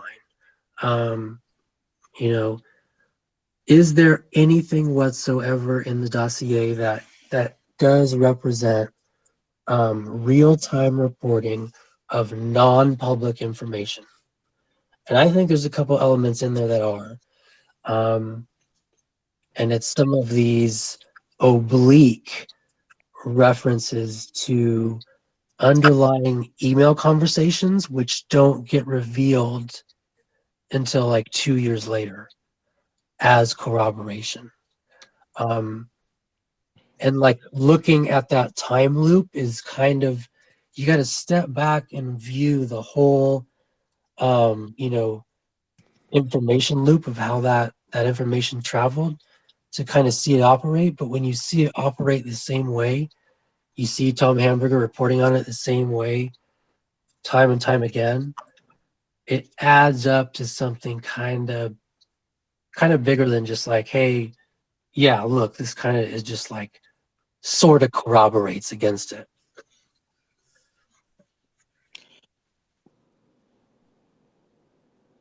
So I think the most important thing that you've said there is timeline. You've got a period before October where nobody had any authorization to have access to anybody's personal communications. So emails between Rob Goldstone and Trump Jr., nobody should have had those, right? Now they came out much later, but any references to them that arose before October, when a FISA warrant was issued, and presumably at that point it's like open season on anybody's communications. But prior to October, any references in the dossier that matched the text of emails that were later found, those are suspect, right? Like there's no legitimate way that I can think of that anyone should have been able to access any of these private individuals' communications. Well, just as a real quick point there, like I could actually invent a quote unquote, well, semi sort of legitimate way that they could have been obtained, insofar as like if we involve, overseas elements right? Which are allowed to collect on US persons, like UK elements, right? UK elements could share, signals intelligence down through their intelligence channels down through, Orbis to steal. And yeah, I understand like it's still not legal, but it wouldn't be as scandalous as, let's say, it being accessed through US 702 databases is all I'm trying to say there. You don't think that would be worse? That it Well, would be it actually, international yeah, cooperation? sorry, go Kind ahead. of, don't you think it'd be worse to have international cooperation to share electronic surveillance than it would be to have one or two rogue individuals within the government? Yeah, I do, but I kind of suspect that maybe is what's going on. But yeah, I do. I just Yeah. don't think I think it's probably more. Say again? I don't think it would be less of a scandal. If anything, I think it's more of a scandal. You're actually correct. I don't know why I think it's less of a scandal. I think this is what I mean. Scandal is the wrong word. I think I'm looking at it strictly in terms of U.S. legal liabilities.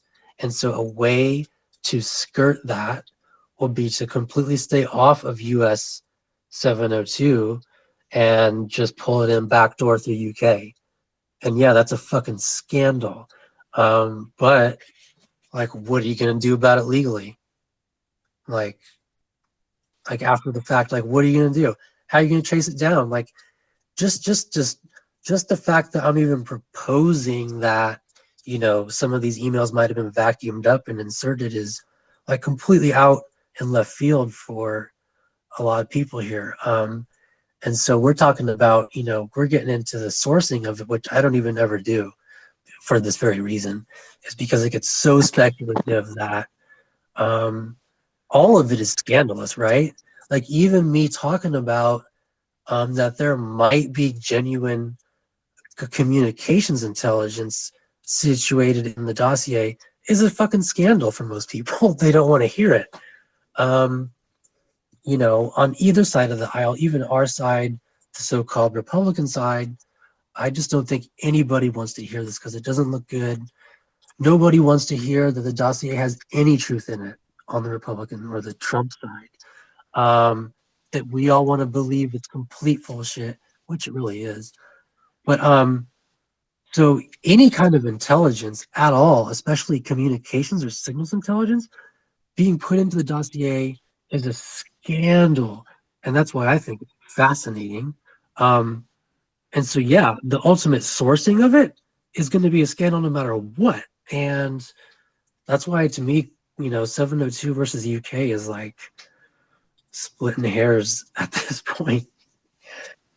I think the whole thing is a scandal. And that's what I'm trying to communicate. I'm not doing it well at all. But it's much easier, I think, to kind of see this stuff visually when you see the chronology of some of this stuff laid out. So I'll try and post some more. But Yeah, you want on that? I just want to go. commend you and congratulate you on putting those timelines together, and it becomes impossible to not see when the same snippets of text or terminology or phraseology appears first in an email, then in the dossier, then in a news report, like in short sequence over and over and over again. Like after seeing that, I really can't come up with any alternative explanation.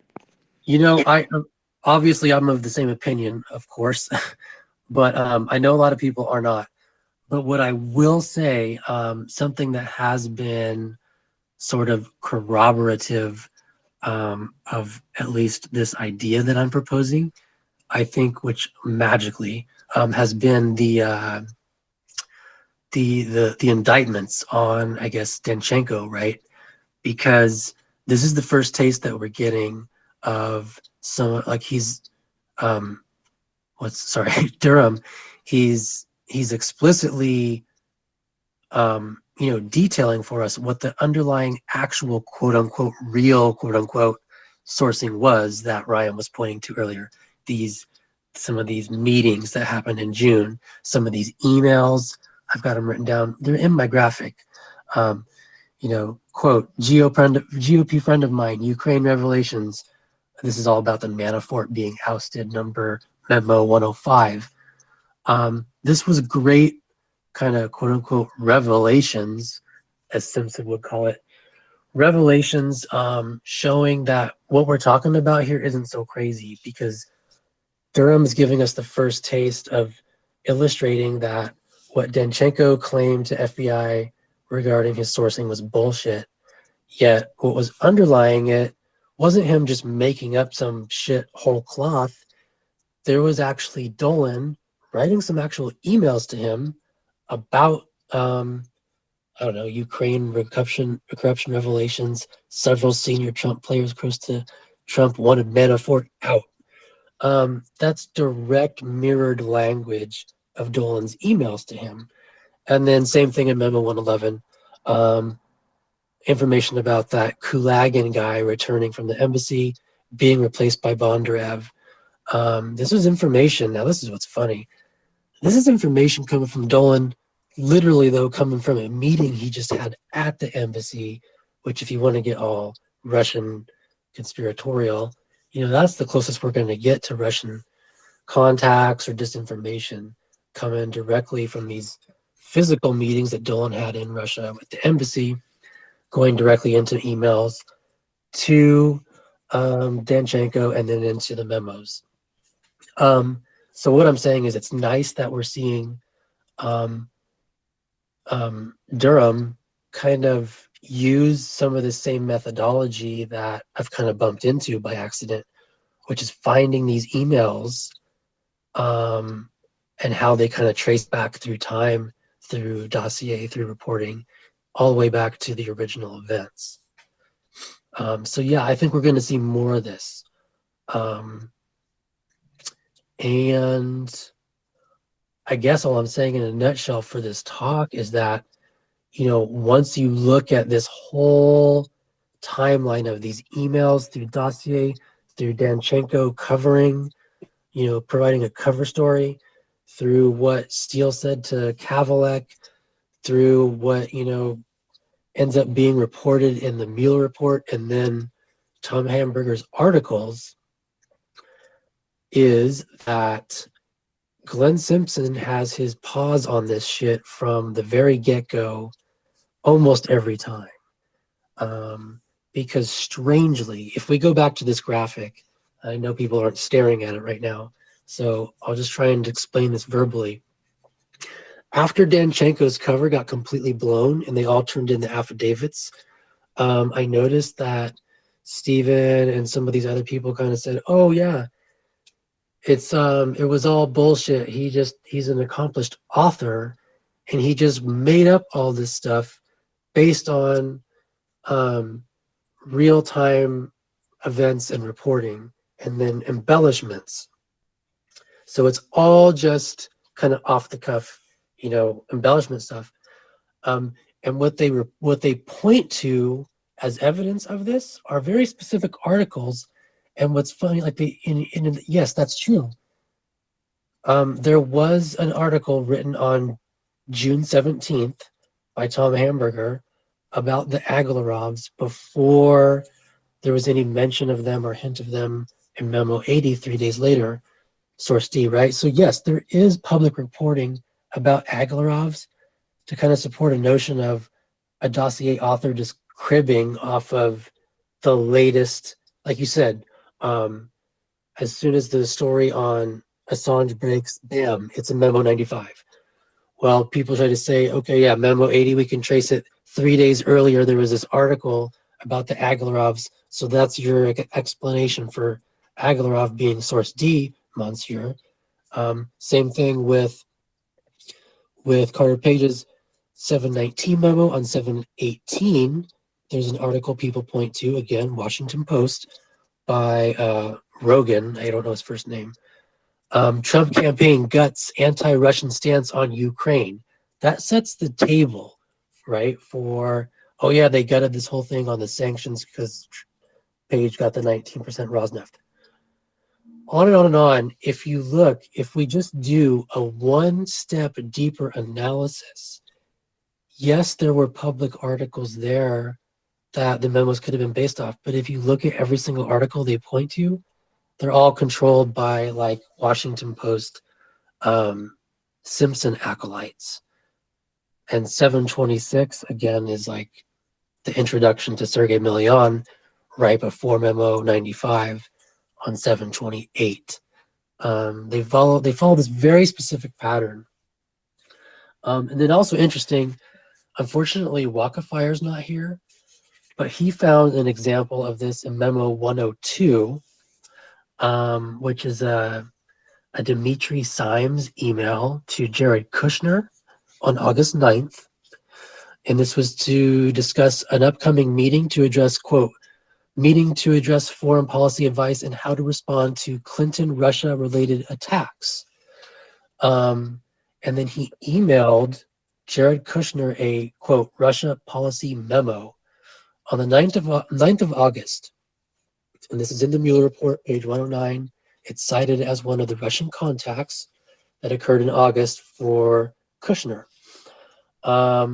This exact language is reflected in Memo 102 of August, written literally the day after the email was authored. So on this instance, okay, we have an email from Dimitri Simes to Kushner on 8/9. On 8/10, Memo 102 is authored, and it says this, quote, discussed reaction inside the Trump camp, quote, revised tactics resulting from the recent negative HRC publicity. Short-term objective, check Hillary's successful exploitation of Putin as boogeyman story to tarnish Trump, end quote. This is like direct language from the Simes-Kushner email, and it's coming in less than 24 hours from author, maybe 24 hours later at the most, okay? This is interesting for a lot of reasons. One, it's at least the fourth example of emails being inserted into memos, the prior three being memos 95, 94, and 80. So not as only the fourth example, but what's even more important is that there's like almost zero time gap between the email to the direct language insertion in the memo. And why is that important? Because it doesn't even give time for Igor Danchenko to invent like a pretext of how he would have obtained that particular information. And fortunately enough, like he's not even asked about Memo 102. But this was a great example because, again, it wasn't one that I found. This was found by Walker-Fire in 2019. The language is some of the strongest overlap. The time from email to insertion is the shortest. So it's another strong example to look at as indicative of what they were doing June through August. Hey, Mansoor, I just wanted to say, hey, thanks for having me. I will have to step off here pretty soon. My phone's about to die, but Same here. it's been really fun. Thanks for having me as co-host, and I'll keep listening until my phone dies, at least. All right, yeah, thanks for co-hosting with me too.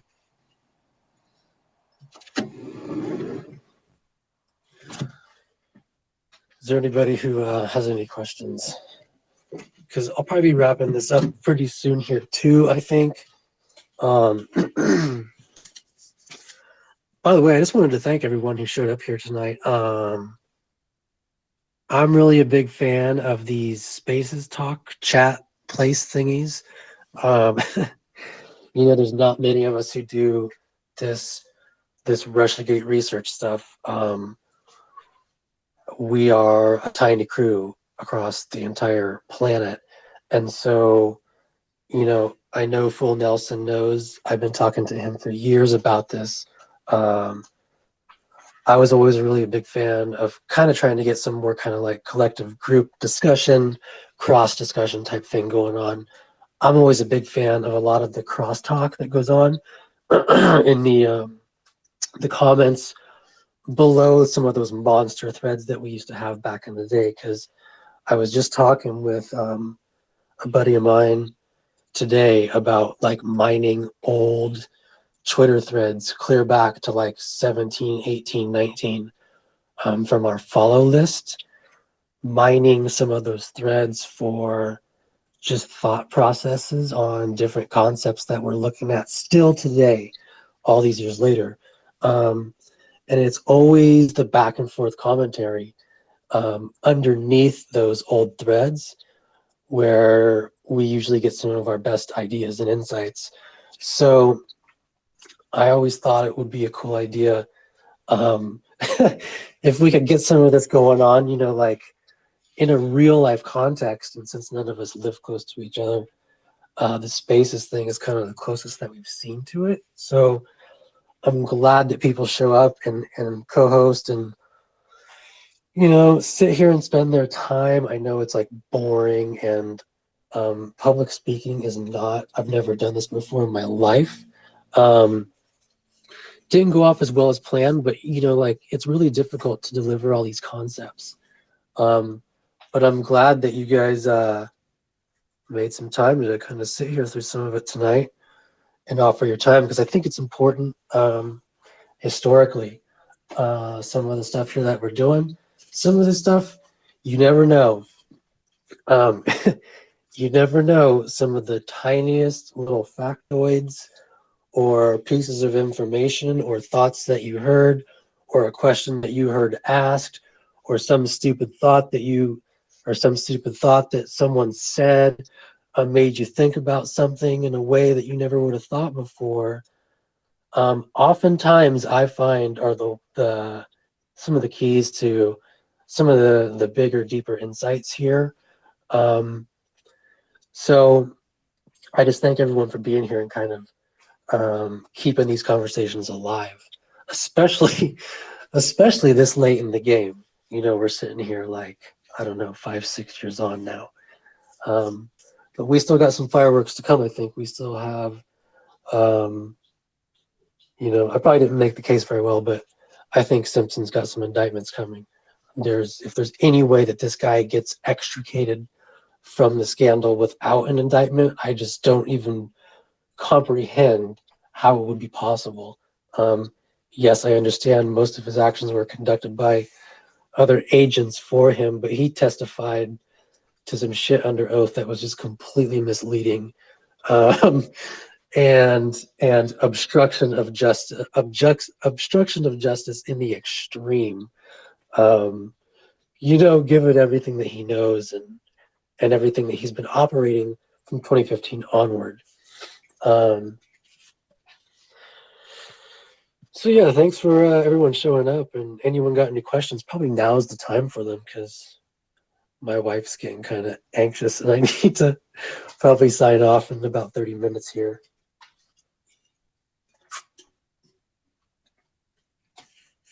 I was just kind of a minor point, but I was reading Memo 95 as you were talking about it. It has this line, I think at the very end, where it says, you know, Trump, he tried to do some real estate deals in Moscow, but they didn't work out, so he just had to settle for extensive sexual services instead of it. It's not even a statement that makes sense. Like how could the one be an alternative for the other, right? It's like, so some of the stuff just makes you, and maybe this is not exactly the scope of this chat, but you know, how did the FBI fall for this dossier? If you read it, it's like a one-page memo. It's not even good. It's like, it's just kind of shoddy, you know. Well, that's something like, you know, I don't know if I got into it decently enough in the beginning, but in the beginning, I kind of opened up talking about some general concepts relating to deception operations or intelligence operations in general, which is how I view kind of like their entire enchilada, right? Steel is subcontracted as a literal actor, as an operator. He, the dossier is just one element, and yeah, it's just fucking cow shit. As a, but more importantly, like what I wanted to stress was, if we contextualize Simpson and Steele's actions under the umbrella of a bona fide intelligence operation, right? Like a formalized intelligence operation versus just some mumbo jumbo. Oh yeah, we stumbled on some shit and we thought it was really important, so we had to get it to them with just no, that's just like, that is just such a cartoonish, childish narrative of the version of events that is difficult for me to accept, like from top to bottom. I'm talking from like the FBI's receipt, like you said, the FBI's receipt of this information. I don't think we've seen how bad it really is, and I'm kind of personally uncomfortable with and I don't mean this in any kind of personal way, but it just kind of shocks me, some of the tactical conversations I see shipwreck crew having, talk, kind of like basically post hoc rationalizing how, yeah, this could have happened because they switched teams every 3 months, and like this guy knew it was horseshit, so he just wanted off the case. Like maybe some of that's going on for sure, but I think, again, just stepping back on like a bird's eye view from even from the top guys down, McCabe, Stroke on down, like just one whiff of this case, these guys have to know they're being proffered information that isn't just, again, this is what I want to stress, it's not just Oppo research. This is like, I think that's why Ryan liked to stress the alpha branch, because it's like, if it is what we believe that it is, which is spoof data, then that is like ironclad proof of deceptive information being proffered as legitimate, right? That is something that people can grab onto. What I'm saying is like, that's just obviously going on across the board.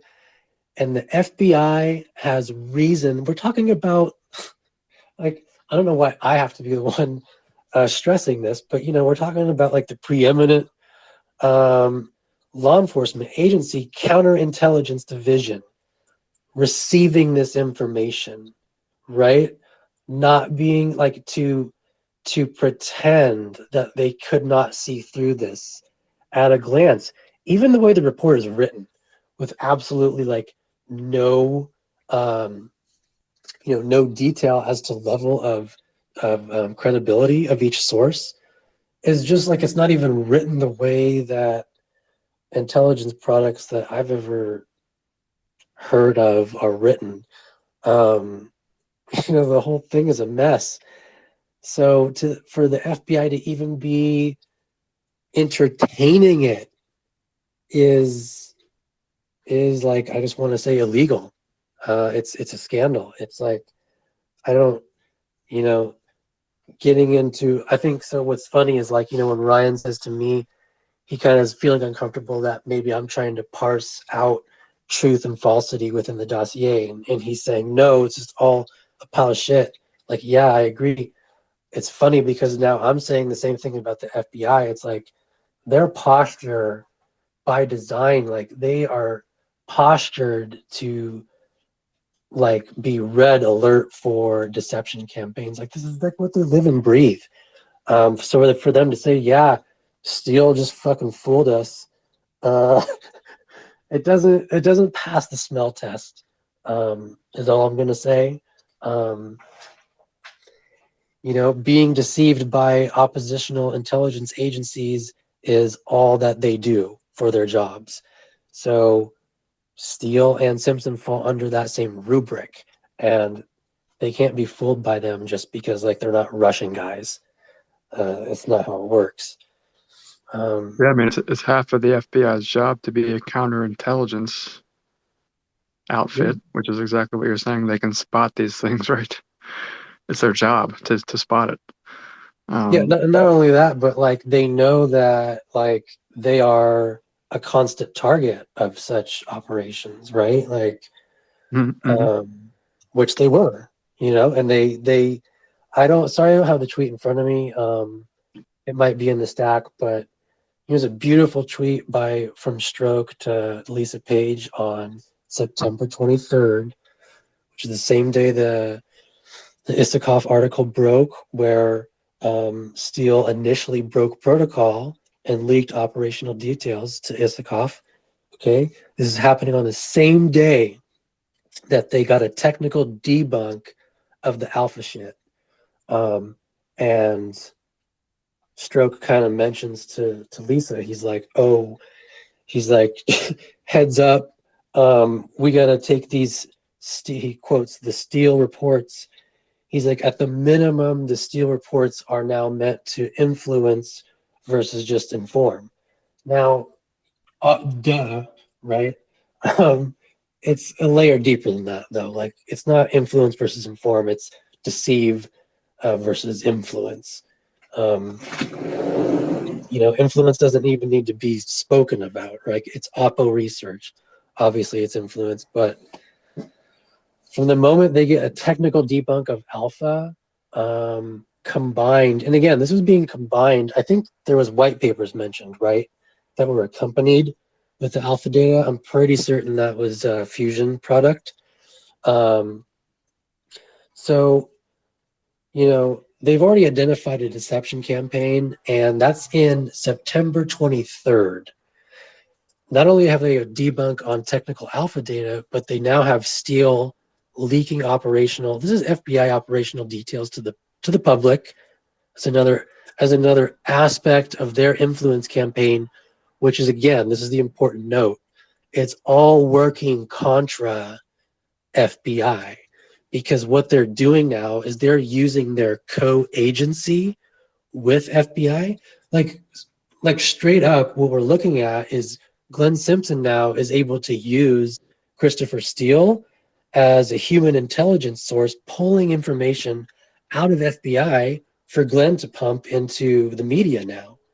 And what's more is, this is some tactics like I didn't really get into, but Glenn is able to wield Christopher Steele's role as a CHS with FBI to, one, extract literal intelligence about FBI operations, but two, they are also able to basically like leverage Steele's CHS joint, capabilities. They're able to leverage that information to push against the FBI. And what do I mean by that? So like when they make these leaks, right? The first one is just, hey, in September, Carter Page is doing this and the FBI is investigating him. And then by October, when they leak to Korn, it's kind of like the last ditch effort. They're literally like leaking more operational details. Hey, a spy is working and giving information to the FBI, right? Now, what is the point of this? A, it's a news story in and of itself. But B, now the FBI is like pressured to give various quotes, whether they be denials, confirmations, and whatever the fuck the FBI says about it is a story for Glenn, right? So what I'm saying is like Glenn is leveraging Steele's, and Steele hints at this too, right? In the Horowitz report, if you guys will recall, there's like a portion where Steele talks about this. He's like, yeah, I was riding a horse. I forget what he calls it. I was on a horse with two sides, or I was torn between like, two competing elements. Like, yeah, no shit you were. He's working like in opposition literally to the FBI. And every time he sides with the Clinton campaign or with whatever Glenn tells him to do. So he's leaking operational details. And the FBI finally, of course, they have to cut him off in October or November, but they never do, right? They just keep pumping him for information through ore.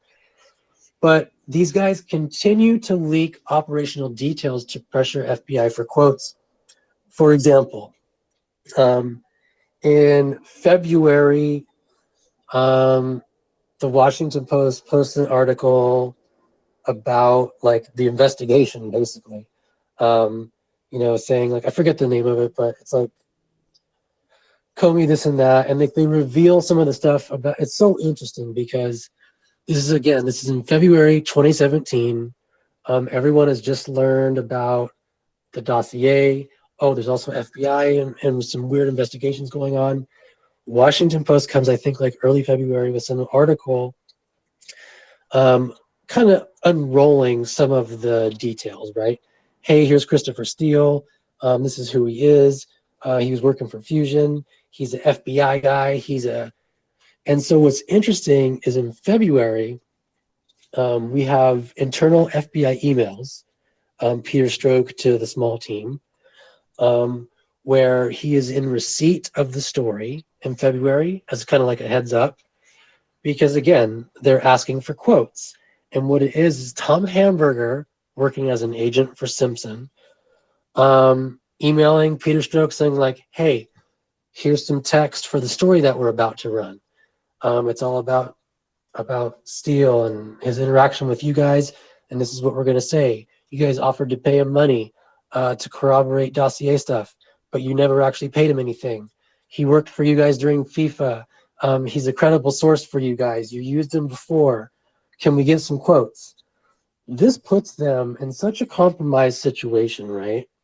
Where all of this information that they're getting is from one of their own agents, i.e. Christopher Steele, who's at the same time working at odds against them with Glenn Simpson, who's using his reporter friend, Tom Hamburger, to reach out for confirm or denial quotes about their operation with Steele. To me, that is just fucking wild and scandalous. And that nobody has a problem with that. Because in my mind, it's like we're literally watching the FBI kind of getting played. Insofar as they're just sort of allowing, quote unquote, allowing this to happen. And that to me is kind of like the deeper failure. Again, we have Fusion GPS. Orbis, in fact, actually is even like more true to like an actual operational intelligence firm. They do these operations on the corporate private level all the time, these influence operations, and not influence through media, influence through like face-to-face, these kind of meetings and reach back capability through networks to the governmental NGOs and organizations. But sorry, where were we at there? It's incredible to me that our FBI, thus far, the image that's been presented to us is that, yeah, just we were working with Steele and he kind of just started going rogue. And at every fucking step, they're just too fucking slow to act, right? Oh yeah, we cut him off, but then we still kept taking all the information through him through ore.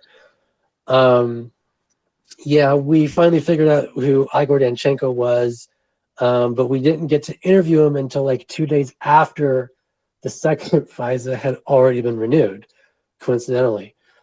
Then after we interviewed him, we still thought his source was credible, which is impossible. I'm sorry.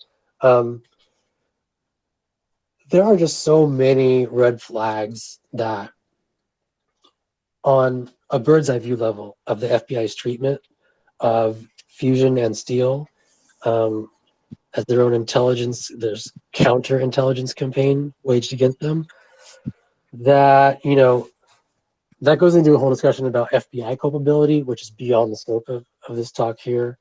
I'm just trying to talk about Simpson's part. But yeah, on a tactical level, all these things are really interesting to me. These strategic leaks of FBI operation information used to pressure the FBI investigation is kind of big. And something that I spoke about before was the holding, strategic deployment of information, holding information for 6 months, 9 months, a year, until you deploy strategic info, like, oh, these emails between Sergey that you had, but you waited until 2019 to deploy them. Why? Why was the Washington Post the only source that even found those emails? Those emails aren't even in the Mueller report. Why? Because the Mueller report buried Sergey Milian. That's another story, but it's interesting to me. We can find all kinds of hard emails scattered throughout the Mueller report, through all the subpoenas and various investigative means.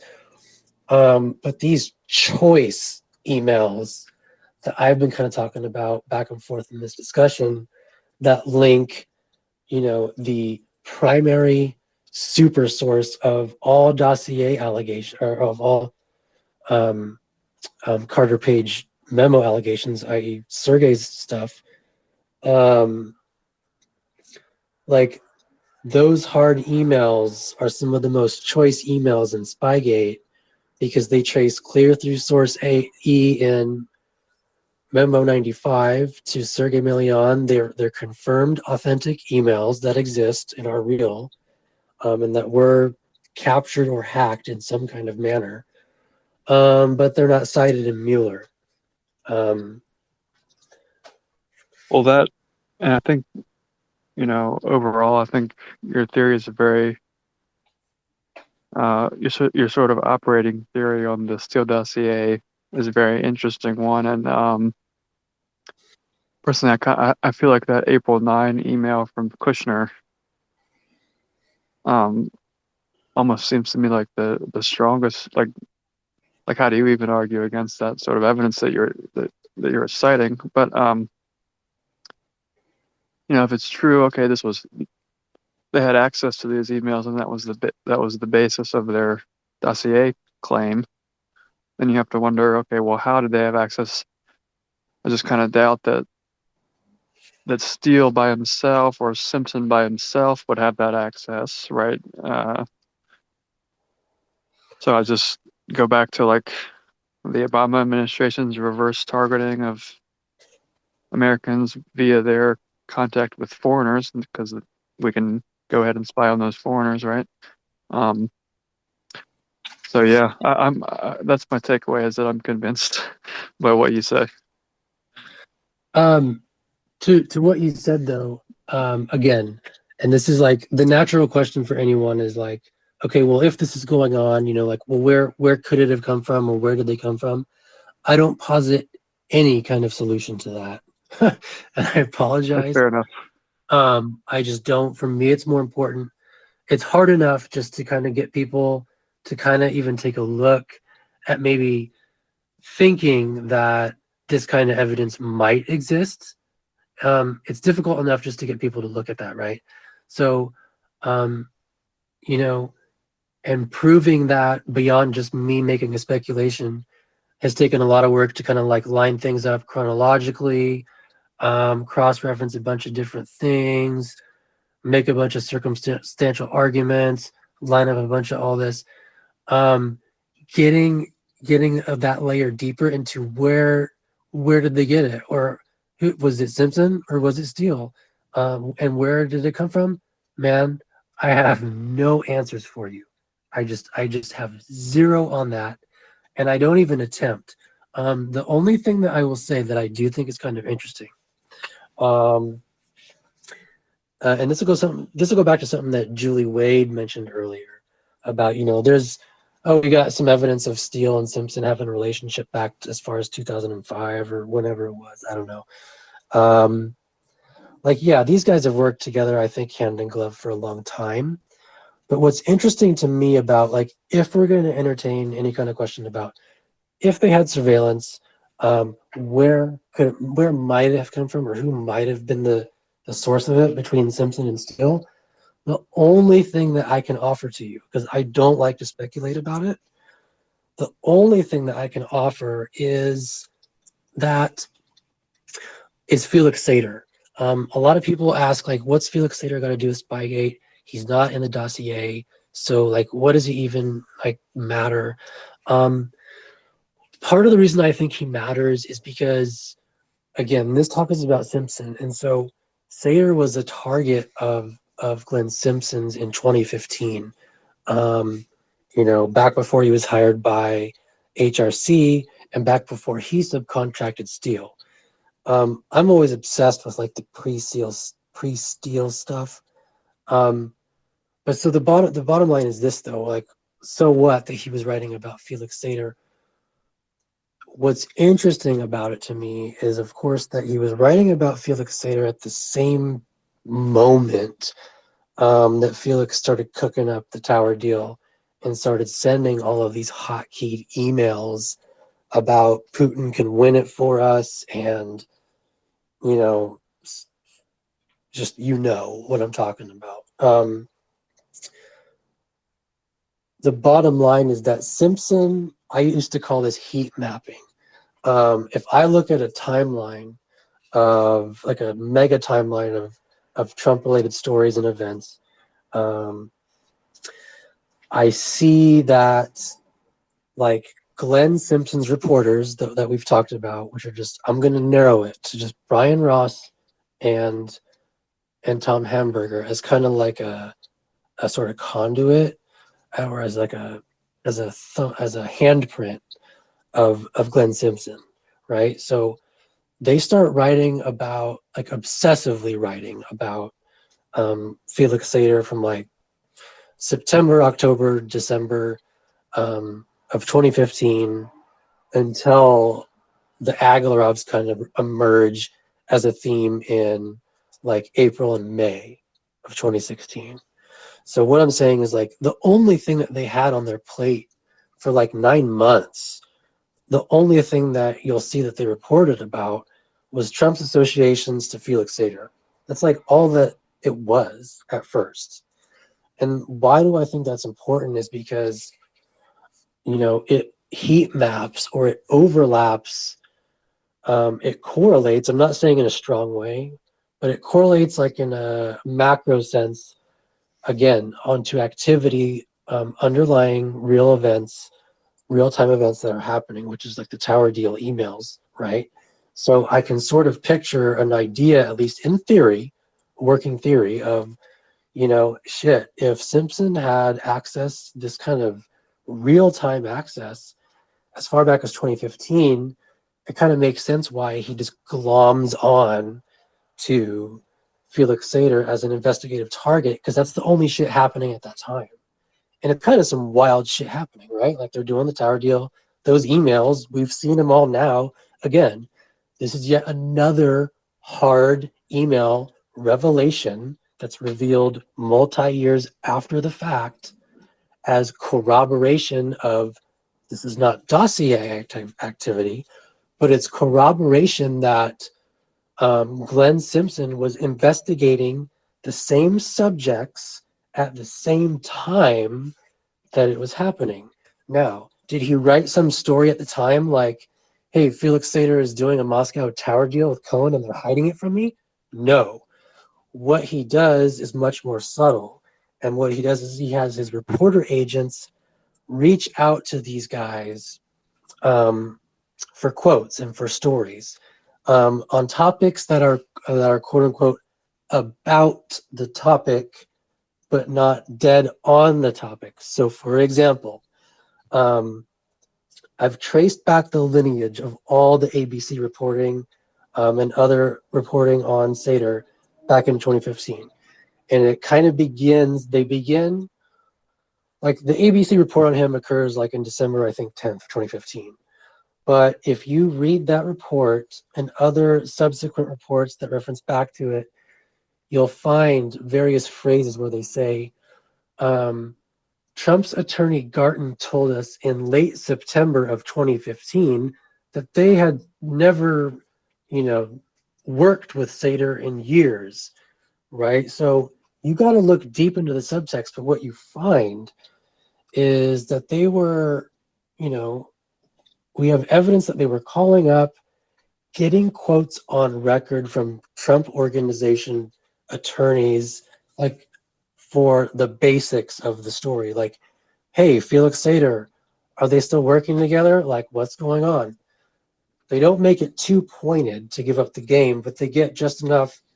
They get like a very kind of general denial, and we've seen these. I don't know, like, if you're not familiar with reporting, like, it's pretty subtle stuff, but they get Trump's attorney, in fall of 2015 on record saying, like, yeah, the Sater guy is a ex-criminal, but Trump didn't know who he was, and they're basically distancing themselves from him, right?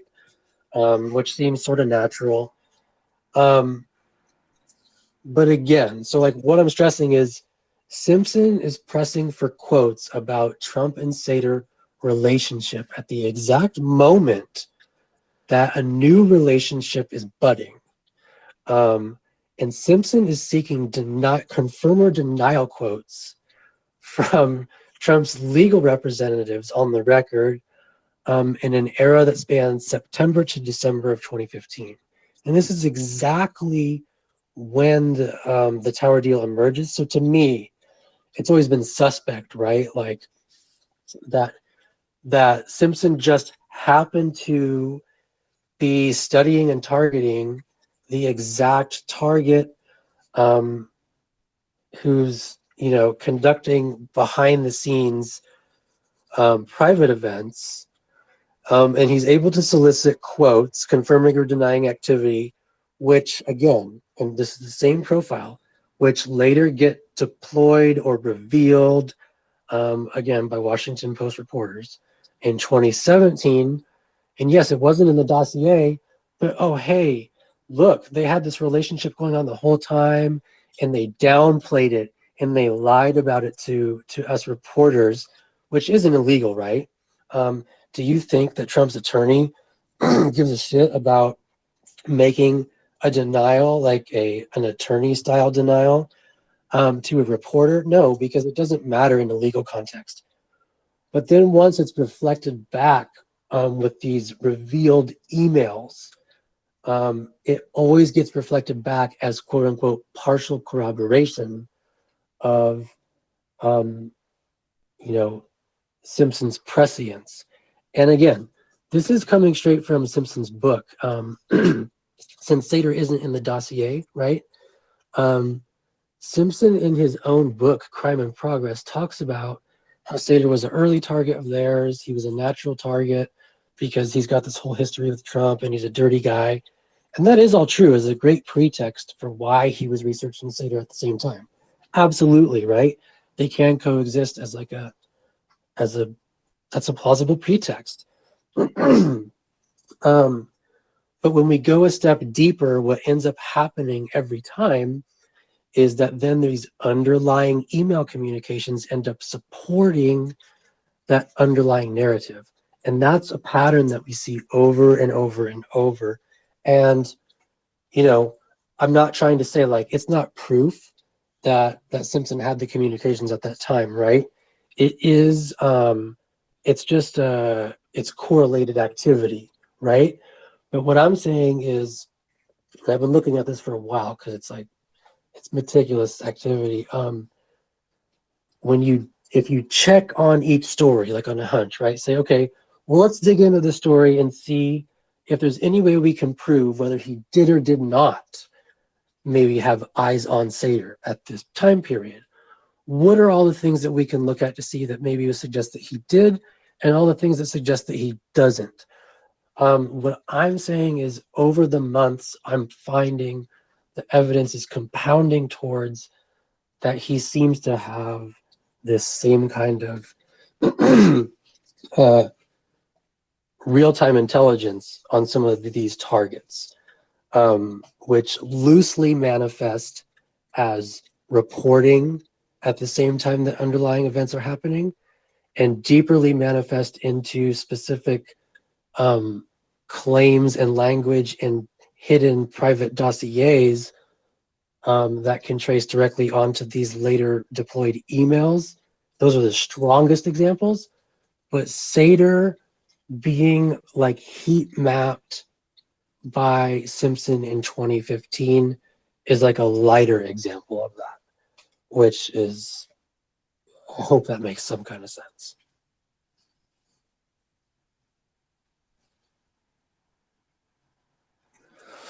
Like, just to elaborate on the Felix Sater theme really quick. So carrying over from the reporting that they did on him, 2015 through the winter, and then like action kind of dies down and stuff like doesn't start happening until April and May, is when Simpson like really starts getting like started with the real big media reporting, is like in April and May. What's interesting about that time frame in May is that, for people who know the Felix Sater story, that's kind of when there's like a reemergence of activity for the Moscow Tower deal. Around, I want to say like early May, they were doing, I guess, like either not communicating for 6 months or communicating in a more encrypted form. But in May, they kind of re-burst onto the scene with just open text communications. And Sater's like, hey, and this is what's really interesting to me, is like he's talking to May about the upcoming St. Petersburg meeting or forum. And he wants Cohen to go, and he's saying he's got official invites from Russians, and he wants him there, and he's actually getting Trump to go too. But Cohen's like, dude, chill out. Like, let's just not bring Trump yet. Let's just have me go. So these, and so Sater's like, yeah, give me your visa, or I need to get the visa for you, so give me your passport. I've got an official invite here now from, I think, Peskov. I don't know if it was real or not. I actually don't think it was. But anyway, the point being is like there's a flurry of activity in May. And they're like fixing up the actual visa documents to get Cohen to the St. Petersburg Forum in June. And then that's the same exact time that Simpson reaches out in mid-May to hire Steele, at least officially. This is how the story is now. He reaches out to him mid-May to hire him, and this is going off memory from the book, but Simpson said, like, yeah, we've accumulated all this research on Sater, and he's talking about Sater still, and this is coming from Steele's testimony in either November or December. He's talking about, yeah, I had researched Sater for like 9 months, and the denials by Trump were not credible, and blah, blah, blah. He's like, I needed someone to go to Russia to research what was really going on with that. And the question is, like, going on with what? Because Felix Sater doesn't live in Russia. So one, why the fuck would he need someone to go to Russia to figure out what was going on? And two, as we all know, Steele can't fucking go to Russia. So the whole pretext about mid-May hiring of Steele is kind of weird.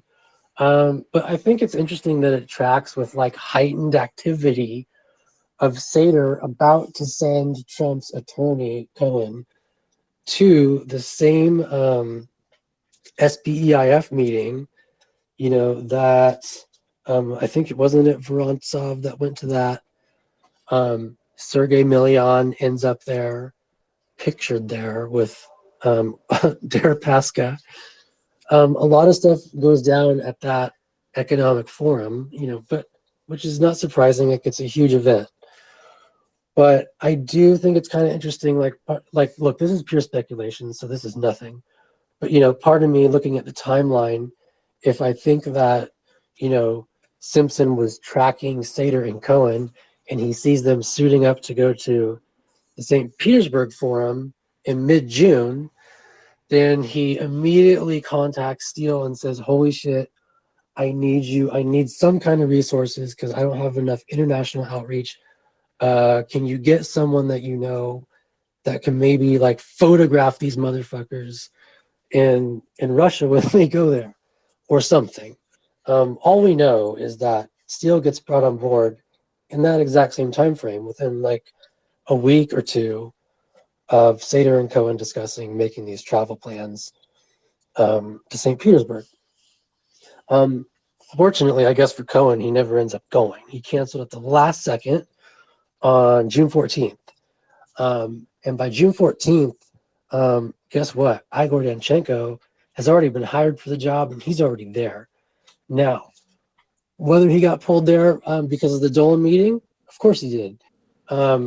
Or whether he was there, like for other reasons. I think that, I just think it's weird. I think it's weird, like the dates that they attribute to Steele being brought on the project have always been weird. And like something Julie brought up, Steele and Simpson have been working together forever, right? Like for all we know, I kind of think of them as working together constantly, meaning even when they're not under contract, why wouldn't it be just like us where we'd be kind of casually sharing information, So this was just a real long-winded way of saying that Simpson's activity heat maps or tracks with Sater's pretty well up until the moment that Steele kind of enters the picture. And so to me, what that means is like, if that tracking is attributable at all to surveillance, then what's interesting about it is that it still is flowing through Simpson, as far back as 2015. Whether it's coming through Steele, whether it's coming through a source directly of Simpson's, I don't know. But the only part that matters to me is that Simpson gets his hands on it. From as far back as 2015, and even the memo stuff, like, again, those seminal articles that people point to as the so-called, this specific dossier information about Agalarov's was already public by Washington Post 3 days prior. Yeah, that's not, that's actually more suspicious than it is like a valid excuse for dossier information coming from public documents, right? Like, because it's Simpson controlled media and it's so close to the subsequent memos within like 72 hours or less on average. That's a problem, not like a talking point for, like excusing away some of this information in the dossier.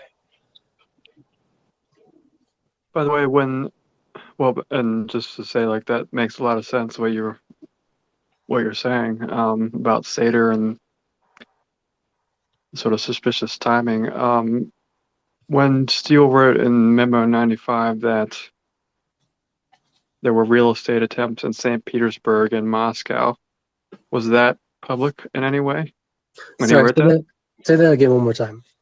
But when Steele wrote in Memo 95 that there were sort of real estate attempts by Trump in St. Petersburg and Moscow, was that public at the time that Steele wrote that? Yeah, I mean, I want to say I think so. I think, that was public, but not like, yes, it was technically, but yeah, that's public information. Like, what's actually really interesting is going kind of even deeper back into Trump's background. But even the St. Petersburg detail, which apparently did happen, or there were abortive attempts with Cohen, but was that? I just don't remember that being public.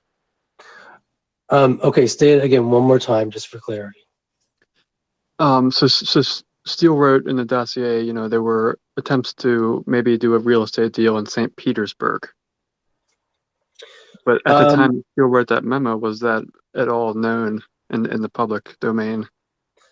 I wouldn't say it was known in the like largely in the public domain, but like it was like, okay, so for example, like, the whole Miss Universe trip that happened in 2013, when Trump went there, it was a big deal, and of course he's promoting himself, and as soon as he came back, so this is like November of 2013, him and the Agalarovs had a don't quote me on the city, but they had like a Russian Moscow tower deal in the works with a letter of intent and everything. Now, again, we're not confusing this with Sater's tower deal. This is basically it happened like at the very end of 2013 when he got back from Russia. They also started up a tower deal. It ran from like, let's just say January of 2014 until, I want to say approximately, I think it fizzled out like September or near the end of 2014. But this was just yet another tower deal. This one was a Russian one. I can't remember if it was St. Petersburg or not, but this definitely could and would be attributable to that very phrase where they say, yeah, he pursued multiple deals over the years, but for reasons unknown, they never came to fruition. And that's actually the truth. Like, if you dig, I was going to say, if you dig deeper into like, Trump's background on this, there's at least, like, I want to say like 4 to 5 different Russia specific tower deals that were attempted and just, fucking fizzled out for whatever reason, whether they were scams to begin with or, just Russians playing footsie with Trump or vice versa. Yeah, there was like 3 or 4 of them that went down. And one of them that was extremely interesting to me was there was this, I don't know what people call it, but it was one between Trump and the Aglarovs, occurred mostly through 2014, and that one fizzled out. And then like right after that one fizzled out, Sater just fires up this new one. And they're almost kind of confusing when you first look at them, for sure, even to me. But the bottom line being is like, this is nothing new. Like, this is just par for the course for Trump. Constant deals, constant tower deals, even with Russians, going on at least 2013 through 2015. There was like at least like 2 there, right?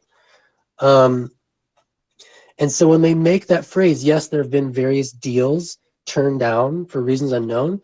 Again, that's like another flash of like a literal truth that doesn't fucking really mean much, but it's just, it's kind of, it's related and it's there, and that is the truth. Does it mean anything deeper? Probably not. But yeah, it's one of those, again, that's like another interesting thread to me is,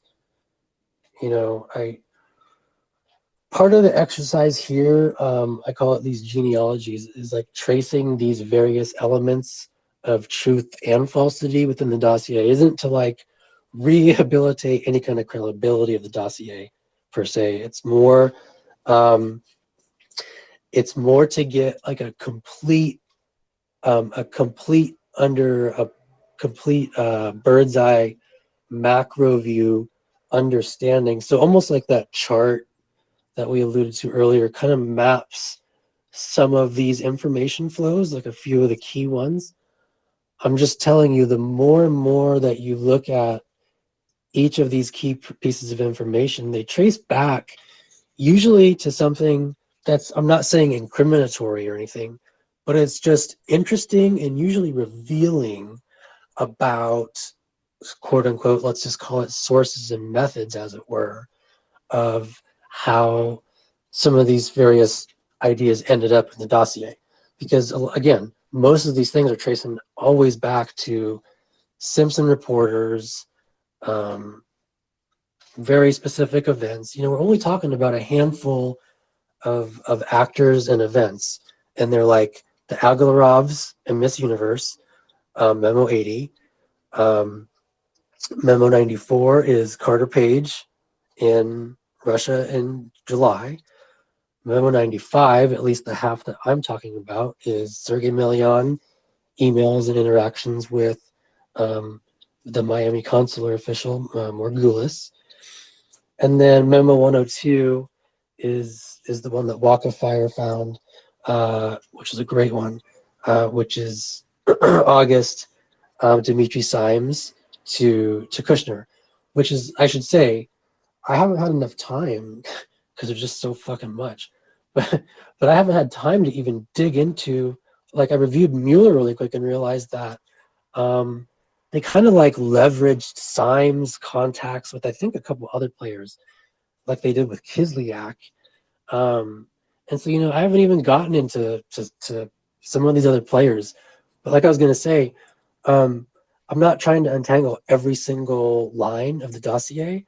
I'm focusing on like just really like I think it's 4 or 5 main targets, people, and their associated deceptions, which are Sater, if we're counting him pre-dossier, but then the dossier guys are the Agalarovs, and then Page, and then Million, and then Symes is kind of like a small one because there's not that much reporting on Symes, to kind of like do all these layered tracings of back and forth reporting and who said it and when.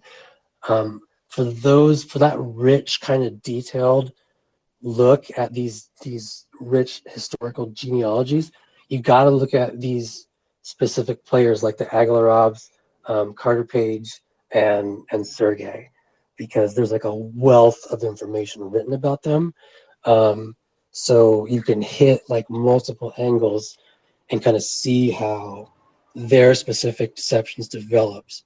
And they all trace back to hard emails, which of course is key.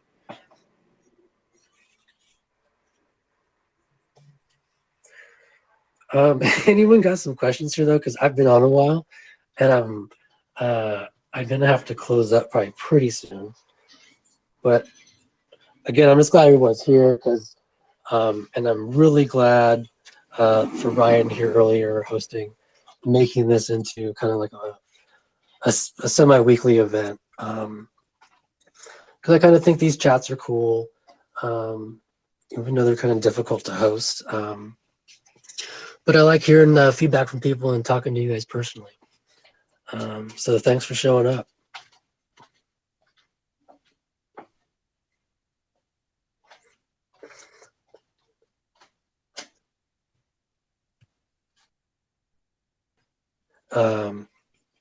If anyone has some questions, I'm going to probably just give it one more minute before I close up shop here.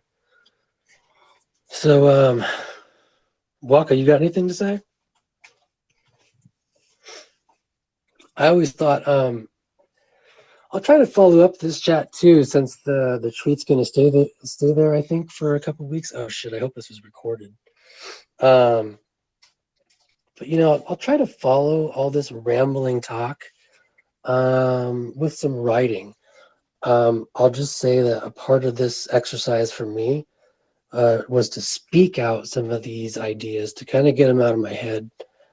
Some of you people know Julie, others, people I've talked to about some of these concepts like for months in various ways. And some of them are developing so fast and I'm researching them at the same time that I don't have time to write down a lot of this stuff. So it's kind of why I wanted to get, I wanted to kind of just get it out through my mouth. Because writing it down I thought would just be too much work because I'm probably going to have to rewrite half of it as a lot of this stuff is still in development.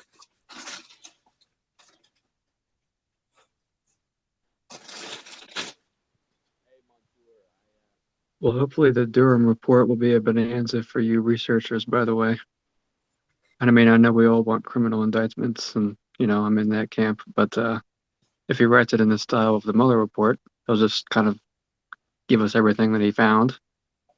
Yeah, I'd be happy with, I'd be in lieu of like a massive conspiracy charge, I'd be happy with some like a wealth of reporting that we could use to, because like even Mueller's got some like rich detail in it, which God, I'm telling you guys, there's so much fucking information to crawl through that even though I've been doing this since 2018, like I'm not an expert, so I'm not very structured at what I do.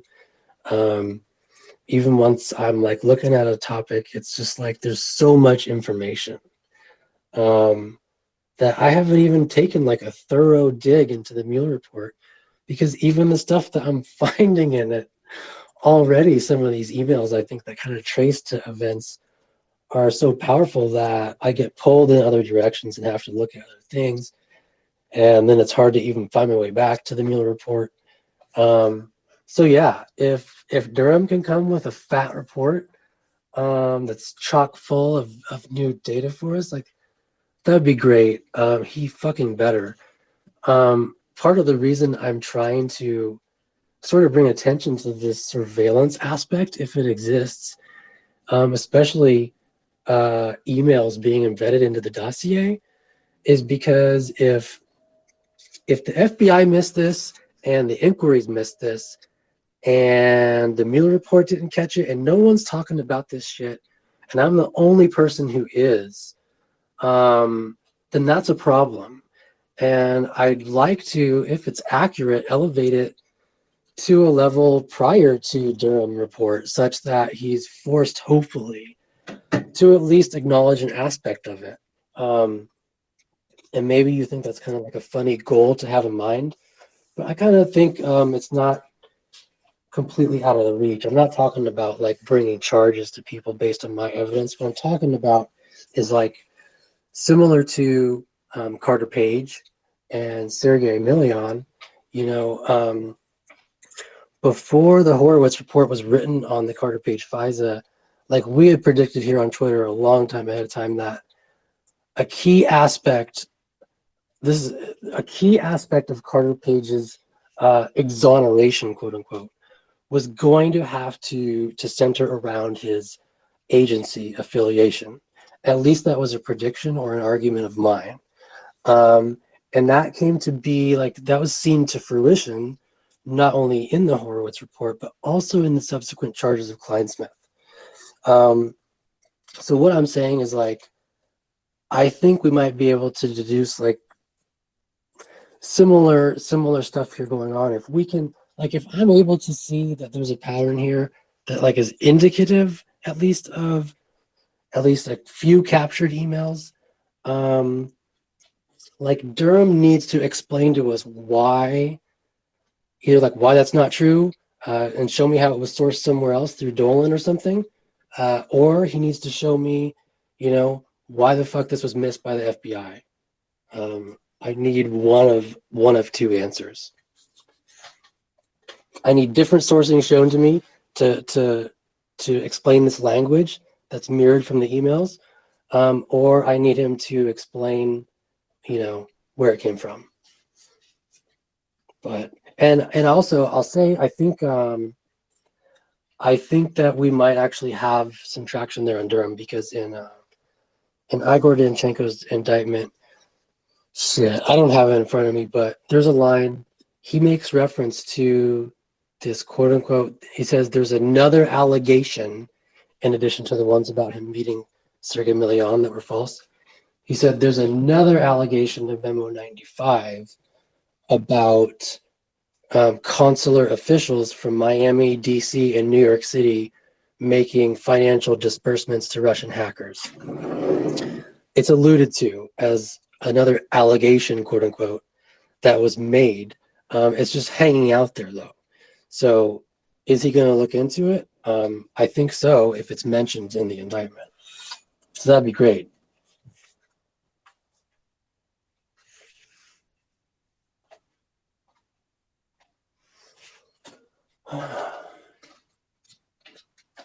But yeah, guys, I'm going to be signing off here in about like T-minus 5 minutes. So if you have any comments or questions, jump in now. And thanks for staying.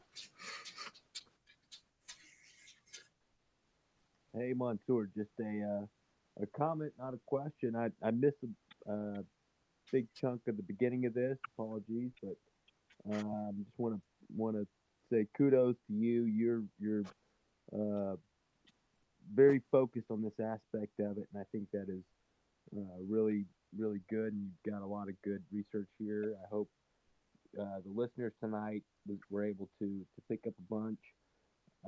You mentioned a little bit earlier about how there's just so much stuff out there, and each of us have our own kind of little corners and niches that we're able to focus on, and we rely on each other to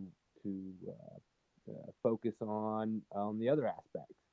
So I think what you're digging into here is very important. I think it's really big, really some really good stuff. And as we've learned over the last few years, what we do here on this corner can actually make a difference and does actually help prod along, whether it's congressional committees investigations or Durham or whoever. So I think it's not outside the realm of possibility that your research and threads and posting this sort of thing could actually um, make a difference and inform even Durham investigators who have access to all this stuff, but they just haven't put it together.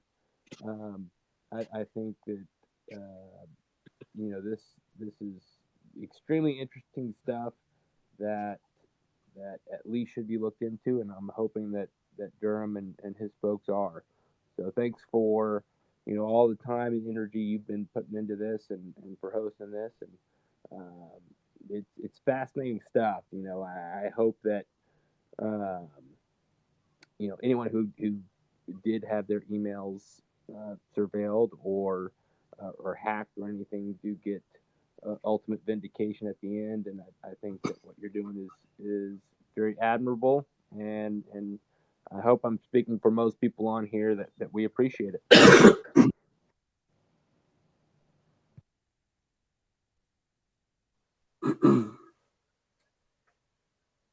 Shit.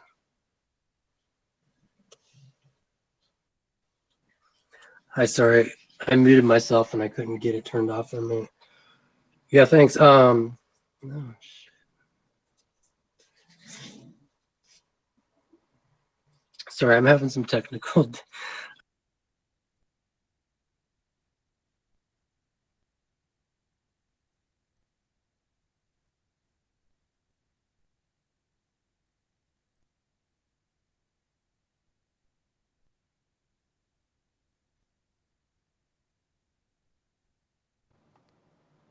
I'll say real quick too.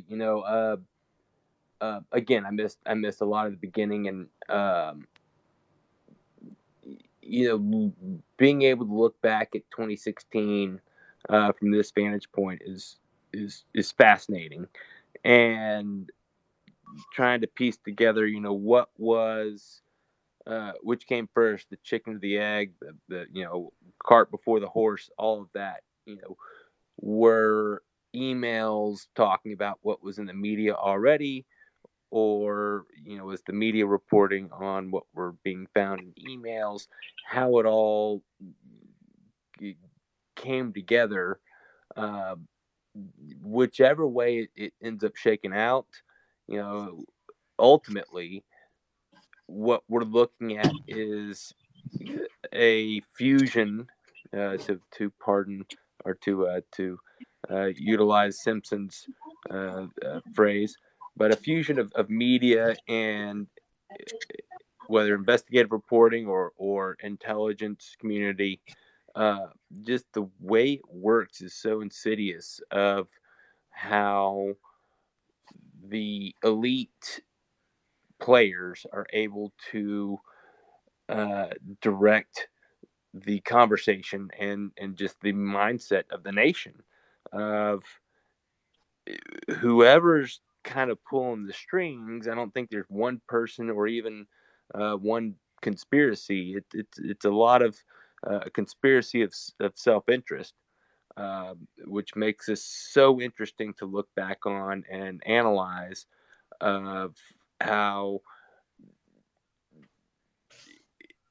whichever one's coming first, it all works together. Media versus intelligence versus political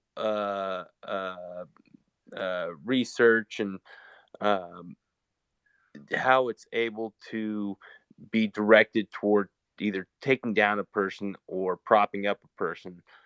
We can look at 2020 for a reverse situation of what they unleashed against Trump in 2016 to take him down versus 2020, how they were able to protect a certain candidate in order to hopefully get him elected, whether legitimately or not.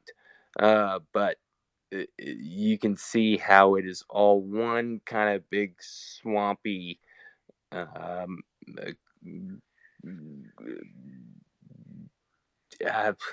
well, I won't use that word, but you know, looking back at this and having these sort of conversations where we look back at it, we can sit here, we can ask questions and analyze it.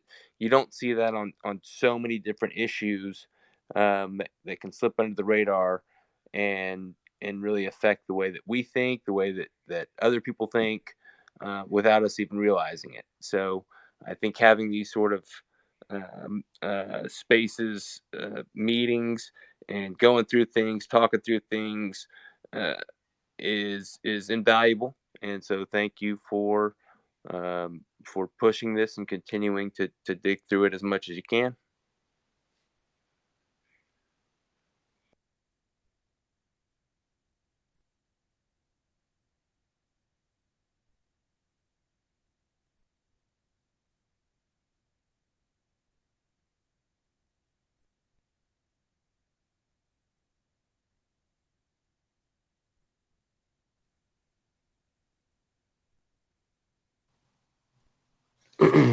Hello, is anybody still here?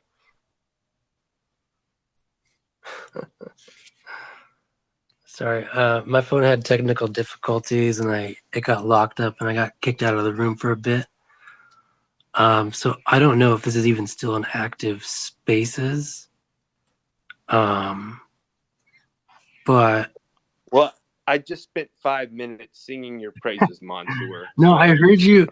That's all I was gonna I say. did. I heard half of it and I got locked and you were still talking and I started DMing people from my laptop. But then I didn't know what to do with the spaces because then I lost audio too.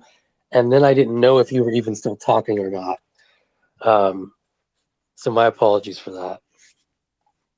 But hey, something that I did catch right before you cut out, and wow, I'm really glad that you said it, but I didn't catch all the rest. You mentioned something cool about looking back in 2021 or 2022 now with the hindsight that we have, looking at this wealth of information back looking on to 2016.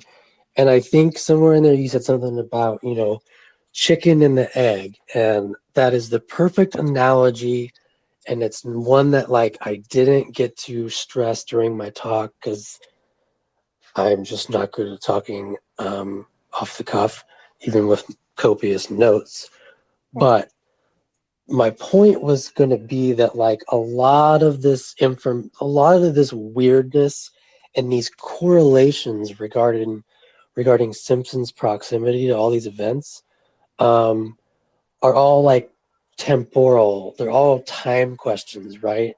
And so it definitely is a chicken or egg type situation. It's well, what came first? Did Simpson know that Sater was doing this behind the scenes, or did he just serendipitously happen to be reporting and asking about him at the same exact time?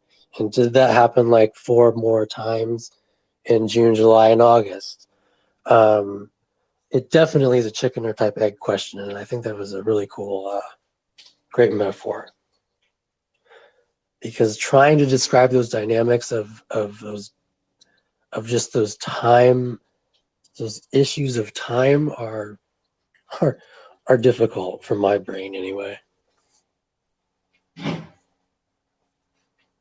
Well, and I think that's the case for even a lot on this corner that, read your threads, read what you're talking about.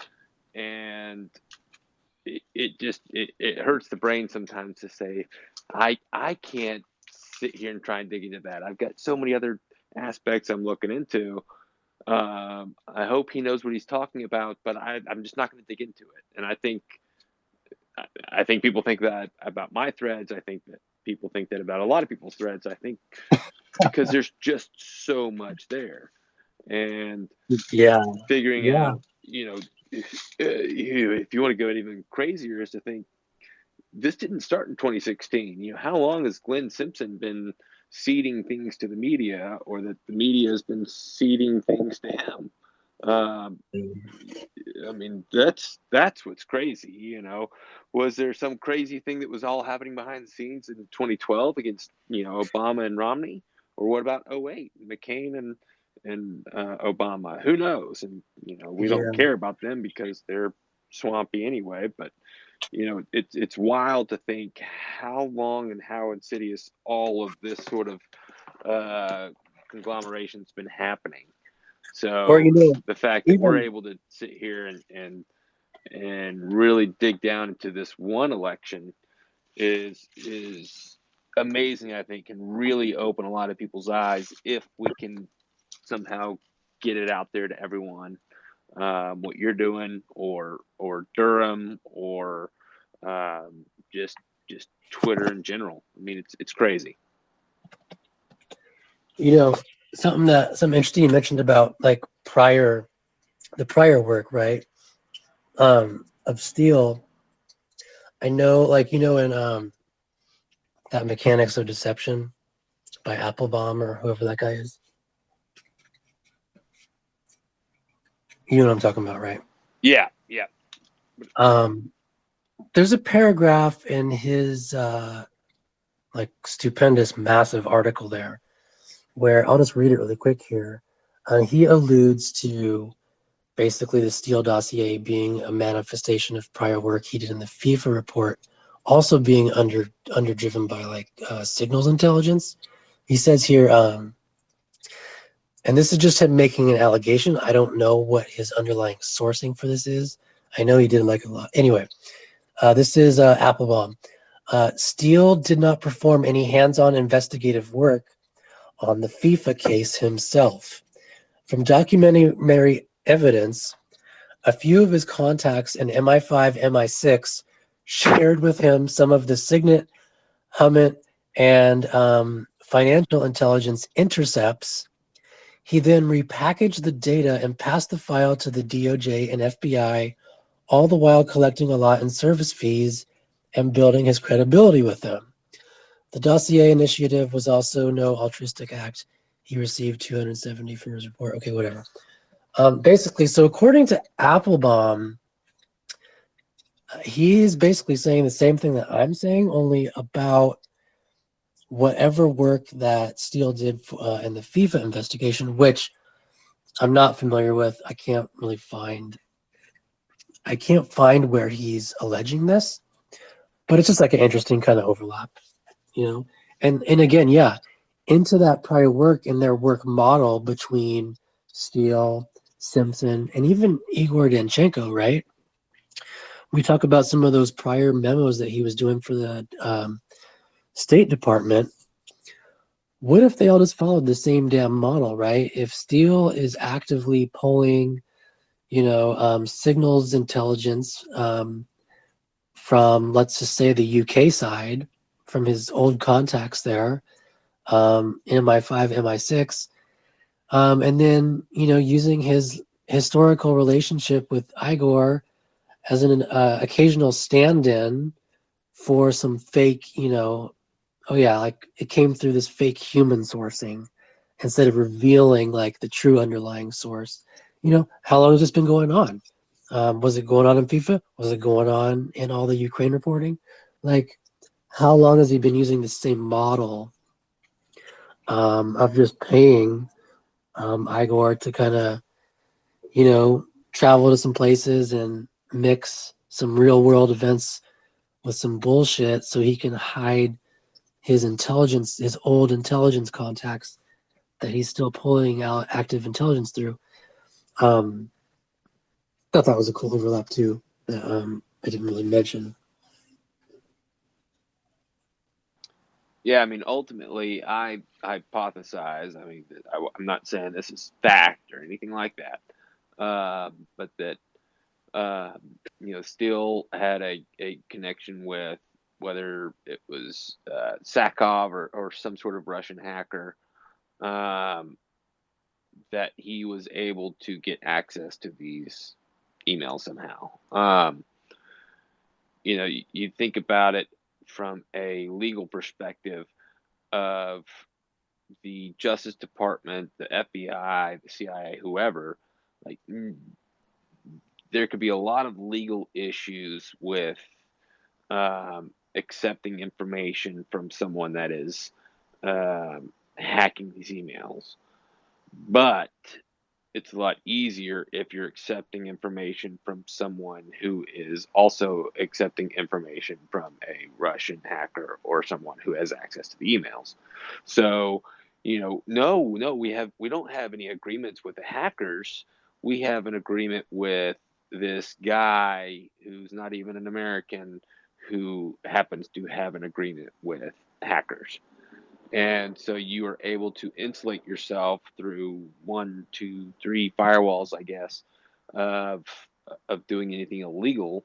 No, we're not hacking people. We're getting information from a pipeline, which you see that word used a couple times in 2016 and 2017 reportings of no, this is just this may be illegally acquired information that just made its way to us somehow, and so it's okay for us to get it. And you got to think about it from the flip side of, well, should we not accept this sort of information if it's good intelligence? Should we say, well, you may have access to hacked emails illegally, and you've got some really important information, but we can't look at that because however it was acquired was illegal.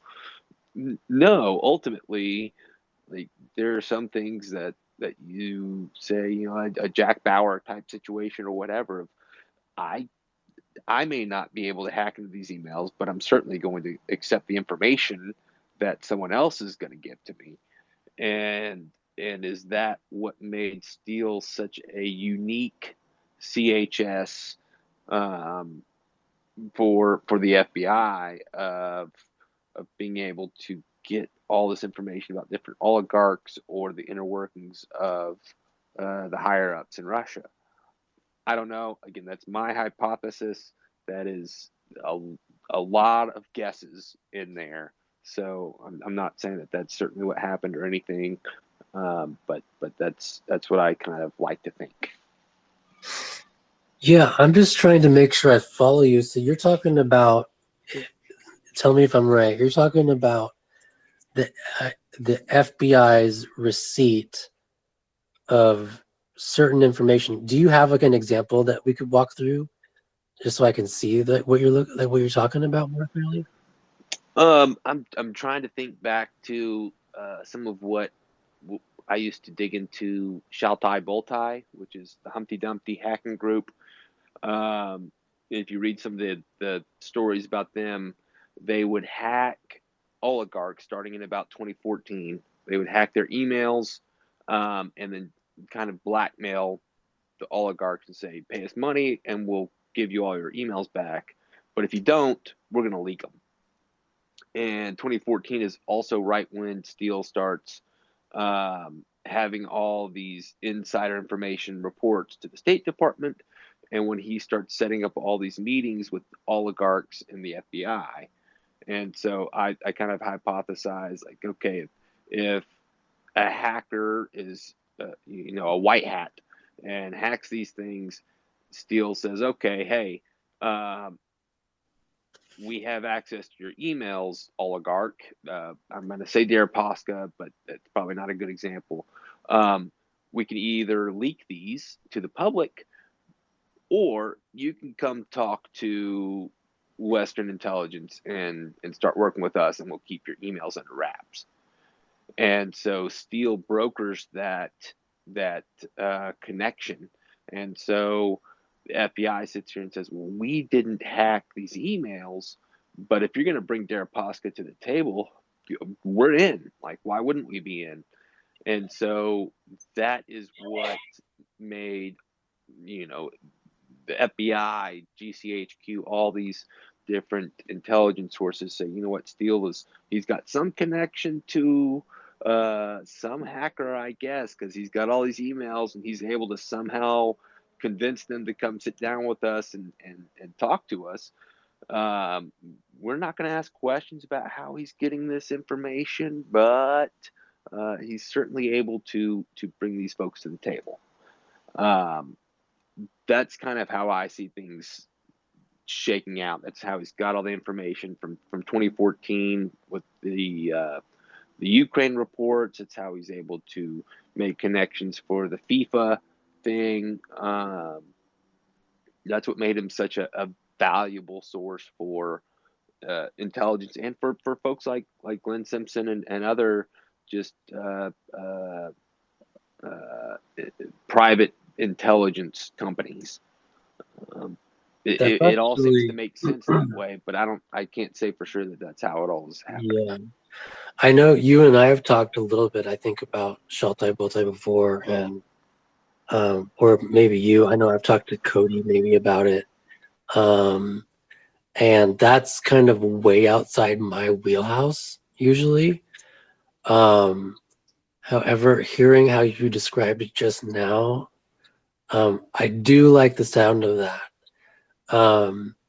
Again, like I said, I intentionally don't even begin to try and think about like what Steele or Simpson's like ultimate source for some of this hot like email intelligence might be, because it's just too damn difficult for me to figure out, honestly. It's really like all that stuff that you just mentioned, those time frames. That's some of that information is beyond even my. I didn't even know that. Like I didn't know that they overlap so well like that. I'm not familiar with Steele's background, honestly, that even that much, because it's just not something I'm usually. Again, we've got limited time and resource, right? So I'm pretty narrowly focused on Sergey, Page, and barely how Simpson interacts with them. Is like that's what I'm leveling up to get beyond like where, you know what I'm saying, seeing now, oh, maybe he had some access to this intelligence. I can't even begin to dream where he might get it from, but I do like the way the Sheltie Boltai stuff sounds. But yeah, as far as the business model for Steele, I mean, what a great model, right? The like you said, what was the word that you used? Obviously blackmailing, but almost not just. That's what I'm finding is like people ask me all the time, like, well, hey, if you think they had surveillance of these emails, right? Why did they not just either write it explicitly in there, or why wasn't it announced at the time? And I think what I'm finding anyway is that milking these various intercepts, like for all that they're worth, can sometimes include like double and triple dipping of of using that same intelligence, like you said. Why, of course they can try and blackmail Deripaska, but why not? Maybe they can do other stuff. Like it's more beneficial for Steele to try and like leverage it into bringing Deripaska in as a source, and then he gets credit with intelligence agencies for brokering all this nonsense. Yeah, who knows? Who knows how deep it goes? Yeah, I was talking to, I think this fool a few nights ago, and it kind of hit me too. Of he talked.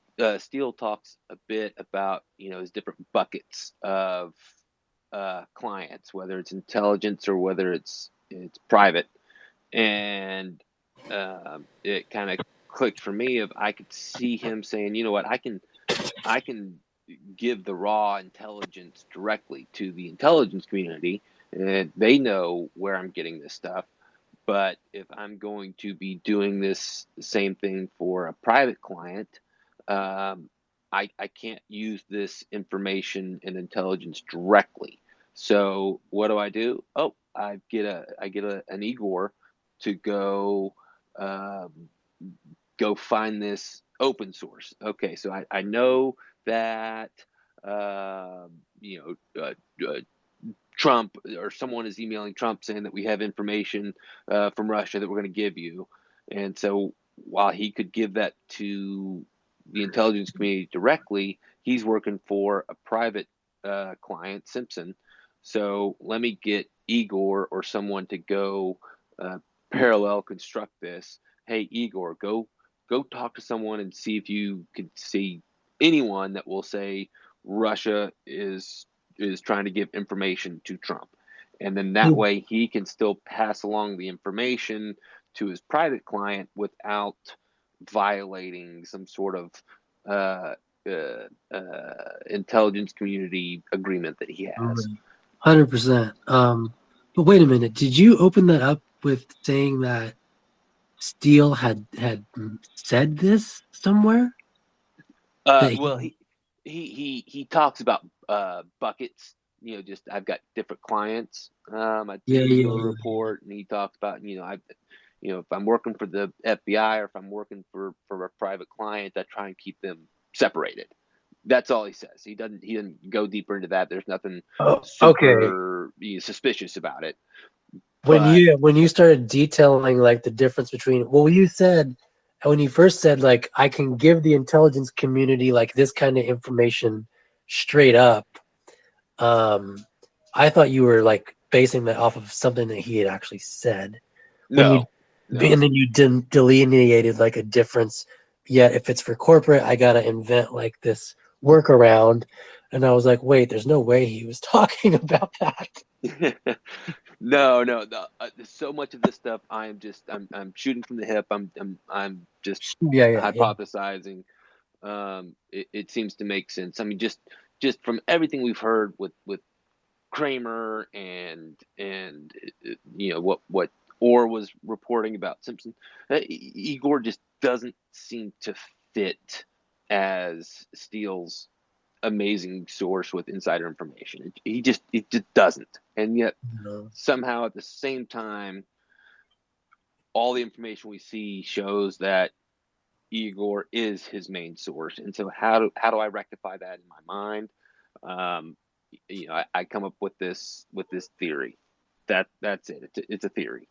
But it does kind of make sense, and it makes sense why the FBI, the CIA, everyone they're taking all this flack all through 2017, and yet they're still so focused on protecting Steele's source, even when the dossier is falling apart. Well, we still have to protect the source, and then when we finally find out the source, it doesn't make sense.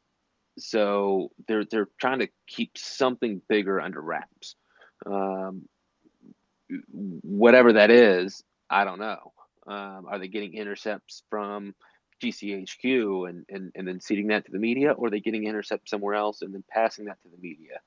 Who knows? Who knows? But I think again, like what you're doing and you're showing all the way that these emails precede the news stories, I think is hugely important to show that something was happening. Well, hey, let's talk about this. If I'm again, and stop me if I'm wrong, but if I'm understanding you, and we're talking about keeping the sourcing under wraps institutionally, anyways, through 2017. If I'm tracking you right, like part of the unopened question still is right. Like we haven't seen these classified versions of, I don't know whether we're talking like ICA or maybe even like the Senate and the House intelligence reports, right? Where, gosh, and sorry, I feel just like I've heard somewhere that there are some kind of classified versions of some reporting that may possibly track allegedly some kind of intercepts. Now, and I know a lot of the reporting on it may have suggested that it was intercepts more specific to like on the Russian side, like activity on the Russian side, whether it be the stupid, oh yeah, they're celebrating after the fact, or maybe even something deeper, right? But of course, that kind of stuff is always going to be under the full redaction and full secrecy. So we're not expectant to see that. What I still think is interesting and fucked up and weird is that, again,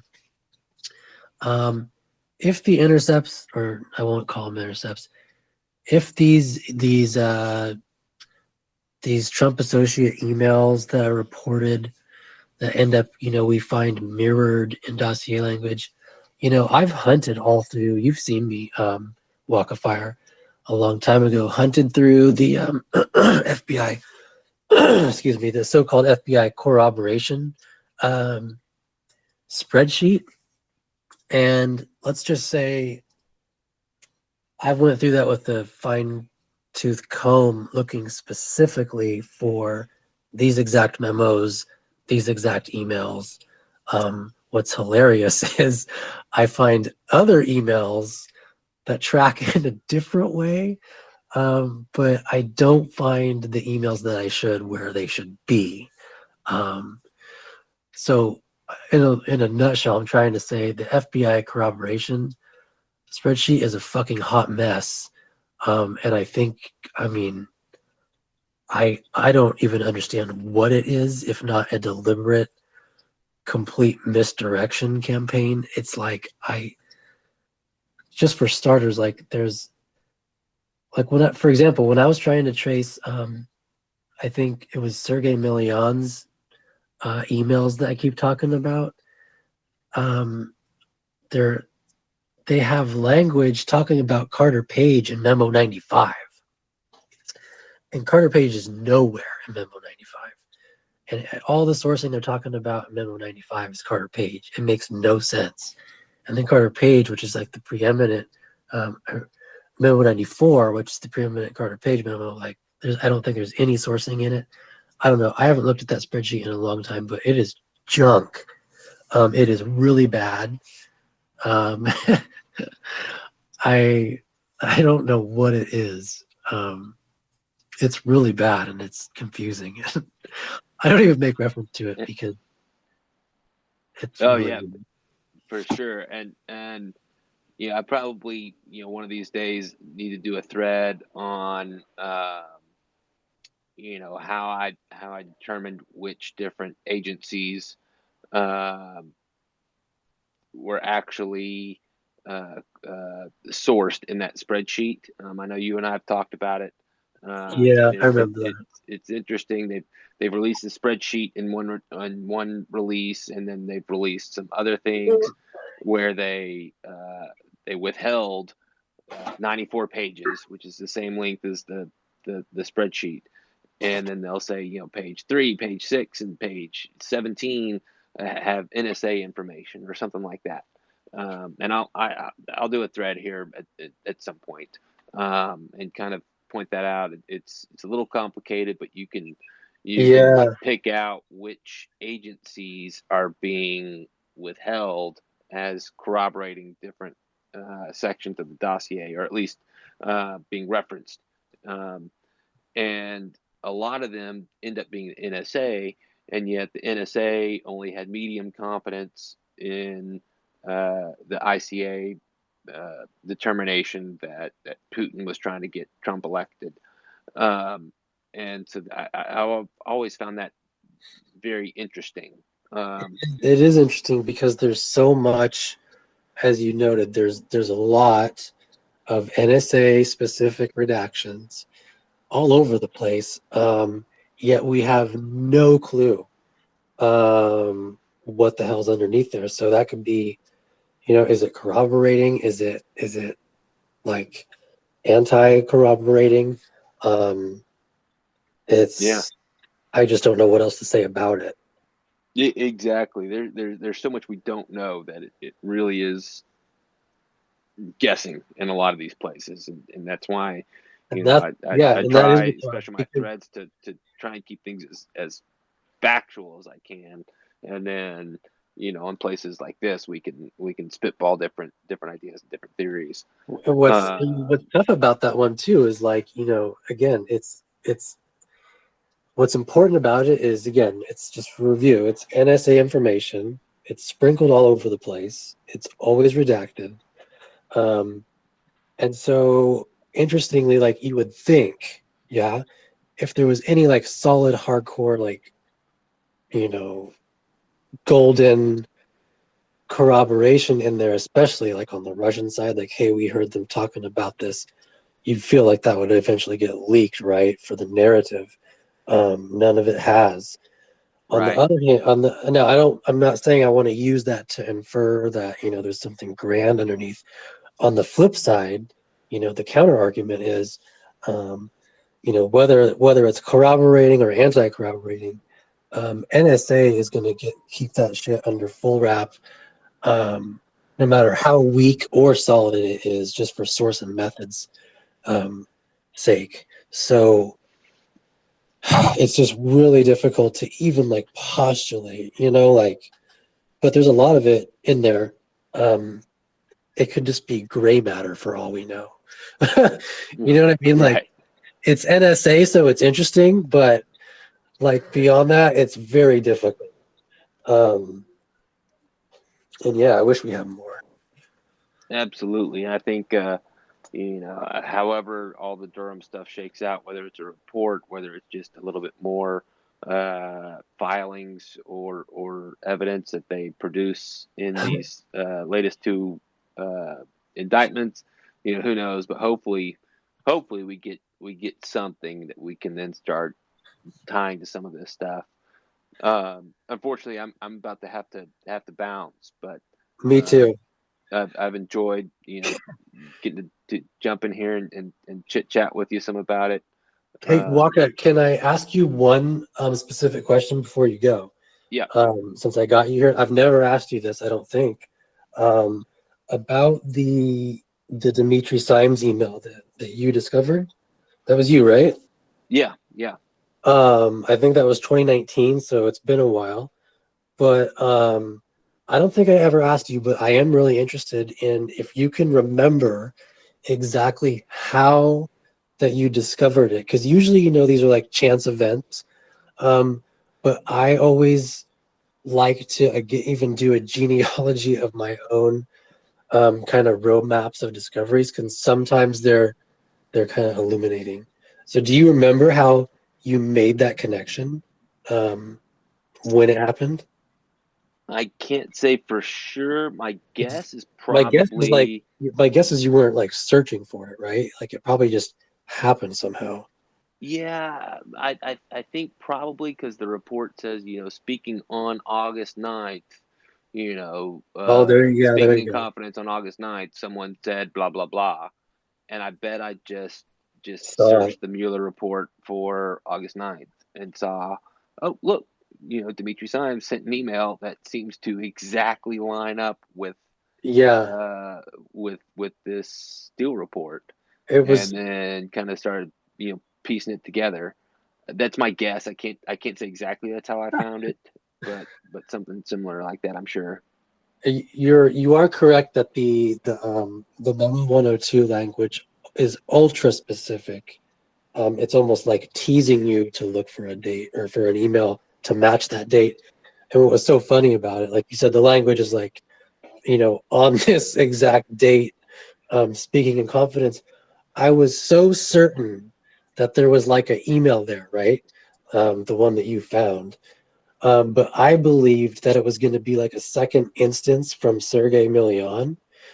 That like I have these DM conversations where I'm like yelling at Sergey, telling him to find this goddamn email.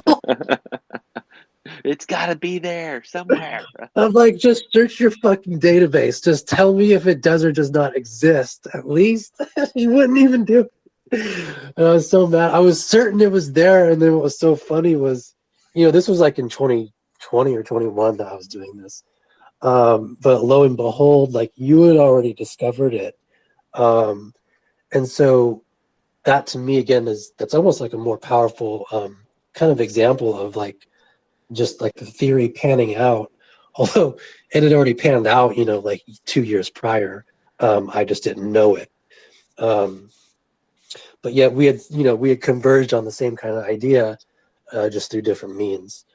Um, Yeah, so well, and anyway, that's what's so neat about, you know, this corner and the research, and I go through trying to pinpoint who all these interviewees are and all the 302s, and I have lots of different theories on some. And then, but once you find something that clicks, you got to be careful and not be like, oh, well, this one article seems to line up, so boom, that's the proof. It's like, no, that's corroborating evidence, but it's not true. But then once you find, 6, 7, 8, 9 different data points that all Yeah. converge, it really clicks. And for example, for Symes, he helped set up this April 2016 speech for Trump.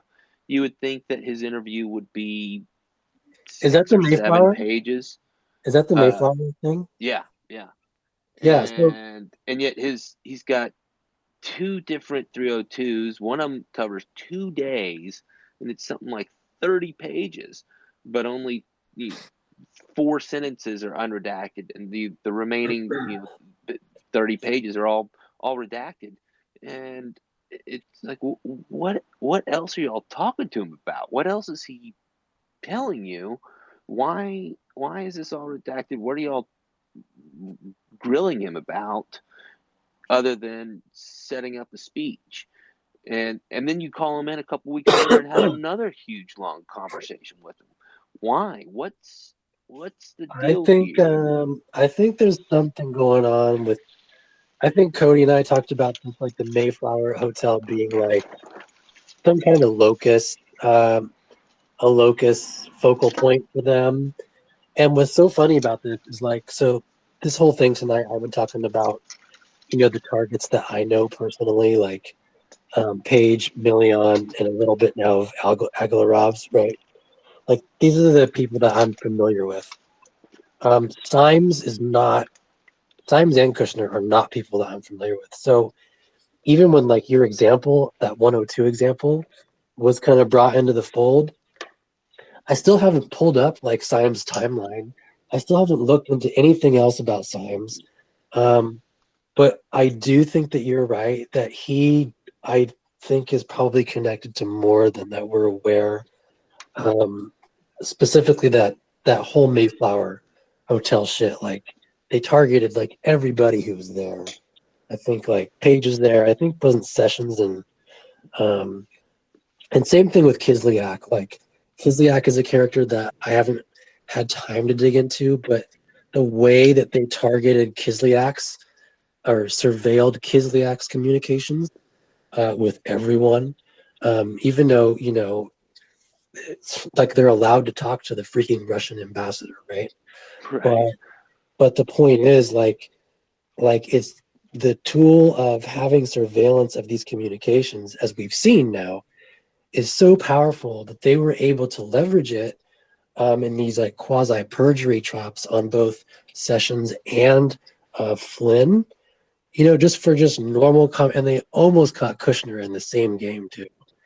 I don't know if they just backed off of him, but like they started to set up Kushner for some of his conversations and contacts with Kislyak also.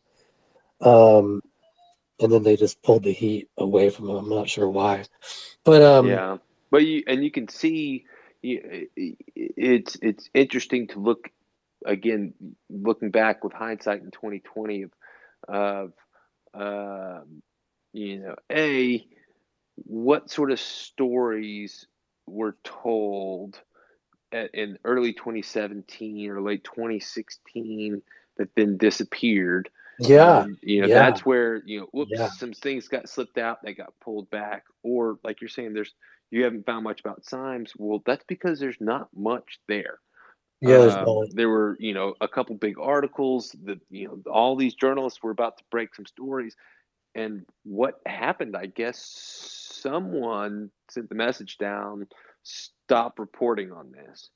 And so there's not a ton of stories about Symes, even though he seems like he was a much bigger player. And so a lot of times we have to look at not what do we know, but what are they yeah, keeping us from knowing? Like, what stories did they kill? What was about to be a big story that then just faded away? And you can pick up some information there of someone got too close to something and they shut that down. And so looking at Symes, they had some stories that came out and then nothing. And again, going back to those 302s of why is there no stories, and yet we can tell that they interviewed him really, really, really in depth about all sorts of something, but we just don't know what. That seems to be a data point that we can hypothesize different things about, but certainly more than he just helped set up a speech. There's more there. It's just a question of what. Yeah, I'm glad you brought that up because it just reminds me I need to dig.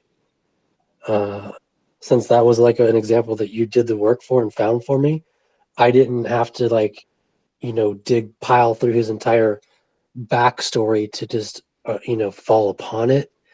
It just reminds me like I need to and I want to go check out his story, as little of it as there is.